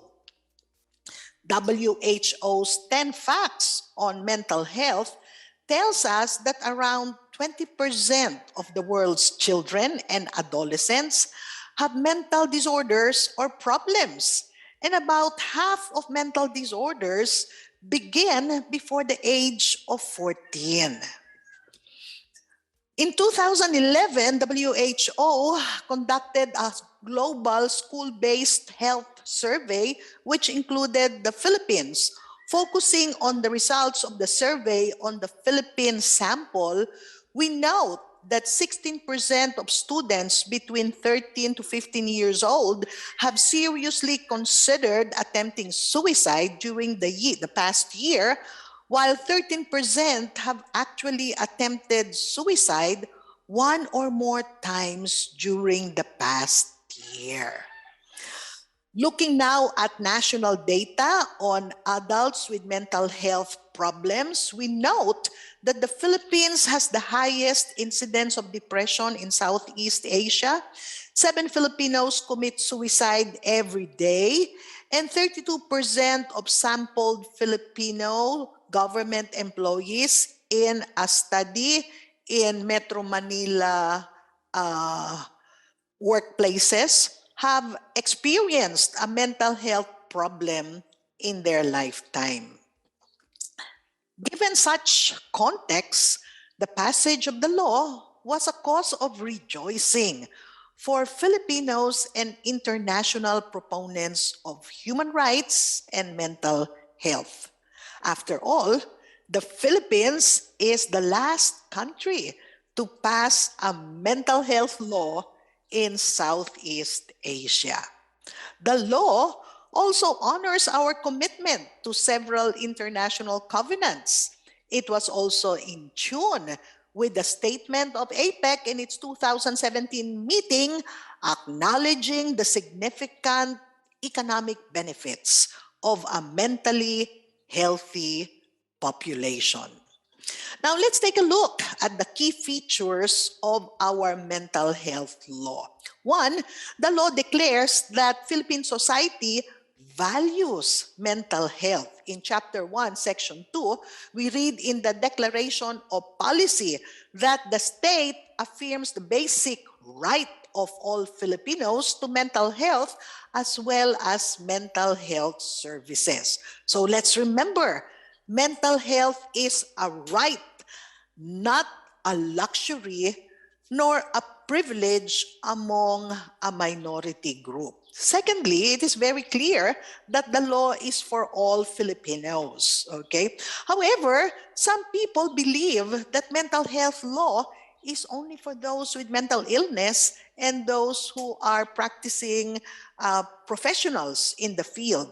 Now, given the definition of mental health in the law, we can see that RA 11036 is for all Filipinos. Here is our definition of mental health in RA 11036. It states there, mental health refers to a state of well-being in which the individual realizes one's abilities and potentials, copes adequately with the normal stresses of life, displays resilience in the face of extreme life events, works productively and fruitfully, and is able to make a positive contribution to the community. Most certainly, from this definition, we could see that mental health is not simply the absence of mental illness. It is about well-being concerns like having positive attitudes and emotions, the capacity to live a full and creative life,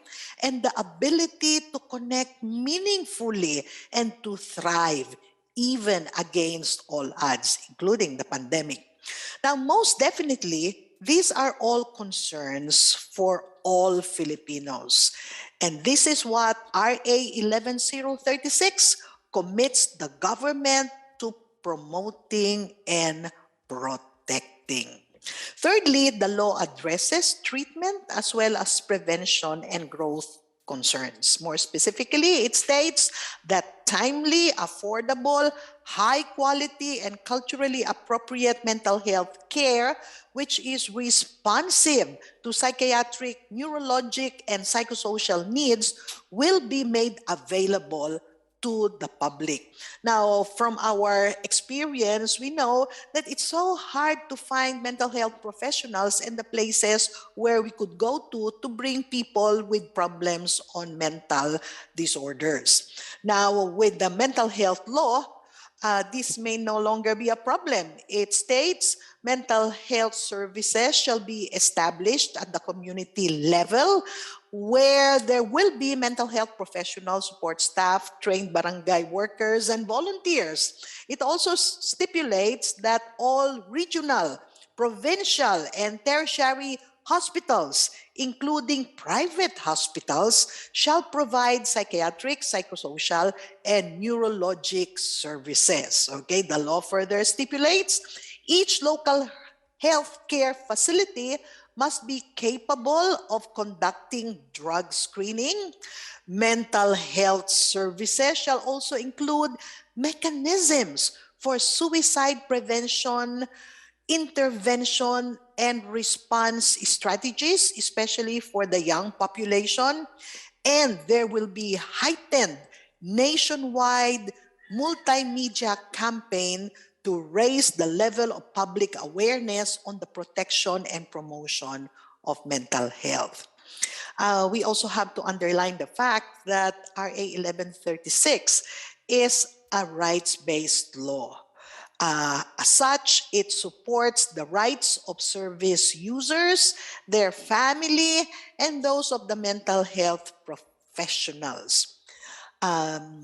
With that in mind, then the mental health service users can expect freedom from social, economic, and political discrimination and stigmatization, equality in access to mental health services, humane treatment will be guaranteed, confidentiality of all information, communication, and records will be protected, and a channel for presenting complaints will be made available. The law also mandates that the state shall ensure the integration of mental health into the educational system. Now, this means that the educational institutions such as schools, colleges, universities, and technical schools shall develop policies and programs for students, educators, and other employees designed to raise awareness on mental health issues so that people will be knowledgeable about mental health, identify and provide support and services for individuals at risk, and facilitate access, including referral mechanisms of individuals with mental health conditions to treatment and psychosocial support. The law also mandates that mental health be protected and promoted in the workplace. This means employers, both in public and private domains, shall develop appropriate policies and programs on mental health in the workplace place that target the same goals that I have mentioned for the educational system. Now, many things are going to happen, many changes are going to take place in providing mental health services. So it does make sense that the law also requires mental health providers to undergo capacity building, reorientation, and training to develop their ability to deliver effective mental health services. Okay.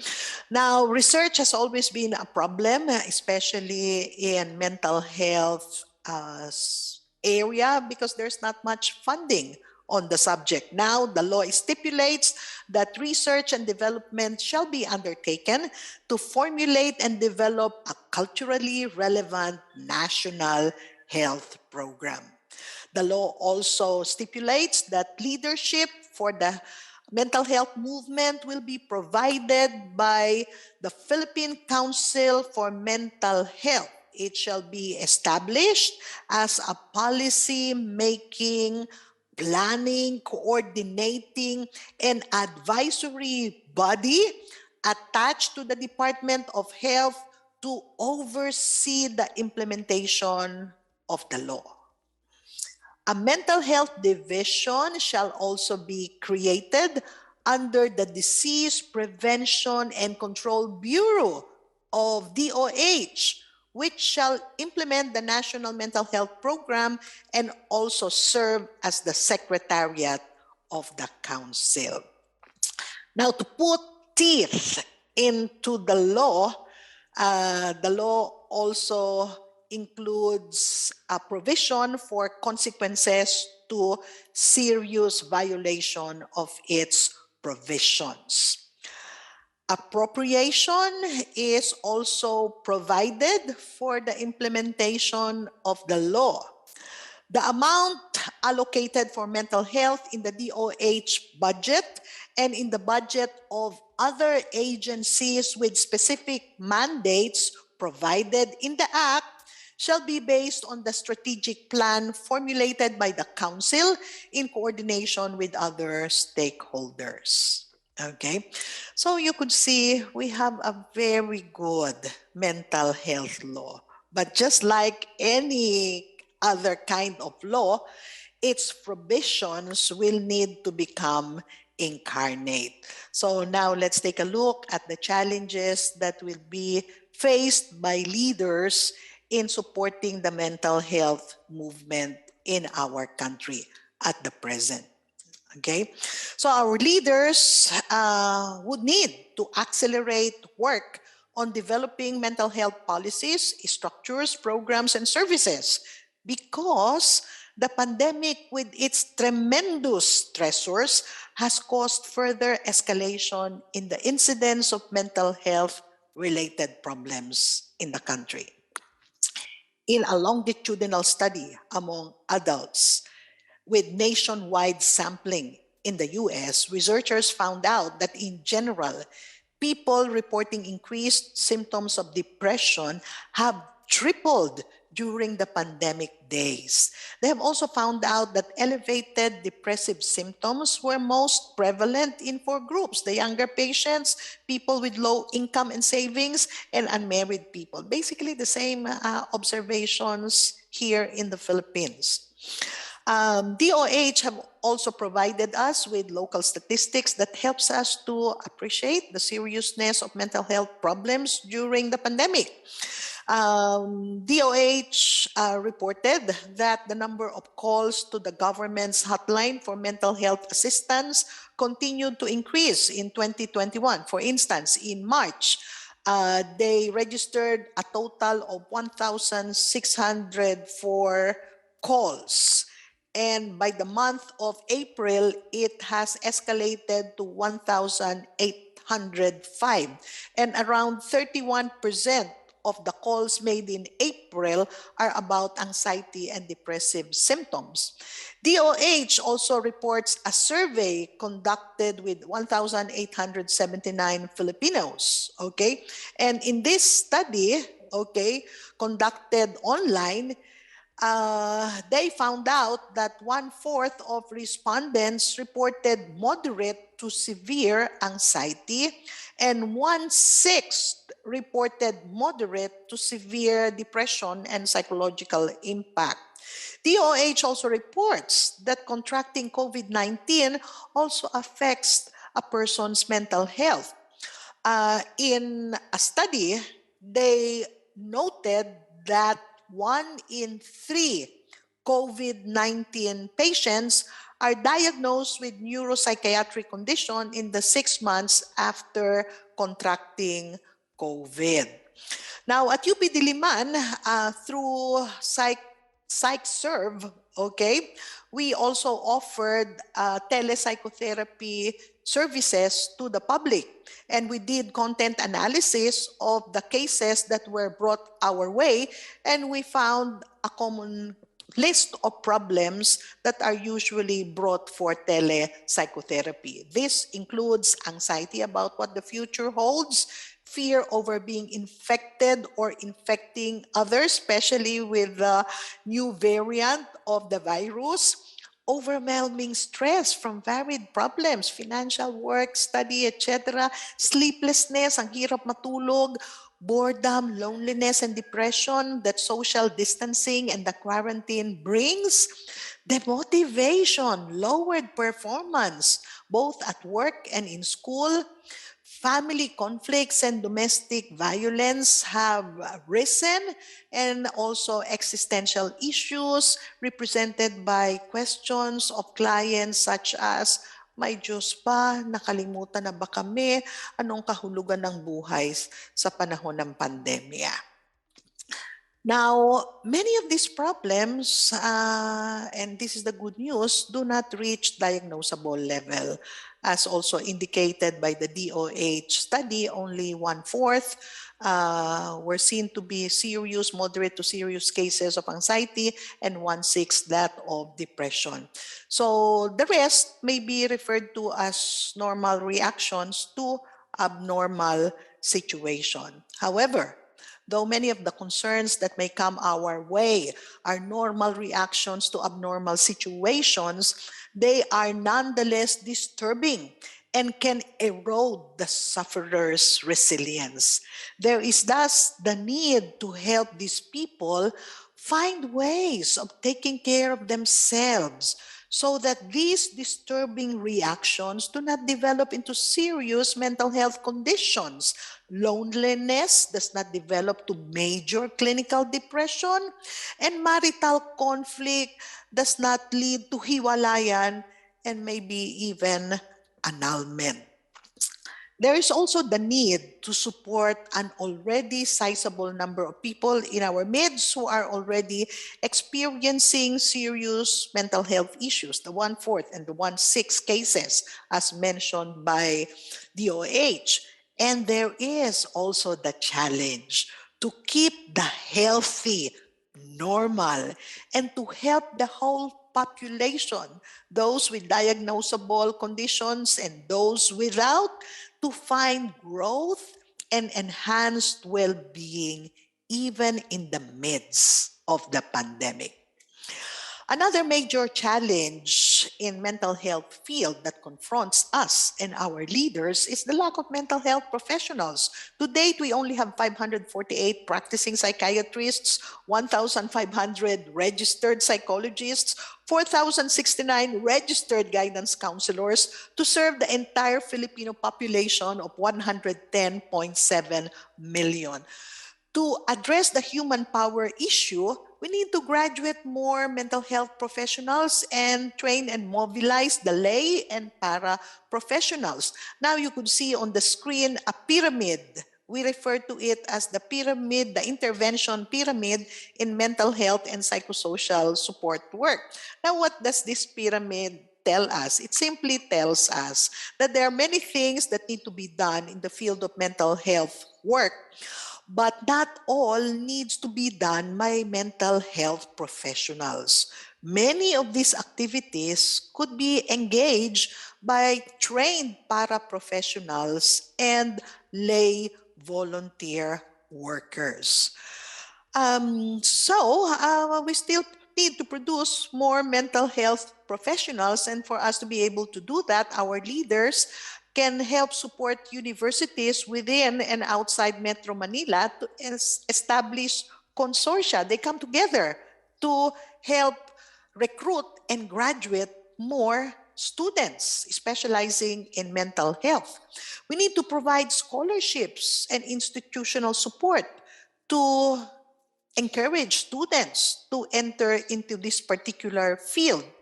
And our leaders also need to support the design and the running of training programs for workplaces and communities so that allied medical practitioners like dentists and nurses, teachers, church workers such as priests and pastors, human relations officers and volunteer employees in workplaces, the police and the military, and the community people can all become mental health advocates and providers of basic psychosocial support work. Educating the public is a very big challenge for us and our leaders. And one concern has to do with lack of knowledge and language by which we talk about mental health. We find lack of understanding and clear language for talking about mental health to be a major challenge. People have very limited knowledge of mental health. Many do not even know the difference among the various kinds of mental health professionals. Pag pumasok ang problema ng mental disorder sa ating buhay, marami ang hindi nakakaalam kung kanino pupunta, sa psychiatrist ba, sa psychologist o sa counselor.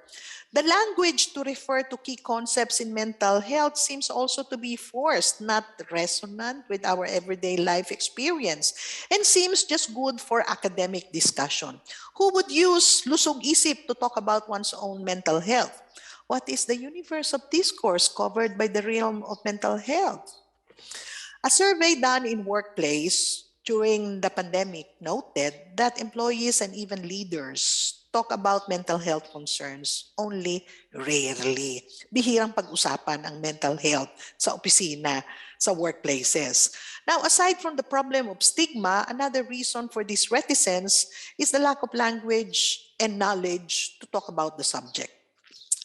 Now, this concern brings us to another major concern in educating the public: the limited notion that mental health is merely the absence of mental illness. Pinag-uusapan pa natin yan kanina. One can sense this stereotype thinking during celebrations of Mental Health Day or month. Schools, churches, and workplaces would target awareness raising by sponsoring talks on common mental health issues such as depression, suicide, anxiety, and other types of mental disorders. But mental health is also bolstered by addressing well-being concerns. And I've listed here a number of well-being concerns that can be addressed in such fora, such as creating happiness in life, enhancing relationships, even nurturing spirituality. Certainly, well-being concerns should also include looking at problems of living na mabigat, mahirap, but are not mental disorders or psychiatric in nature. Examples of this would be grief and losses, boredom and meaninglessness, emotional reactivity, demotivation, and high turnover in the workplace. Sana ang ating leaders merong ganito ring lawak ang lalim ng pag-appreciate kung ano ibig sabihin ng pagtatrabaho sa mental health field. Another concern for educating the public is that of stigma. In February 2021, a poster to promote the movie Tililing came out and drew criticism from different groups. Different groups argued that the poster stereotypes people with mental health problems as downright lunatics. In the Philippines, there is still much stigma attached to mental health. It is fortunate that many groups are vigilant and responsive in calling out events that tend to perpetuate mental health stigma, even those without malicious intent. For instance, in relation to the Tililing posters, the Commission on Human Rights of the Philippines, CHR, released a strong statement about the Tililing poster. bearing an image that relies on negative perceptions of Filipinos living with mental illness. So, we need leaders with sensibilities regarding the protection of people from stigmatization and discrimination on the basis of mental health issues, and who would ensure that such sensibilities are practiced in different aspects of our life, such as employment and work promotion, access to care, mode of treatment, family and community life, and even political and legal concerns. Now, mental health may also need to rise higher in the order of values at the personal, family, community, and organizational levels. If asked what they value most, Filipinos would probably answer God, family, and work. Not many would mention mental health, well-being, or related states, such as peace of mind and resilience. At the September 18, 2020 hearing on the DOH budget allocation for the National Mental Health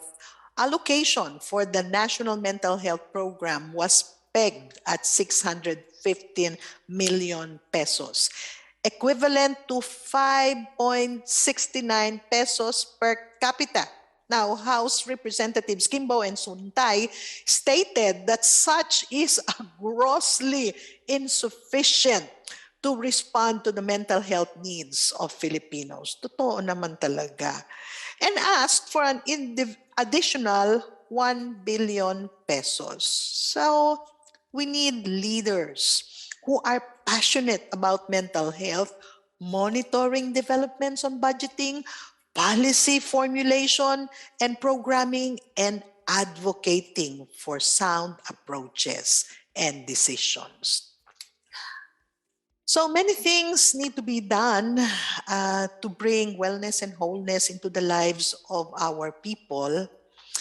And for that to happen, we need to have integrated, coherent, evidence-informed, and culturally sensitive approach to mental health work.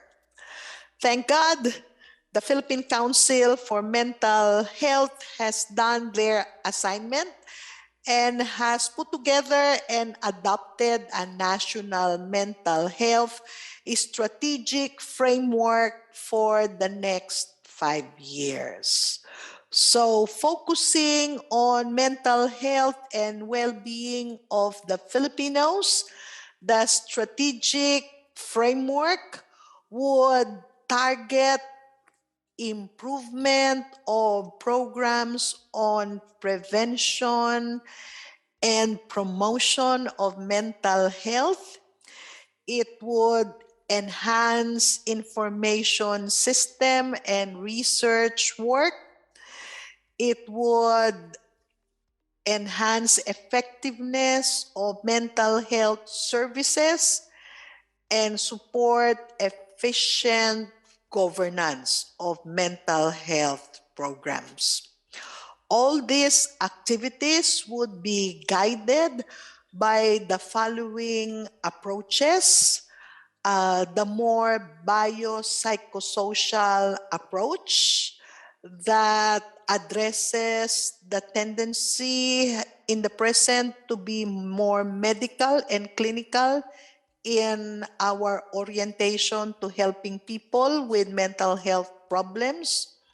It would focus on a more balanced care approach. It would emphasize mental health programs being more rights-based, and it would definitely be recovery-oriented.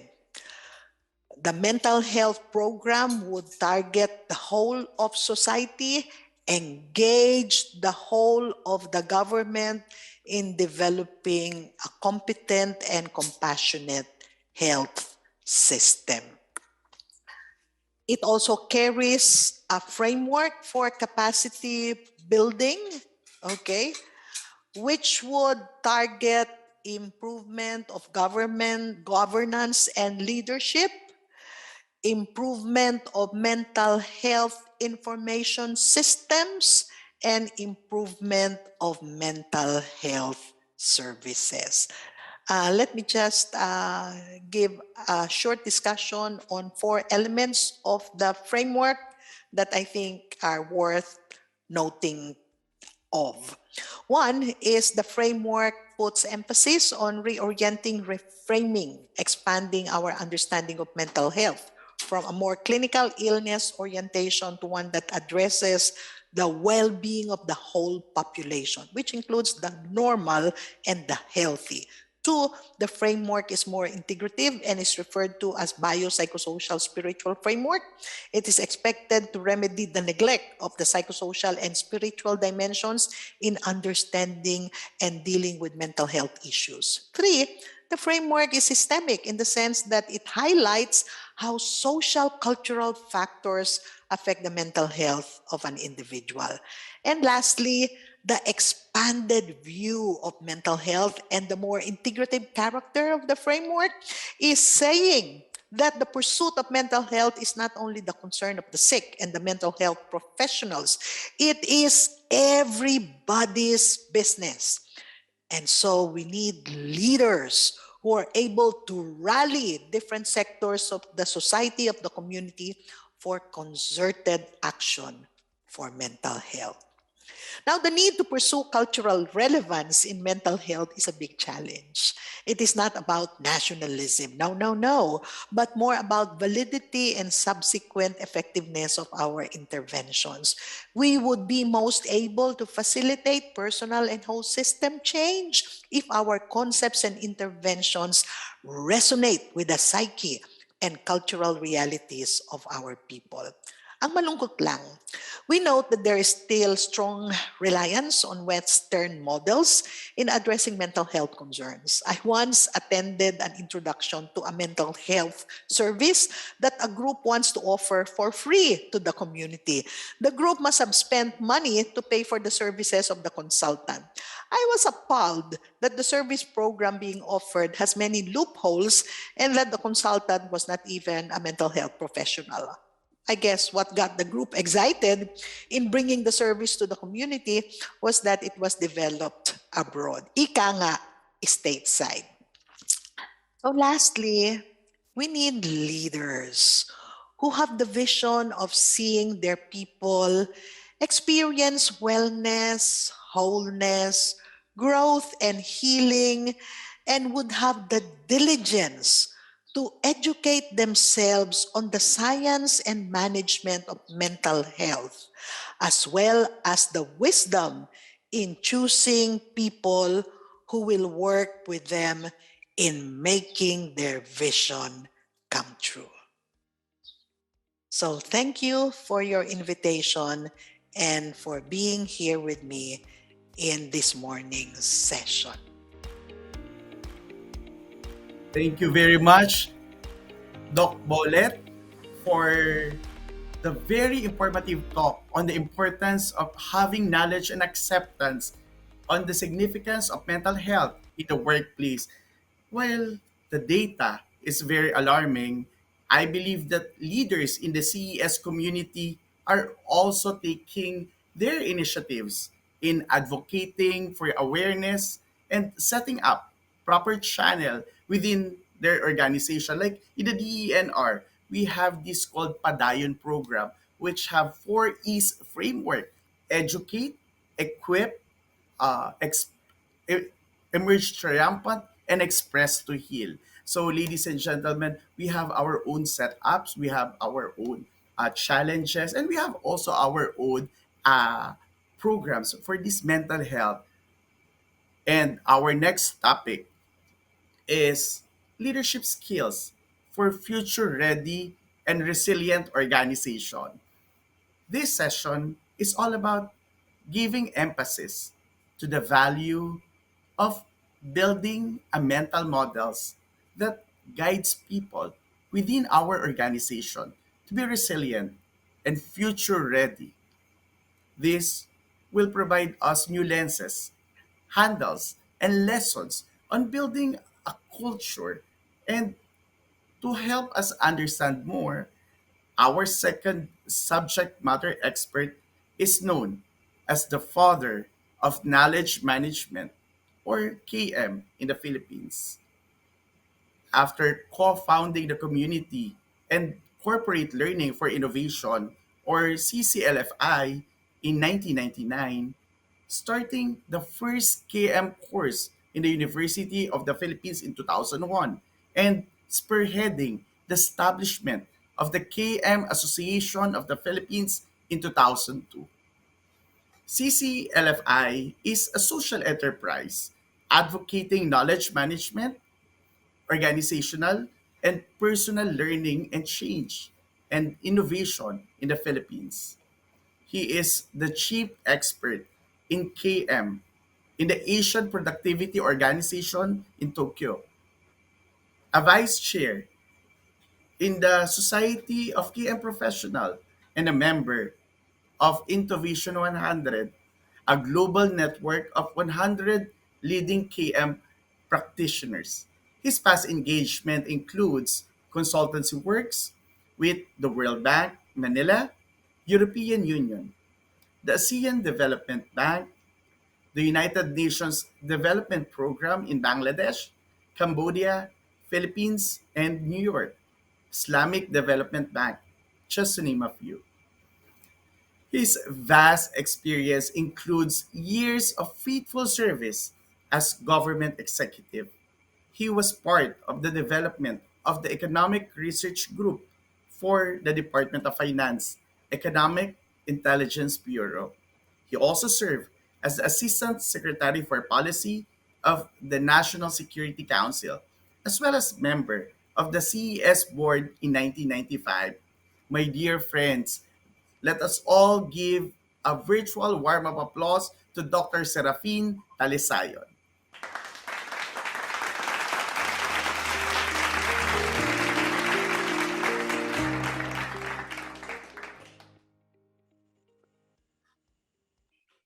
Good morning.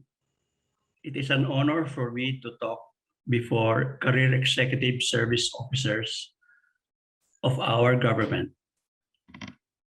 My topic is leadership skills for a future-ready and resilient learning organization.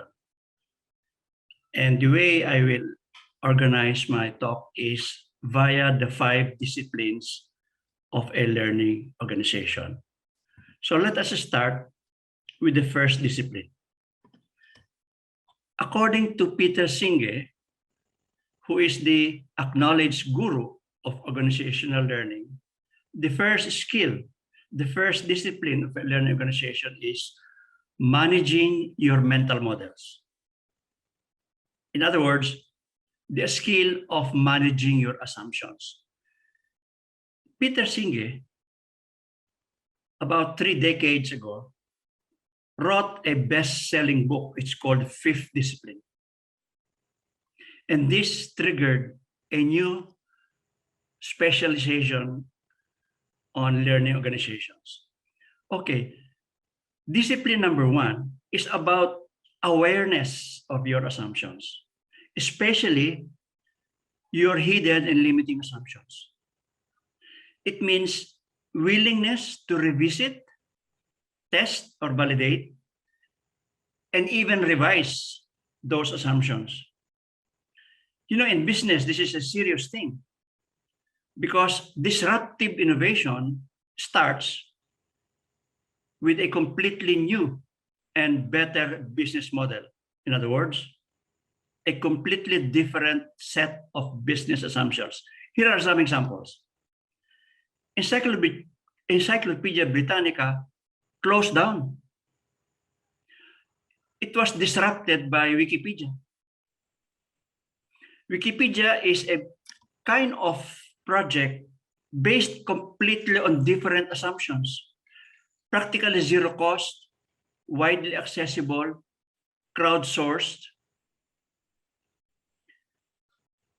About 3 decades ago or 4 decades ago, Japanese digital watches almost wipe out the Swiss watch industry, except Swatch. Because Swatch changed its business model. They changed their business assumptions. It is now based on what they say, quote unquote, we are selling fashion and distinction. We are not selling timepieces. Another example, closer to home, Don Bosco College of Engineering and Information Technology, about 15 years ago, they were on the red. They were losing money for 3 years. And they know they might close down the school. They have to start doing something new or they have to stop doing something. You know what? They survived. After they changed their business assumptions, they shifted from boys only to co-ed. And so they were back on the block the next June. Okay, there are other lines of evidence supporting the first discipline of Peter Senge. There are so many research around the world showing that EQ correlates better with work performance than IQ. You know, emotional intelligence, according to the experts, has 5 domains. And the first domain, the doorway to emotional intelligence, is awareness of your own feelings and emotions. In order to have empathy, in order to know the feelings of other people, you have to know your own feelings. In order to manage your emotions, you have to first be aware of them. You know, a managed principle is you cannot manage something that you are not aware of or that you are not observing. So this is an early 1990 book on emotional intelligence. A later study on emotional intelligence, 2017, says the same thing. The first competency in emotional intelligence is emotional self-awareness. You have to master this first before you can master self-management, including emotional self-control. You cannot manage your emotions unless you are first watching it or observing it.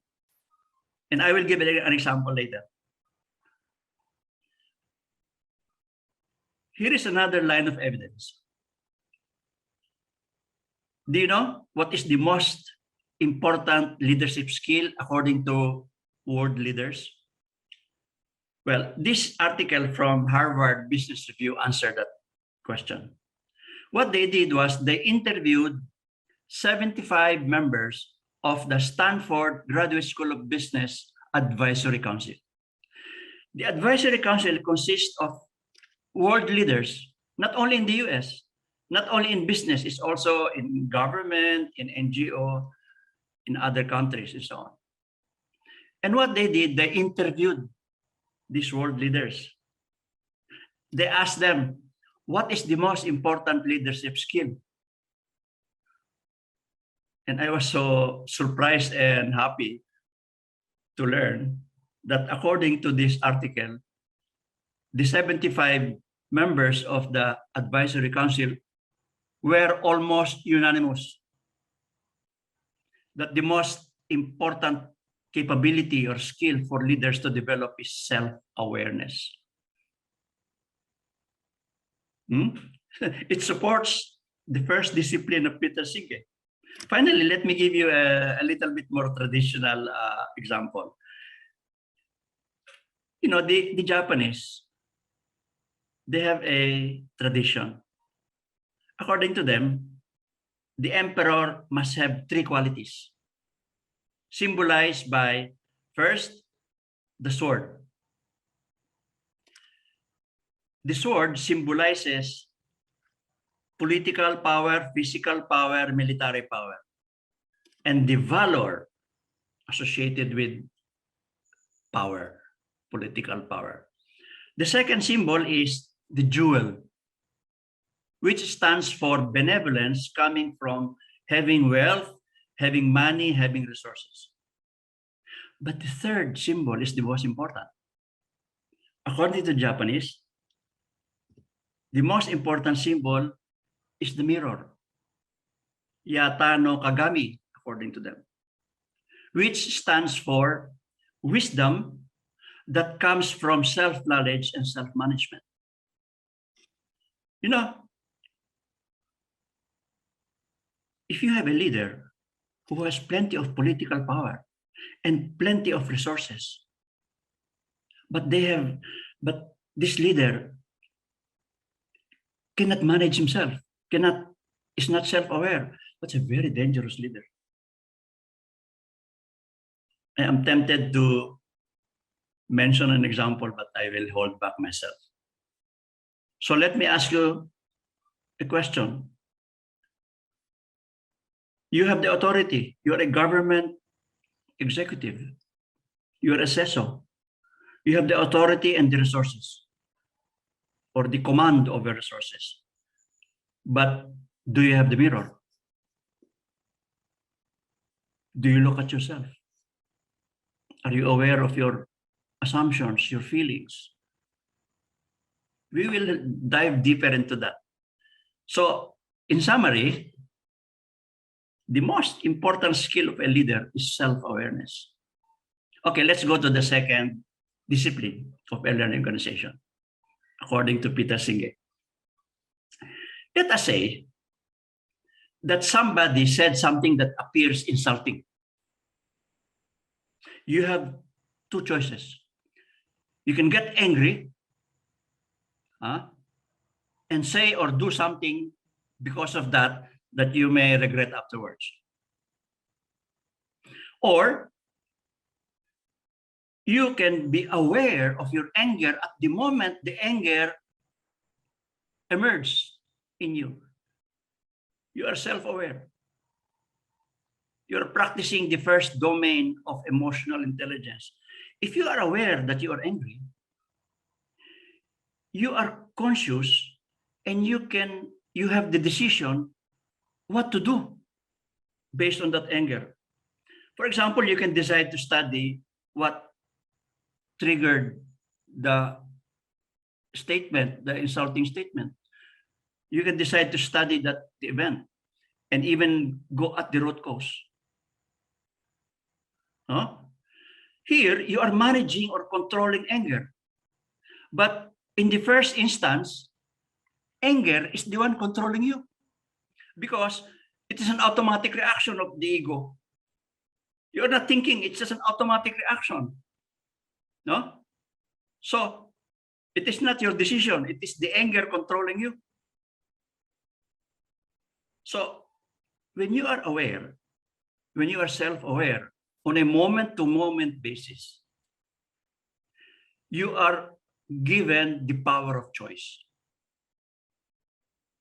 And when you implement that choice, an intelligent choice, an aware choice, you can institute change. First is change in yourself. Now, the second discipline, according to Peter Singh, is personal mastery. Okay, let's see another example of personal mastery. This guy, Aristotle, in Nicomachean Ethics, sabi niya, quote unquote, anyone can become angry. That is easy. But to be angry with the right person, to the right degree, at the right time, for the right purpose, and in the right way, that is not easy. Do you know this guy? Aristotle was the teacher of this guy. He's a great leader. If you said Alexander the Great, you're right. Alexander the Great, during his time, he conquered the known world.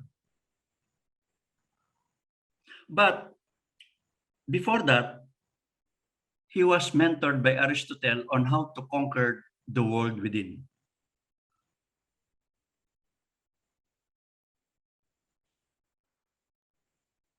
So, based on the second discipline of Peter Singh, let us see.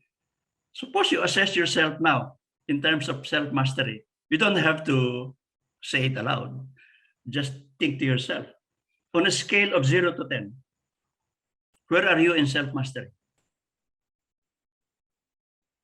Does anger control you or you control anger?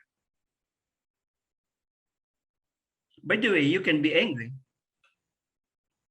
but it is a conscious decision to be angry because there is a purpose for the anger. But if you are angry because it's an automatic reaction of the ego, without even thinking about it, it was your ego who decided, it's not you. You're not in control. It's the ego control. It's the anger controlling you. So that's an example, a concrete example of personal mastery. Okay, let's go to the third, fourth, and fifth discipline. The third discipline, before I go to third discipline. In a VUCAD world, like what we have now in the pandemic, there is a fundamental choice that leaders need to make. You can be very reactive, no? Wait and see, predict what will happen, and then prepare and so on. You can be very, very passive and reactive, or you can be very proactive. You can look for opportunities and take advantage of opportunities during a crisis period.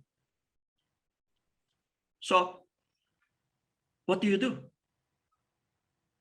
Is that a choice or you do both? Okay, first let us look at the situation. Prediction in a VUCAD environment is very error prone. It's so difficult to predict. Also, prediction is very passive. You're just waiting. You're anticipating. You're not doing anything. No? It's a very academic exercise. Now, crisis is a mixture of risks and opportunities. You know, there is a Chinese character for crisis, and it has two ideograms. The first ideogram stands for risk. The other ideogram stands for opportunities. So the Chinese knows from their language that a crisis is not necessarily bad. It's both bad and good. Okay, so the best strategy, in my opinion, is you take rational precautions, which is why we have disaster risk reduction and disaster management. You take rational precautions, then focus more on capturing opportunities by innovation and proactive change. Because when the situation is very uncertain, like now it's pandemic, very uncertain, it's very ripe for change, very ripe for innovation. So let's go to the third discipline of Peter Singer. Team learning. Team learning is superior to individual learning for many reasons. No single person knows everything. But in a team, each member knows something the others don't know. And then the more diverse a team is, the more variety of knowledge and perspectives is available. So a team can think better and learn together, but if they are practicing the first and the second discipline. No? Okay. The fourth discipline is called shared vision. You know, a group with a shared vision is a very powerful thing, because the group can decide together and then act together in unison. They can co-create. In fact, a group inspired by a shared vision can create new social realities. And the best example are the early Christians. During the early centuries, the Pentecostal Christians during Pentecost. They are fired up by a vision, by a shared vision. And because of that, they created a movement that is global, and it has endured for over 2,000 years up to now.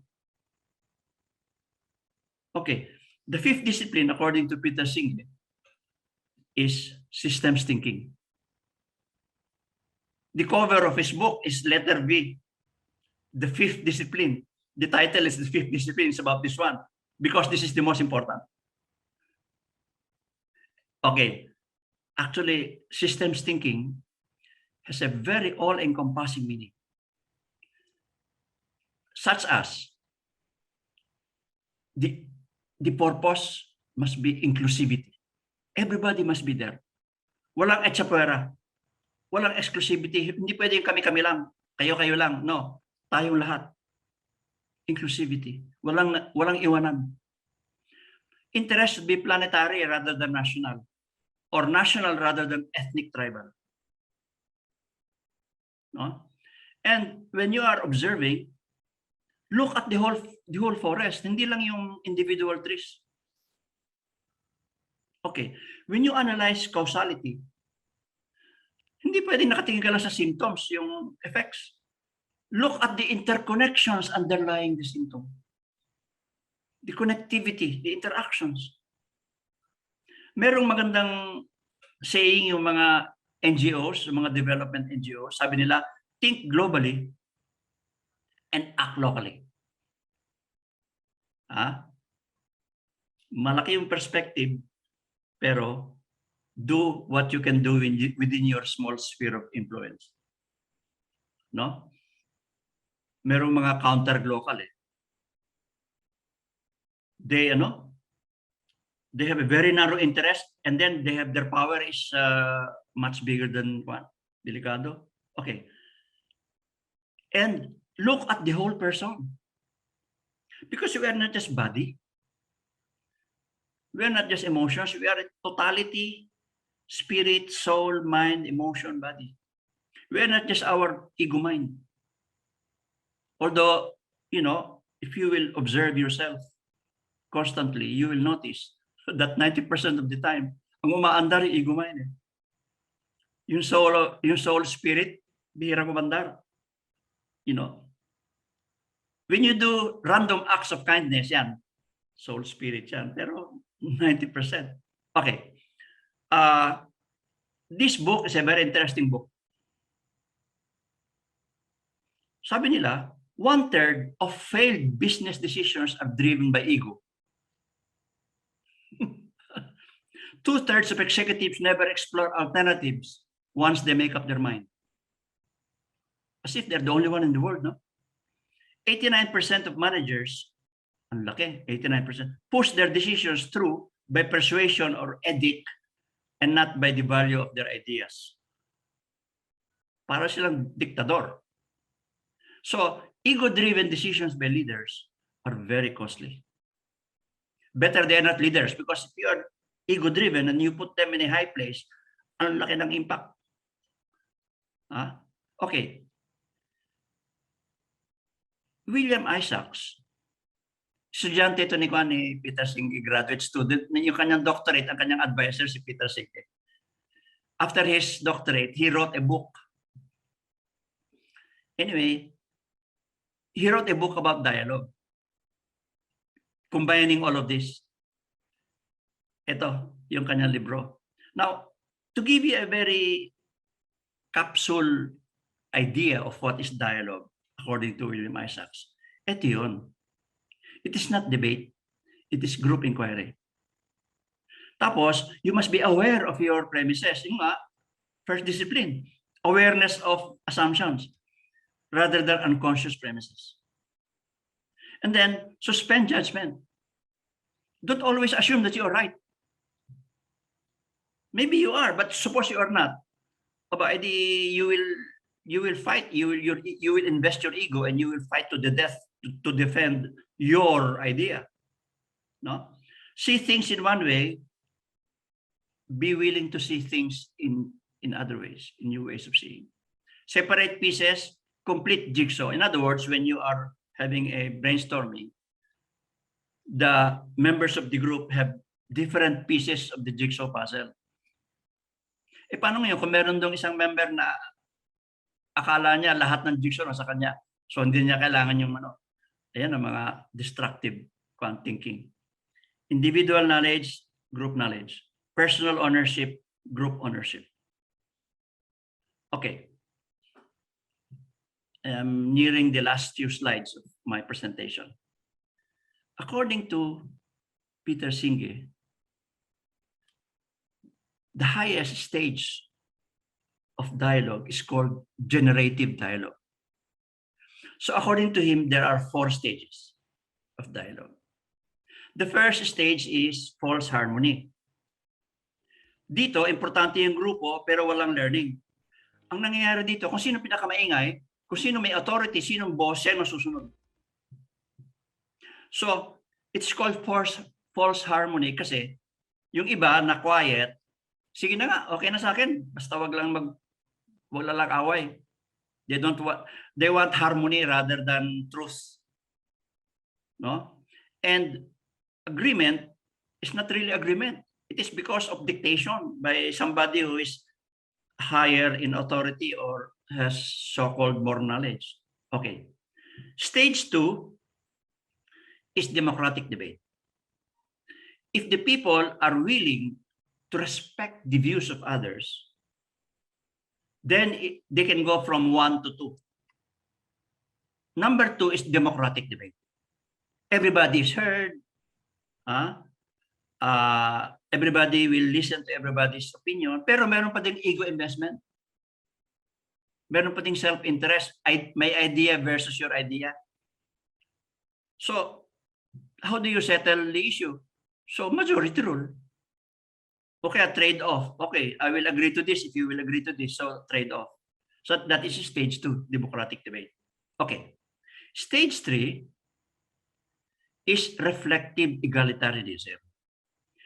You can go from 2 to 3 if the members of the group have self-awareness.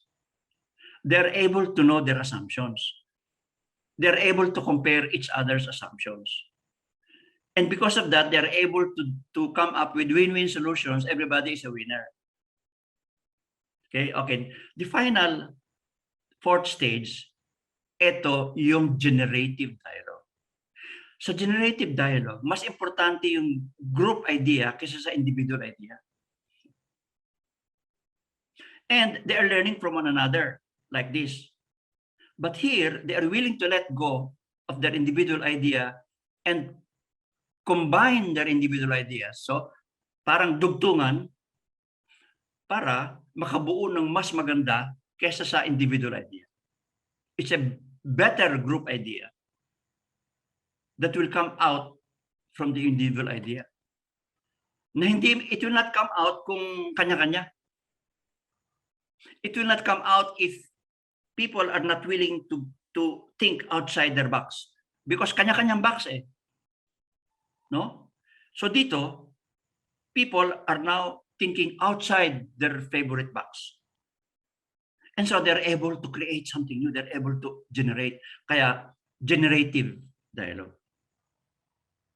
This is how people or a group or a team can co-create effectively. So in summary, a leader must strive for better self-awareness and self-mastery. To change the world for the better, a leader must first learn to change himself.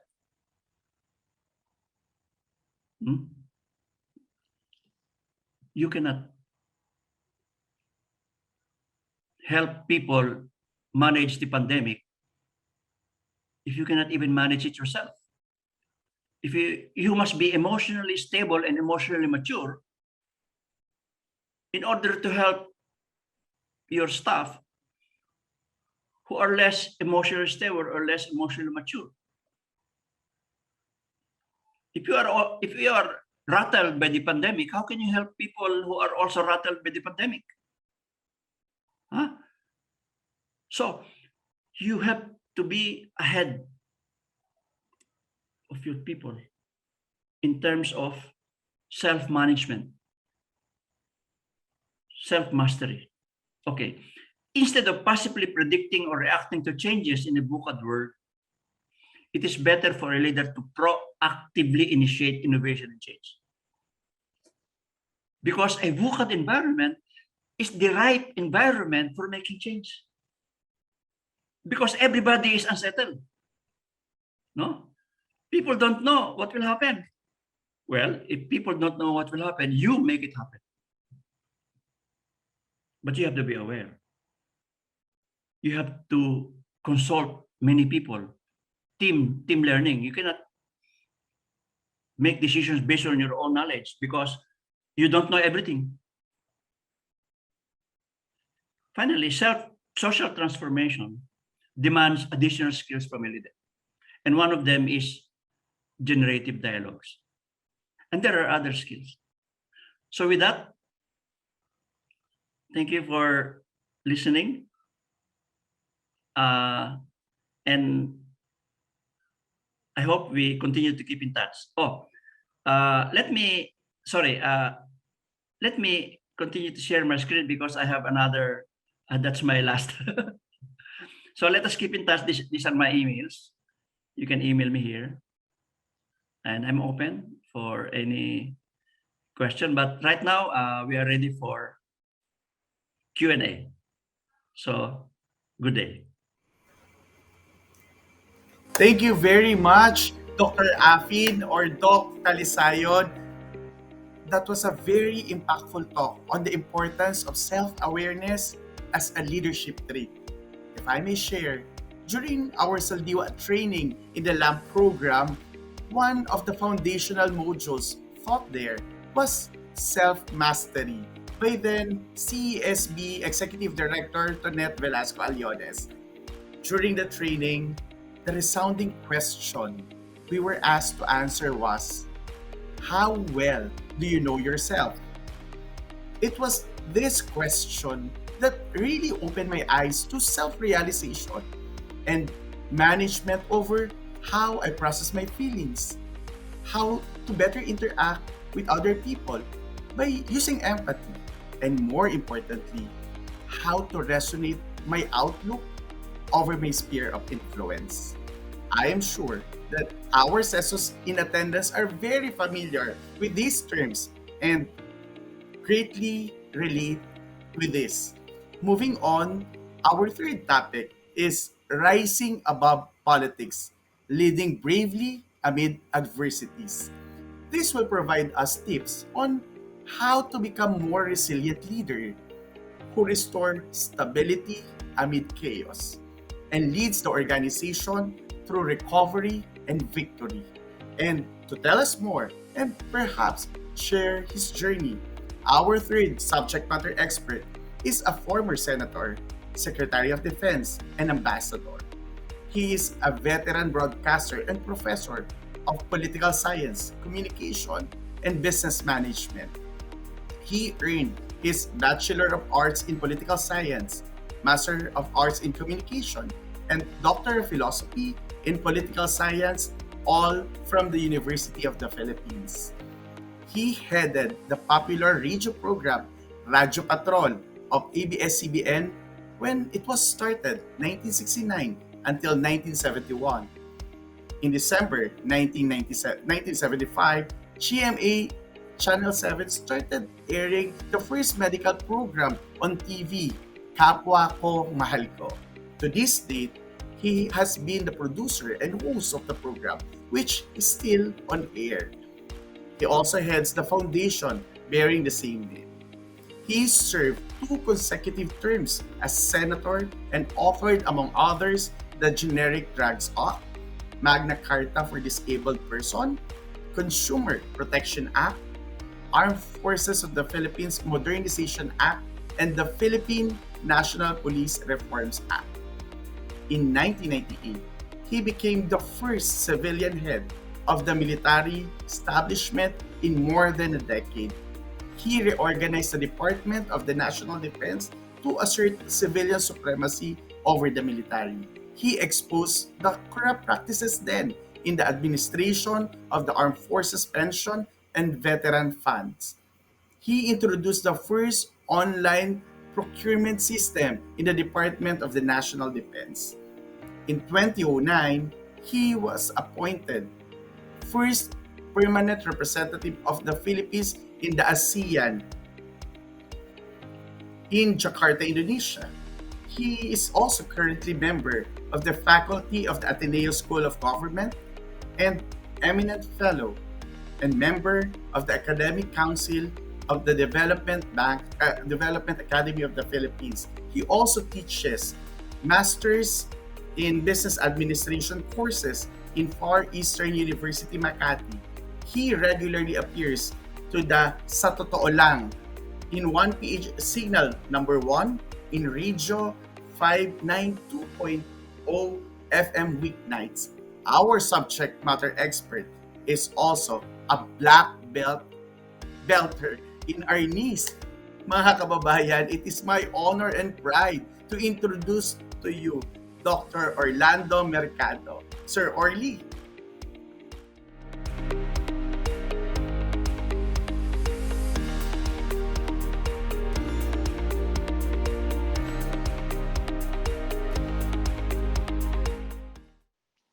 Okay, good morning. Good morning, good afternoon, good morning. Ay, we're just every few minutes. Magandang tanghali sa inyo.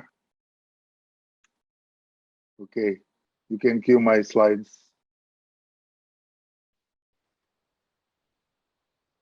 It's a pleasure to be here. I started out the beginning of your celebration and this conference, and I truly appreciate the opportunity to be able to sit down and listen to all of the experts and also listen to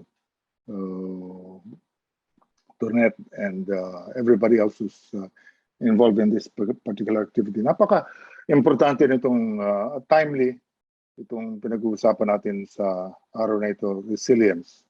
Ang aking assignment dito medyo mabigat dahil resilience at ang the issue of leadership. Kanina nung nagsasalita si Bonet at saka si Dr. Apin,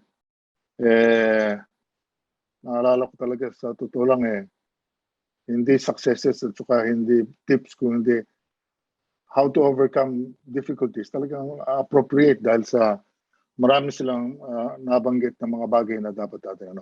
Okay, next slide.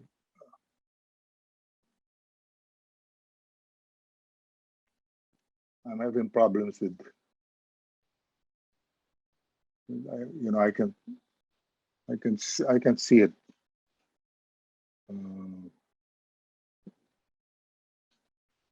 Kasalanan ko ito, merong rehearsal kapon pero hindi pa natatapos itong aking guys. Kaya ngayon lang. Tingnan natin na alin ang gagawin ko.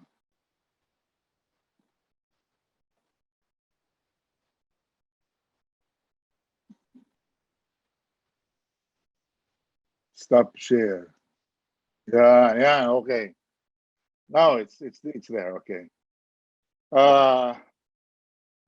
When we talk about resilience, it is clear that the message is that it doesn't matter how often you fall. What matters is how often you pick yourself up. No? Next slide.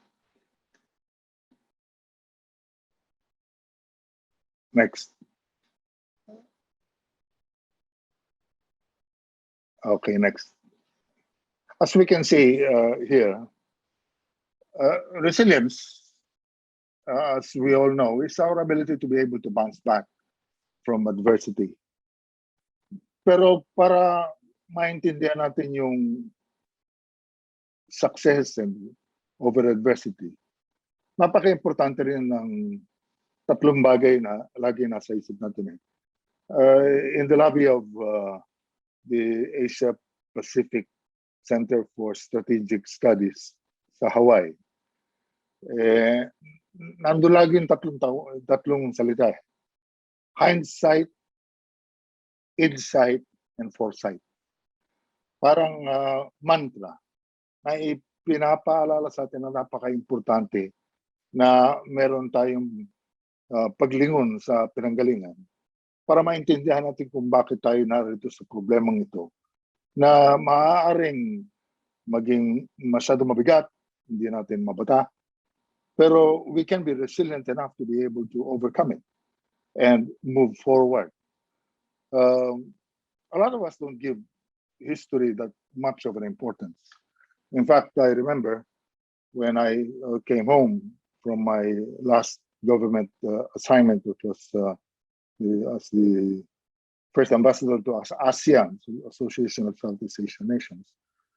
Naaalala ko na nung bumalik ako sa UP, meron silang hindi lang controversy, merong interesting studies na pinagdedebatehan eh. Kasi previous to 2010, they allowed students in their first 2 years to choose subjects. And later on, sinundan nila, nagkaroon ng survey, inaalala nila kung alin ng mga subject na hindi ini-enroll ng mga bata. And dalawa ang subject na lumalabas. Una, math. Ang rason, the reason given, bakit hindi nag-enroll, mahirap daw. Siguro yung mga hindi mahilig sa math, o kaya walang hindi number smart, no? Pero yung pangalawa ang interesting sa akin. The second subject na hindi enrollan ng napakaraming mga UP students, this is supposed to be the creme de la creme, history. And the reason why they were not enrolling was the one that attracted my attention. Hindi kailangan.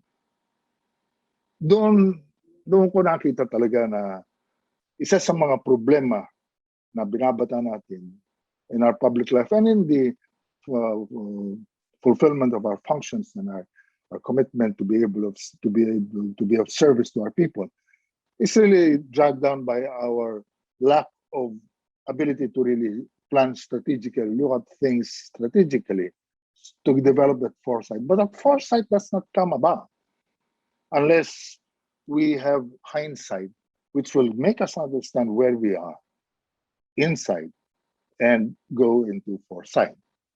So next slide, please. The principle of resilience can be applied to individuals, to groups, to systems, to institutions, to nations, and to the world. And you come to think of it,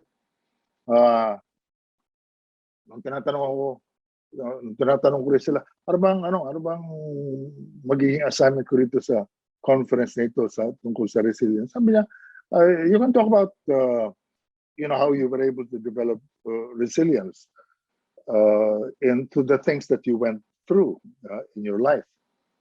Sabi ko, work in progress pa rin ako kahit na ganito katanda. Nabanggit si Dr. Rapin na siya ay KM. Naalala ko yung unang sinalihan ko nung kasi laking hirap ako eh. I'm a complete product of the public school system, elementary, high school, and all my degrees come from UP. So that I'm a scholar ng bayan.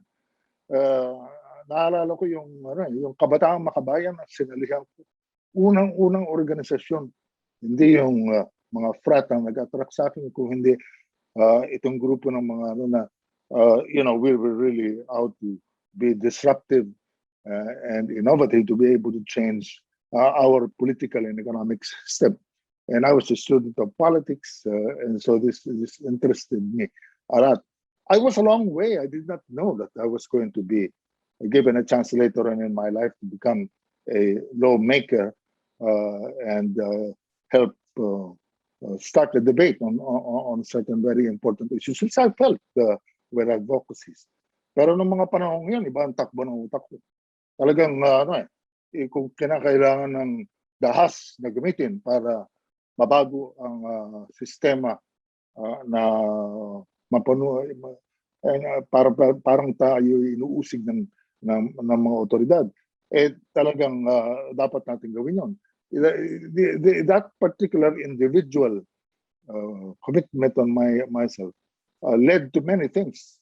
Na kasama na rin yung pagkakakulong, pagkakademanda ko ng subversion at iba pa.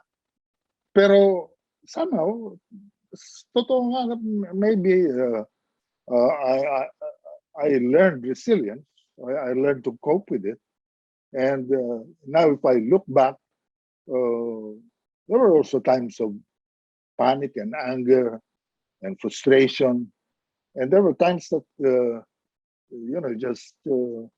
just give up. This is martial law. Well, what can I do? I found out later on that being incarcerated has given us great opportunity to be able to study, to read, to interact with your fellow inmates, your fellow detainees.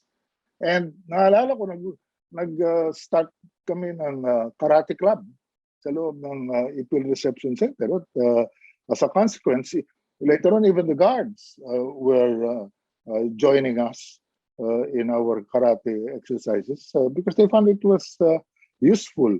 They were picking up until the commander of the camp discovered us as a lieutenant colonel and ordered us to stop. But totoo lang, you go and try in times of danger or in times of constriction, wherein you're devoid, your physical, personal freedom is removed from you. You look for ways to be able to draw strength from something bigger than yourself. And during that time, we still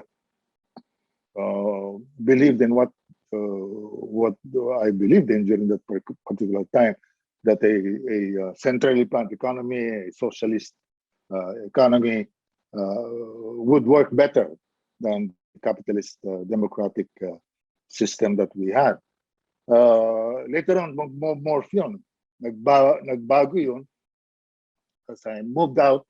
And then I did not know during that time that things were changing. I was already beginning to soften in terms of that I had a family, and the organization that I knew was the job I knew was radio and television.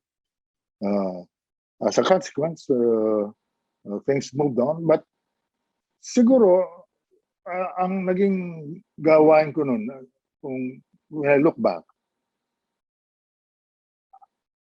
pinagbawalan ako nung una sa news eh. Bawal ako sa news, so I was doing DJ work, etc. Then later on, I was offered to host and produce this program, Kapwa Ko Mahal Ko. And nakita ko yung opportunity to be able to parang doon ko na ilipat.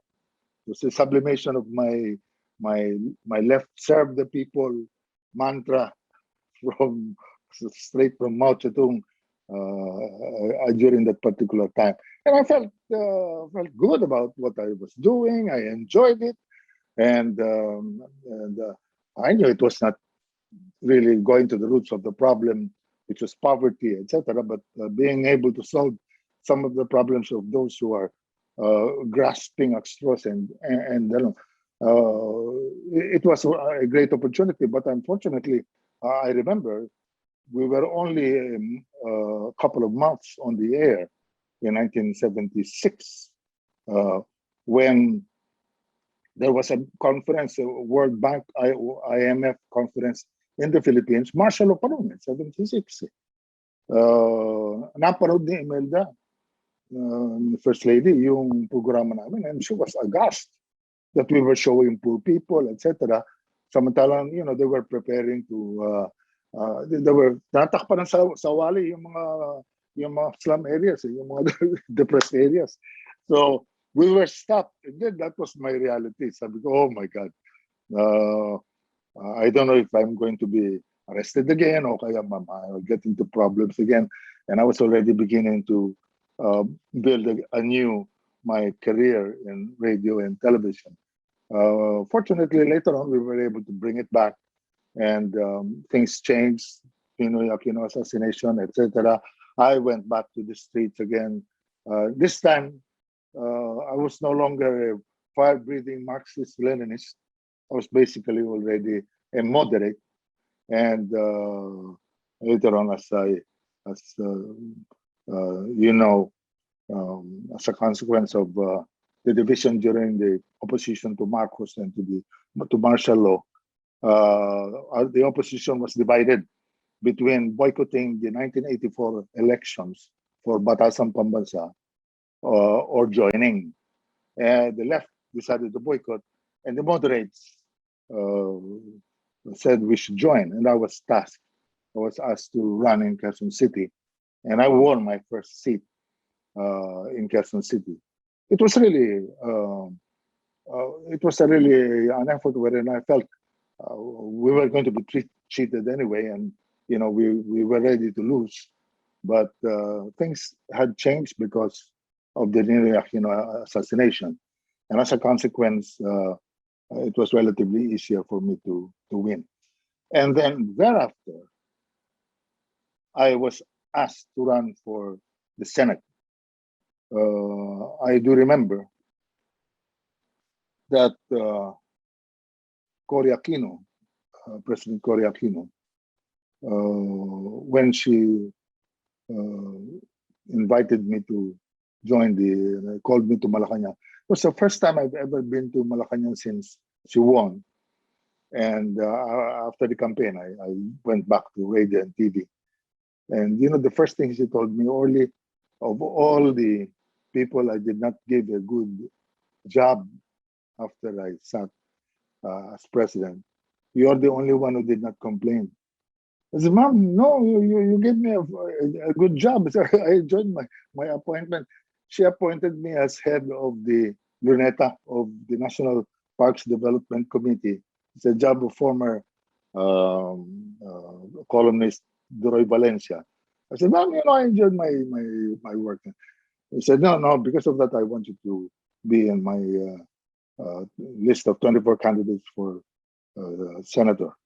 And so I went on and campaigned and won a seat. And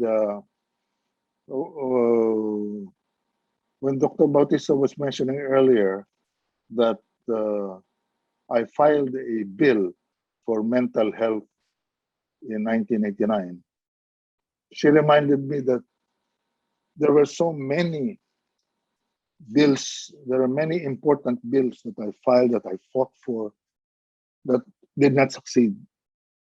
Nabanggit kanina yung generics, that was my first success. But before that, I did total lag ban. I won the debate in the Senate. I always won the vote between selective lag ban and total lag ban.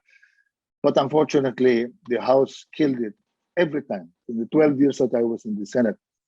And in spite of the dire warnings that I was given, lulunurin tayo dito sa Metro Manila because kinakalbo natin yung Sierra Madre Mountains, etc. Nobody was listening in 1988 when this was being debated. But that's how things are. The other bill that up to now has not been translated into law is a national land use plan, a national land use policy. And I have been saying this is more important than the lag ban because we have not drawn our forest line, we have not planned our land use. We're converting agricultural land, which we are irrigating. We have irrigated into commercial lands. We have individual provincial plans for land use, but we have no national land use plan, and that's the reason why we still have a very serious issue as regards mining and many other natural resources issues. And now we're facing this existential threat of climate change. And I look back, I said, look, my God, I failed in that mental health. Well, later it was passed. It was one of those that later on succeeded.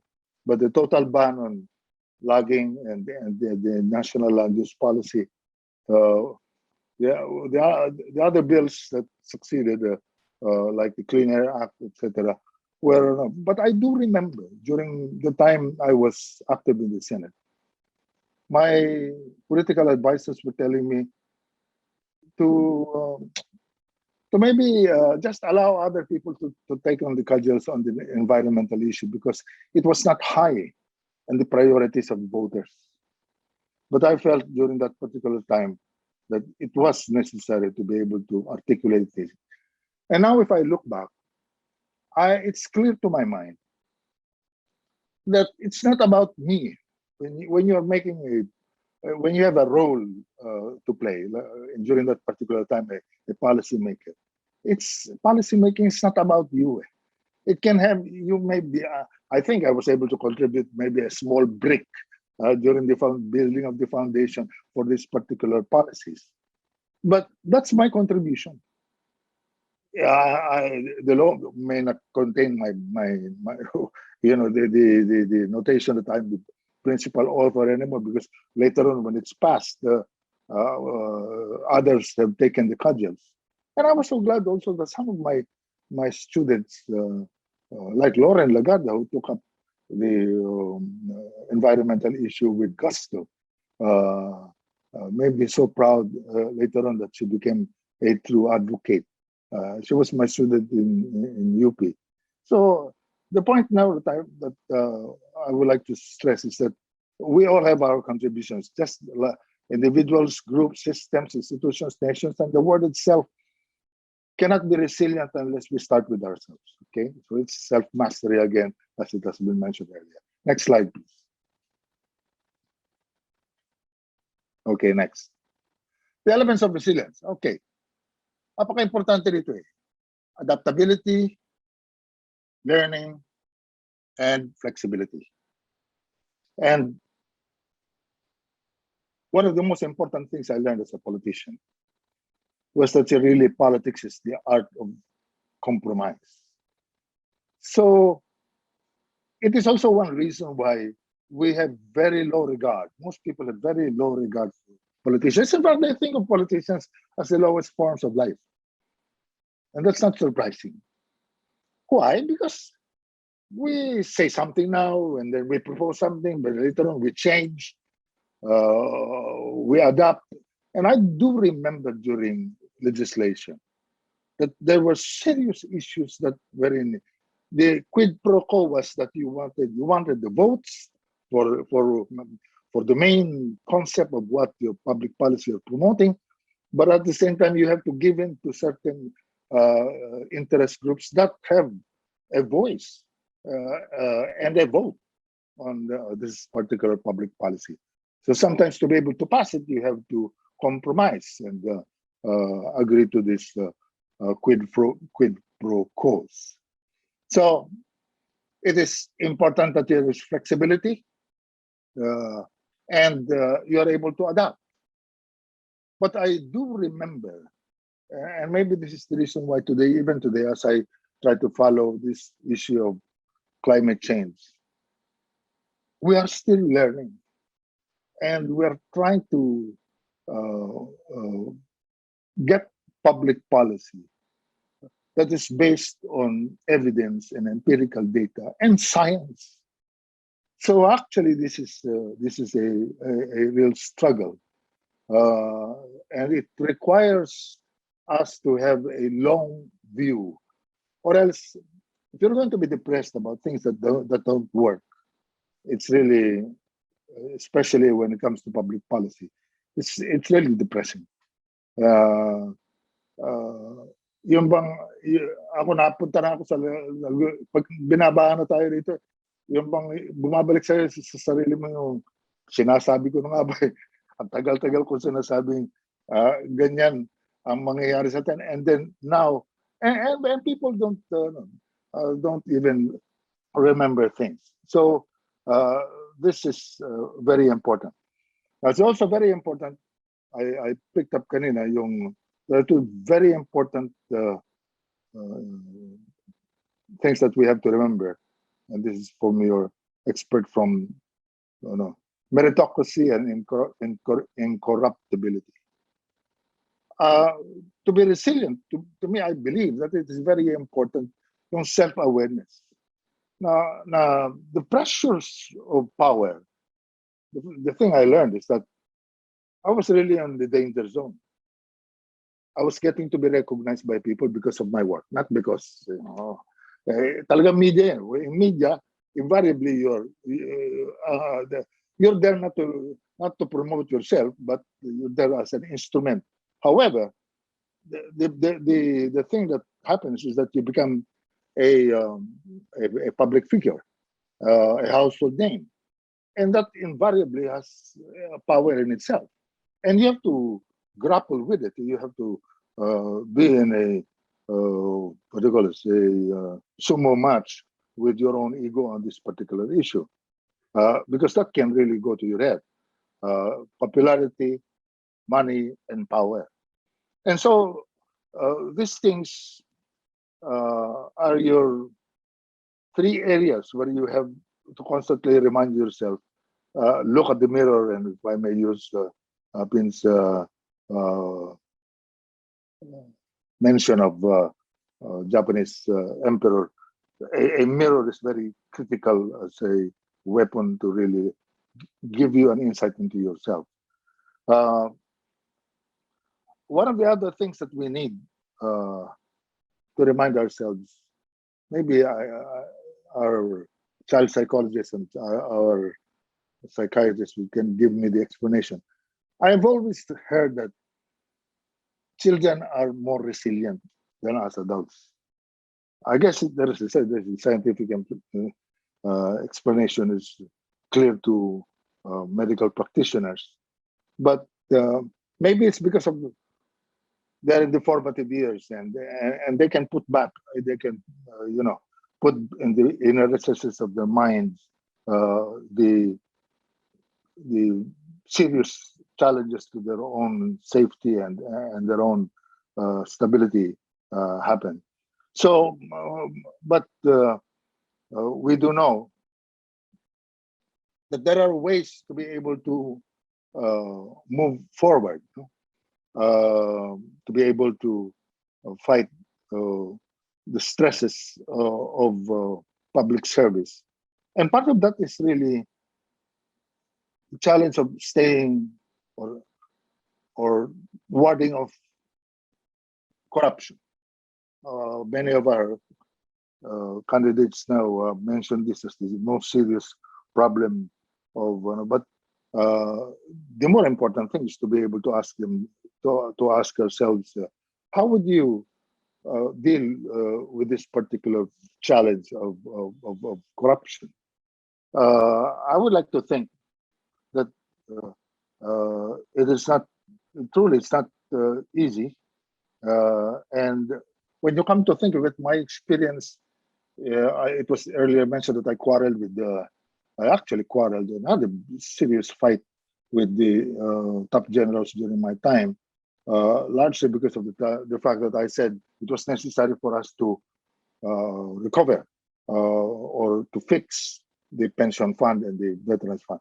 As a consequence, I got into a serious rift with the military organization. But how do you do? You know, when I'm asked by young politicians, and I'm closing with this, they're asked by young politicians what advice you can give them. I tell them how to deal with corruption. I said that will always be a struggle. But I'll tell you one thing.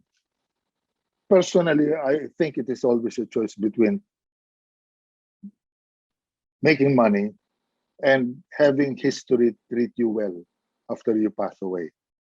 So that having said that, if you choose history, it's a lot easier, you know, because hindi ka maiinggit dun sa nakakakita ka ng yung lifestyle ng ibang kasamaan mo, kapwa politiko mo, kapwa bureaucrat mo, ibang-iba na sa'yo. There are things that he has or she has that you don't have. But there is really, it's true that the balm of a clear conscience cannot be measured in pesos and dollars.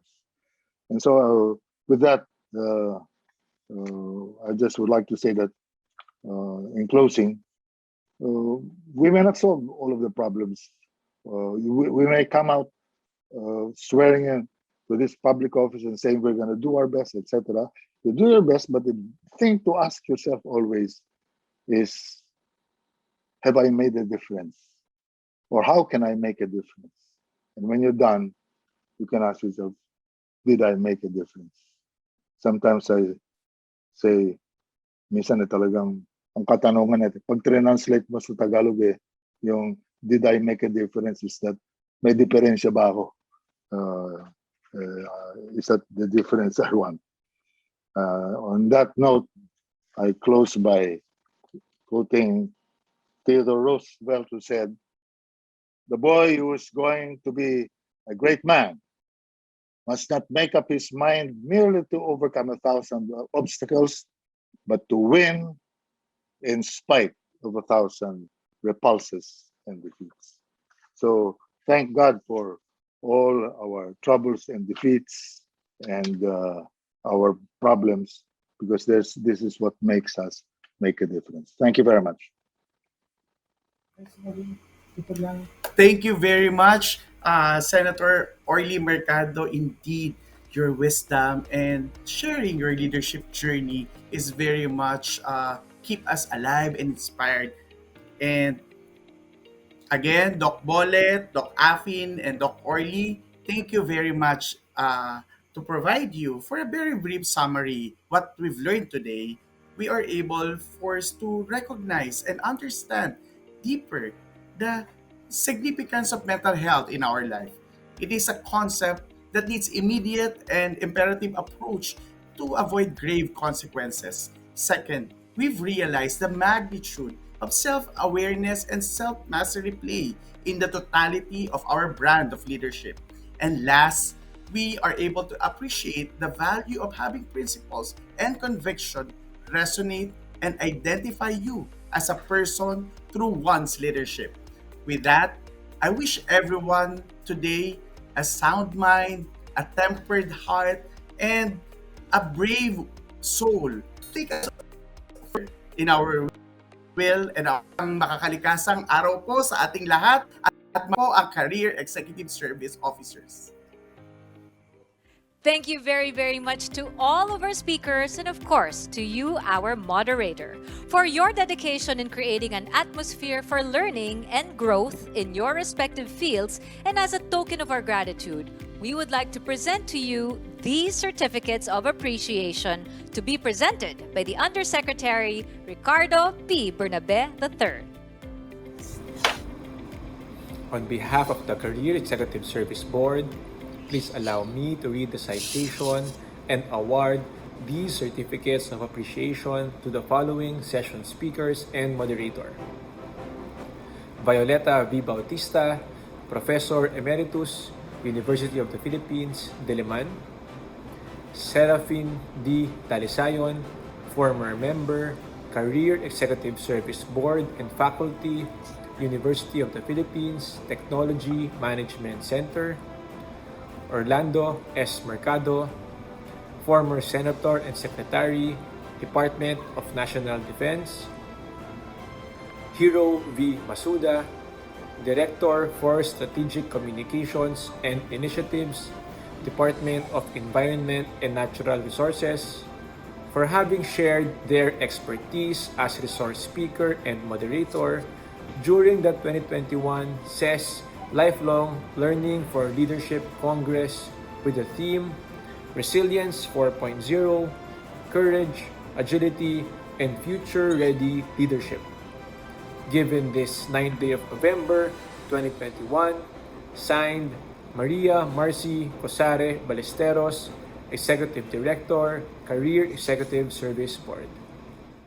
Thank you, USEC Ricardo Bernabe III, and of course, our speakers and participants, thank you for joining us during the first plenary learning session.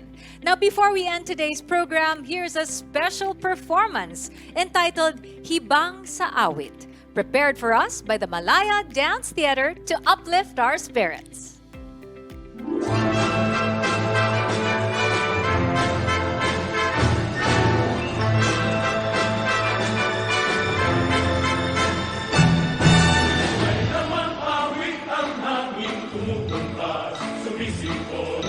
Bubulong-bulong sa aking tumaatras. At kung sasabayan ng tinig, di mo naman makanta ito. Siguro nga'y libang ang ibig, itong awitin sa ulo ko. May ulang taglay ang hangin, sumisigaw, tumutulo. Nasyento ang kurap ng bibig, sumasayaw, tumutulo. Ngunit kung sasabayan ng puso, di mo mahuli ang tono. Siguro nga'y ganitong umibig mo.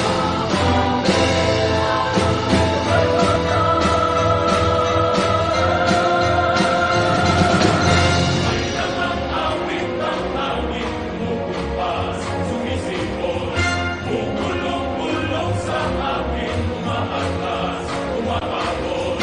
At kung sasabayan ng tinig, di mo naman makanta ito. Siguro nga'y libang ang bibig, itong awitin sa ulo ko. May ulang taglay ang hangin, sumisigaw, tumutulo. Tempo ang kurap ng bibig, sumasayaw, tumutulo. Ngunit kung sasabayan ng puso, di mo mahuli ang tono. Siguro nga'y ganitong umibig.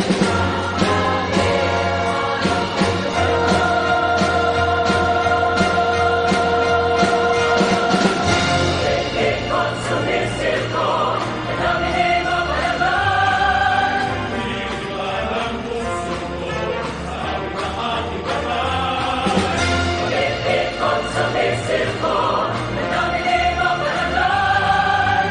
Pinigilan puso ko, sa awit na aking kamay. Ikot sumisirko, kadami di mapalaban.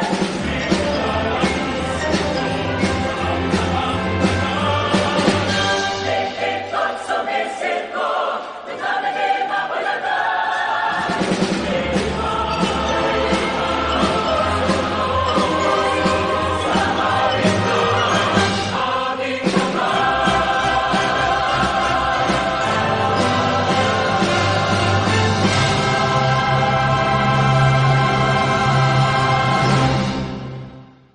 We would like to recognize the following sponsors for their generosity and support. It was a pleasure coordinating with you. Thank you to the Home Development Mutual Fund, also known as the Pag-ibig Fund, Land Bank of the Philippines, Government Service Insurance System, Department of Environment and Natural Resources, Association of Career Executives Incorporated, Aboitiz Equity Ventures Incorporated, Tourism Promotions Board, and the Human Resource Innovations and Solutions Incorporated. Special mention to the Philippine Information Agency for promoting this event in their Facebook page and Twitter. Maraming salamat po at mabuhay sa ating mga sponsors. Nagsimula sa isang pangarap. Ako na po, ma'am. Ika'y tutulungang ibahin ang buhay na nakasanayan. Naka 24 months ka na sa pag-ibig. May panghulog na ako sa motor. Uy, bagong motor! Gagawa ng hakbang para mapaghandaan ng forever. Ingat ka ha. At harapin ang bukas ng may maaasahan. Simulan mo na ang forever mo ngayon. Fund your forever with Pag-ibig Fund. Register today.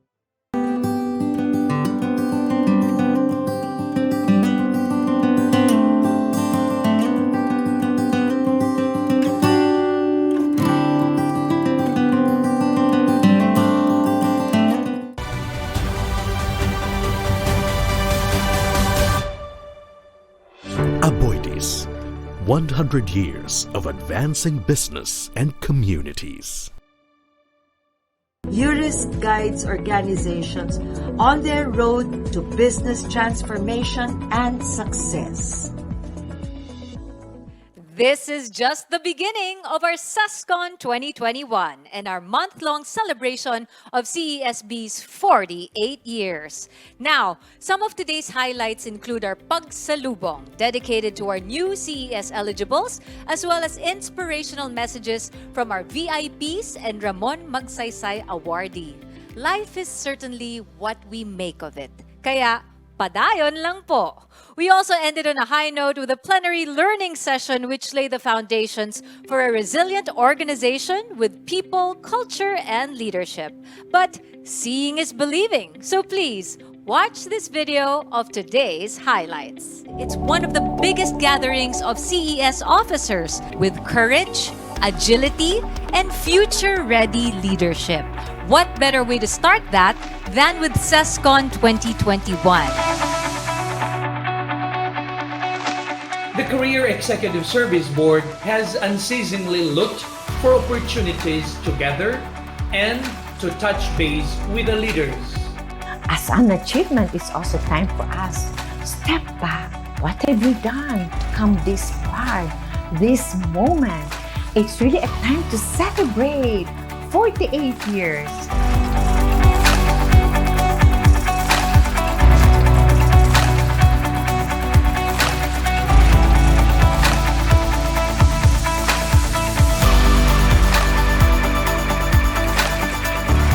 Year's Lifelong Learning for Leadership Congress and to the 48th anniversary celebration of the Career Executive Service. This year, allow us to bring you a different kind of virtual experience as we aim to reignite positivity, rekindle our sense of unity, and strengthen our resolve to deliver the brand of successful leadership that our country needs today and beyond.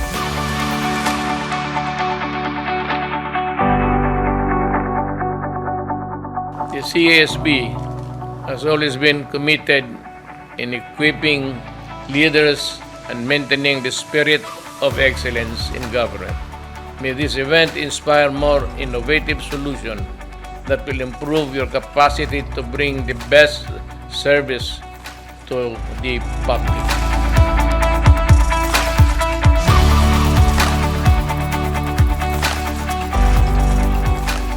Mabuhay sa taga-CES sa inyong conference na ginagawa ngayon at sana tulad namin mga community, yung ating mga taga-gobyerno at itong ating mga kasamahan sa CES ay pagpatuloy yung pagkakaisa bilang mga Pilipino para magkaroon tayo ng magandang buhay, magandang kinabukasan, hindi lang sa amin kundi sa sunod pang mga henerasyon.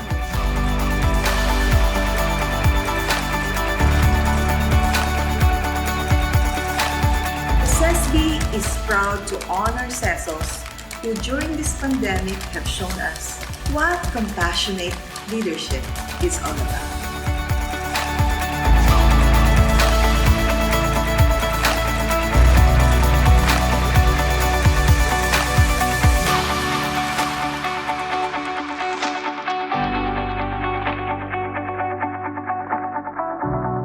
The ease of ziplining into the future is actually reinforced by what Mahatma Gandhi told us when he was alive. Sabi niya, the future depends on what you do today, what we do today. The elements of resilience remain the same, diba? Perseverance. But now, you have to do the steering through the adversity with lots of courage. This is where courageous leadership, courageous perseverance comes to play. We need leaders who are passionate about mental health, monitoring developments on budgeting, policy formulation and programming, and advocating for sound approaches. A leader must strive for better self-awareness and self-mastery. To change the world for the better, a leader must first learn to change himself. The boy who is going to be a great man must not make up his mind merely to overcome 1,000 obstacles, but to win in spite of 1,000 repulses and defeats.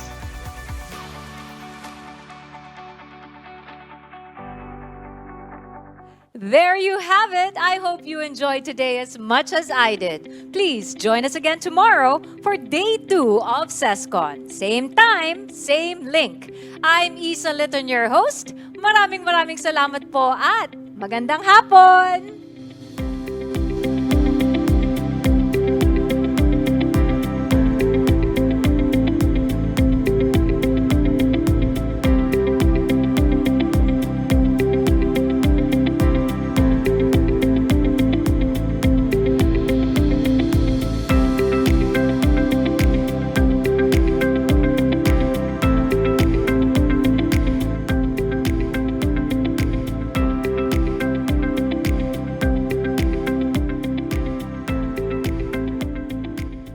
like to recognize the following sponsors for their generosity and support.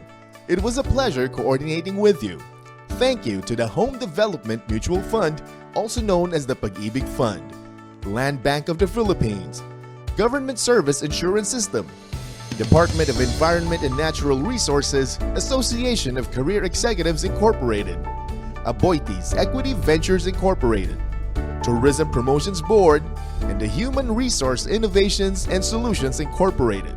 Special mention to the Philippine Information Agency for promoting this event in their Facebook page and Twitter.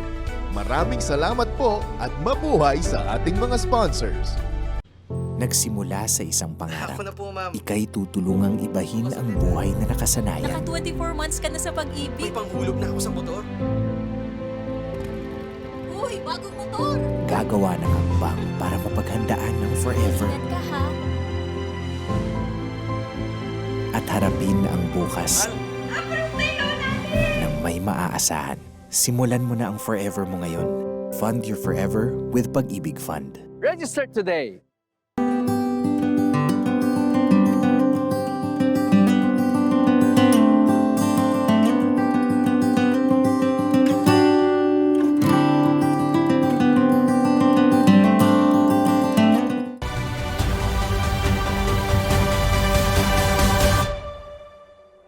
Aboitiz, 100 years of advancing business and communities. URIS guides organizations on their road to business transformation and success.